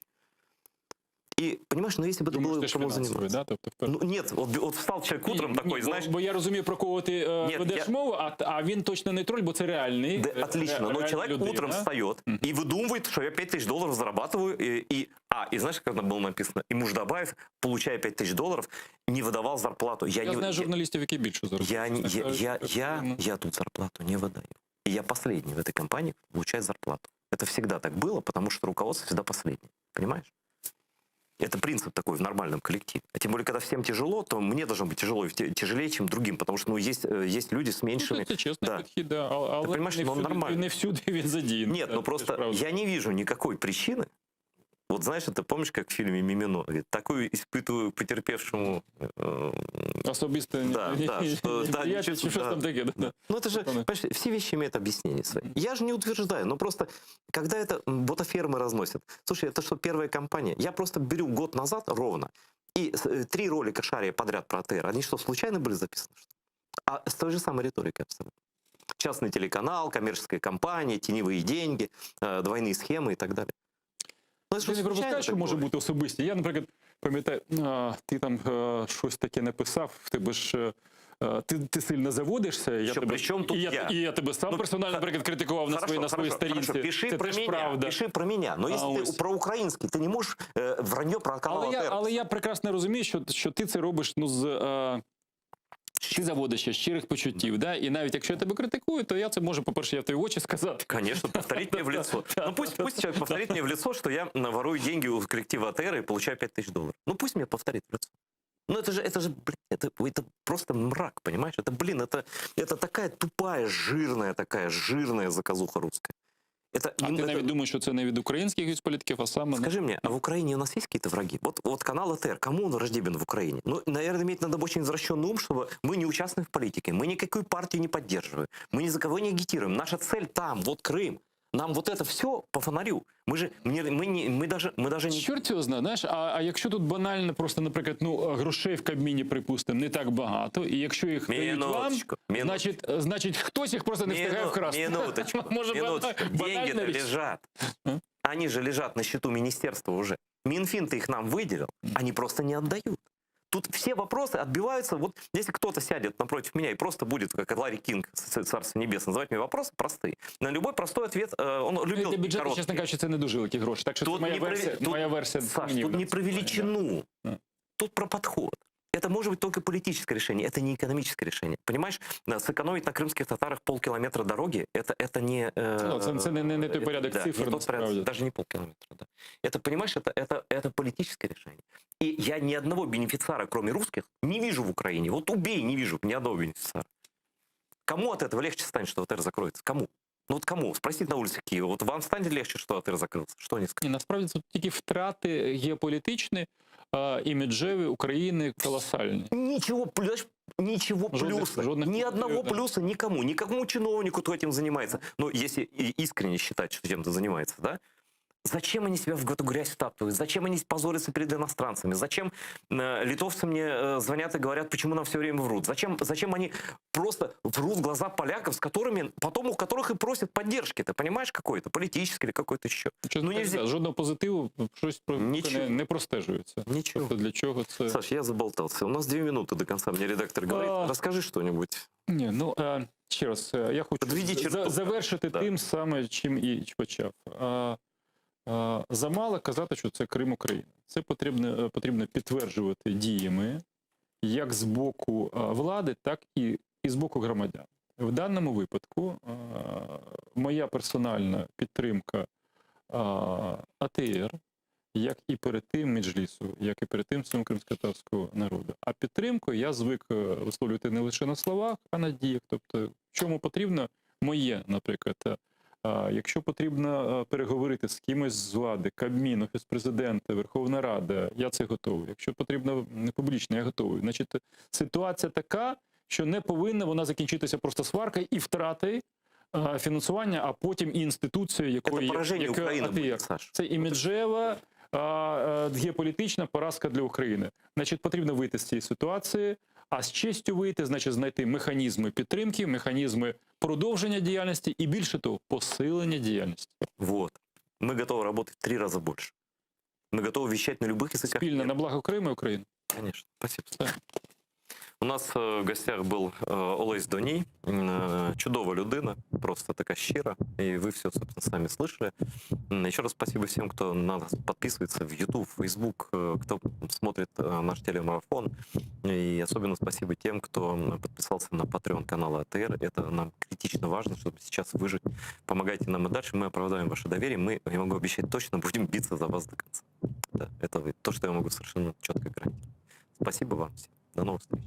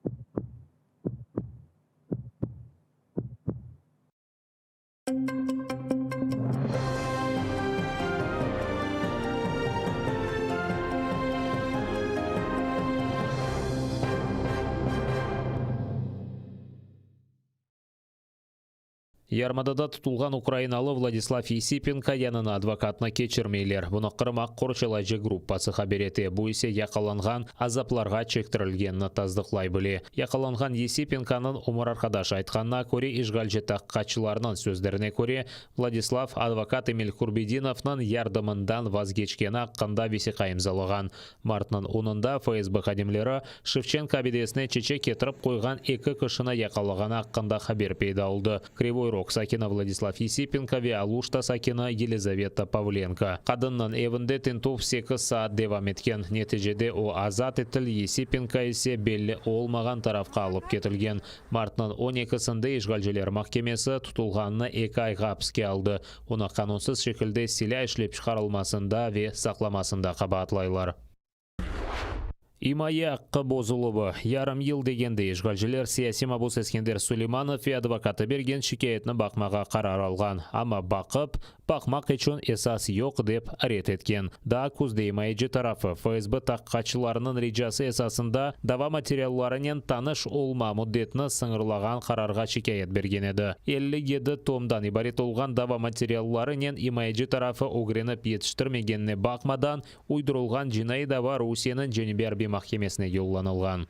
Вынесено решение о том, что нету оснований сегодня рассматривать уже эту апелляцию, потому что уголовное дело в отношении Сулейманова Эскендера Серверовича передано в Южный окружной военный суд для рассмотрения по существу. Таким образом, нас сегодня фактически лишили права на обжалование судебного решения. Это нарушает как нормы законодательства, которое действует на территории Крыма сегодня, и также нормы международных законов. Ишгалжелер Ескендер Сулеймановны 2019 сенесі мартынан 27-сінде 23 Қырым татарынан бәрабер Кутлеви полис тарамалары нетижесінде яқалап Хизбут Тахрирге алақасы бар деп терроризмде ве Русияда акиметні көчінен запт етмен тұлуында қабатлай. Қырымда 7 елдан берілі Русия ярмадана запт еткен вақыттан башлап тентөвлер девам етмекте. Еді қойу Қарасу-Базар районларында ве бұйықонларда яшаған Қырым татар фааллері ве милли әрекет іштіракшілері қанунсыз махкум етілген Қырым татарларға қол тұтқанларыны білдіріп видео мұражат айдынлаттылар. 2014 сенесінден берілі халық басқа алтында яшайдейлер. Башта Русия Меджлис фаалиетіні ясақ етті. Азаларыны экстремизмде қабатла башладылар ве апске ташладылар. Sonra ise қабатлы олмаған инсанларны яқалап терроризмде қабатлайлар. Шымды ise ишгалжелер хайрия ишлерінен оғырашқан қадынларны біле терроризмге алақасы олғанында шекілей. Видео мұражат иштиракшілері қайдеткеніне көре 1944 сенесі Қырым татарларға бөлекібі ярлықлар асылған еді. Ама халық бұнен разы олмады ве шымды де разы олмай жағыны қайдеттілер. Біз білеміз, 44 сенесінде ойлы лағаплар біздің халқымызда енді тақылған еді. Біз бұл лағапларны қабыл етмедік 44 сенесінің. Бүгін де 14 сенесінен башлаған zulümünü көреміз ve bu lağaplarını kabul etmeyeceğimiz, etmedik ve özümüzün milletimizni biz bilemiz. O ballar bizim halkımız, o ballar bizlerden, biz ise onlardan. Сегодня мы собрались, чтобы выразить свое мнение относительно арестов, продолжающихся в Крыму. Они продолжаются на протяжении 7 лет, с тех пор, как пришла сюда Россия. Проблема вообще не в преступниках, потому что в Украине никто из нас не сажал, никто мусульман даже не трогал. А проблема в законах.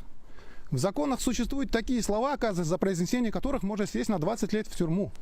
Это, конечно, нас очень сильно удивляет, и мы не можем понять, зачем. Зачем из народа делать преступника? Можно, оказывается, посунуть любому подслушку, послушать, отфильтровать слова и найти те слова, которые законом запрещено говорить. Ясно. И вся часть, все наши братья сели за слова. Не за оружие, не за что, а просто за слова. Бүгін біздің халқымыз енді 14 сенеден зұлым içine buluna. Çünkü bu aydutlar bura Kırım'a kelген son олар біріншіден башладылар біздің халқын зұлымлар ішіне тұтмаға. Яғни біздің халық мына бұл қиыншылықтарны енді 2 асырдан зияде мына более кыйынчылыкларда, зулумларда булуна. Ama bu zulümler herkes bilir de kimden çıksa, kandan çıkar. Bütün dünyanı aldatmaya da işte burada represiyalar, ular represiya değil, bu kuruluş terörizmdir. Эвел более видео мұражатларына Қарасу базар, Бақчысарай, Судақ, Ескі Қырым шehirlerinden Жанкой, Құрман, Ички, Сейтлер районынан ақсақаллар айдынлатты. Февралінің 17-сінде Ярмаданның Бірқач районында Кутлеви полис тарамалары кечірілді. Нәтижеде 6 Қырым татары яқаланды. Азамат Июпов, Яшар Шихаметов, Ленур Сейдаметов, Тимур Ялкабов, Эрнес Ибрагимов и Олег Федоров. Эпсіні Хизбут Тахрирге алақасы бар деп террорчылықта ве Русияда әкиметні күчнен запт етмен тұлыбында қабатлайлар. Қырым Русия işgali altına uğramağına kadar terrorizm hakkında içte bilmeydik. Bunu sabık siyasi mabus Nariman Mimidimинов Birleşken Milletlerinin Xavfsızlık Şurasının maxsus toplaşuunda aytты. O kaydetkenine göre işgalciler hiç bir esassız insanlarını tek dini bakışları ve milli kimligine göre yakalay. En çok baskıga Kırım Tatarlar uğratıla dep kaydetті Mimidimинов. Rusiya hapishanelerinde ise işgalini tanımagan insanlar ve işgalciler geçirgen repressiyalarını aydınlatkan cemaat jurnalistlері ve faaller tutulmakta. Bunu dengiştirmek için halkara cemaatçılığının baskısını kuvvetleştirmeye çağırdı. Якщо різні правозахисні організації і міжнародні політичні організації звертатимуть більше уваги на утиски активістів та громадянських журналістів в Криму, якщо вони продовжуватимуть ефективні та цілеспрямовані дії, які сприятимуть звільненню політичних бранців, тоді ми безумовно досягнемо успіху.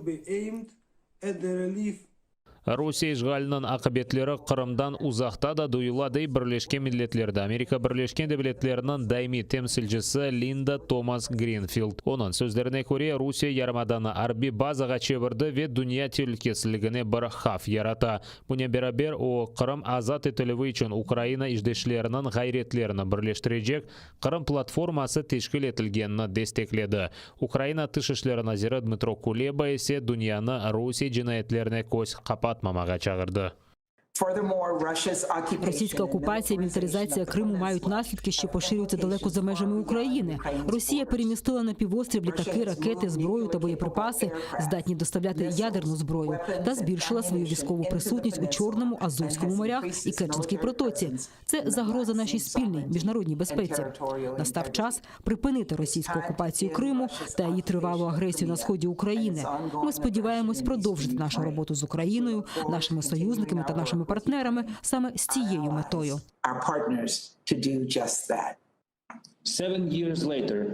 За 7 років російська військова присутність на півострові зросла більш ніж удвічі. Росія змінює демографічну структуру та порушує міжнародне гуманітарне право.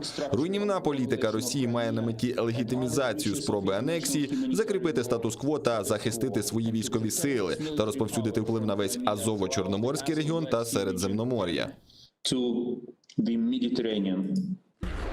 Kırım işgal etilgenine kuvvandılar, neticede öz başına iş açtılar. Yalta civarındaki Parkovaya kasabasında kvartira sahipleri olgan Rusiya vatandaşlarını satın algan kvartiralarını öz parasına yıkmağa mecbur ettiler. Böyle kararını Yalta'nın işgalciler mahkemesi çıkargan. 15 katlı mesken izinsiz kuruluş olarak tanıldı. Kvartira sahipleri ise Kırım'ın Cenebi yalısındaki toprak Rusiya'daki diğer bay adamlarını meraklandırgandır dep düşüne. Bu yerde pahalı apartamentler kurula bilediler. Şimdi evni kommunikatsiyalardan keskenler. Evni yıkmak için belli olmagan şirket işçilerini ve texnikani getirgenler. Kvartira sahipleri ise tez mebel ve şahsi şeylerini alıp çıkmağa tırışa.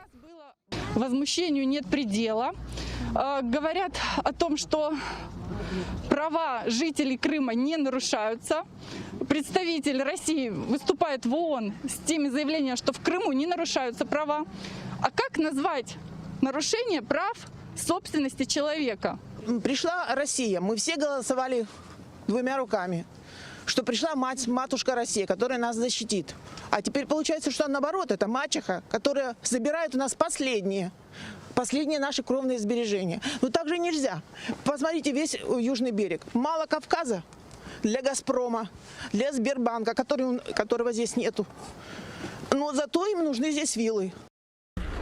Жебеде бір Украина арбии яраланған. Анда душман күчлері 82 калибрлы майнлар атқан ве буyu калибрлы граната ве куршун аты жетіртібатларына құлланған. Бірлешкен Куветлер операциясының аскері яраланған. Оңа дерал тибби ярдым беріліп госпитальге алып кеткенлер. Ол штабында хабар еткенлеріне көре аскернан сағлығына телуке жоқ. Душман күчлері жебенің дигер қысмында да атышуларны тоқтатмады. 13 душман атышуына Украина арбилері қаршы атыш ачмаға мижбур болған. Окупанти продовжують здійснювати провокаційні обстріли із застосуванням забороненого мінськими домовленостями озброєння. При цьому противник збільшив кількість прицільних обстрілів позицій наших військових. Для припинення провокацій українською стороною СКК через СММ ОБСЄ оперативно вводиться режим тиші. Наголошуємо, підрозділи Збройних сил України неухильно дотримуються досягнутих домовленостей щодо припинення вогню та є послідовними у виконанні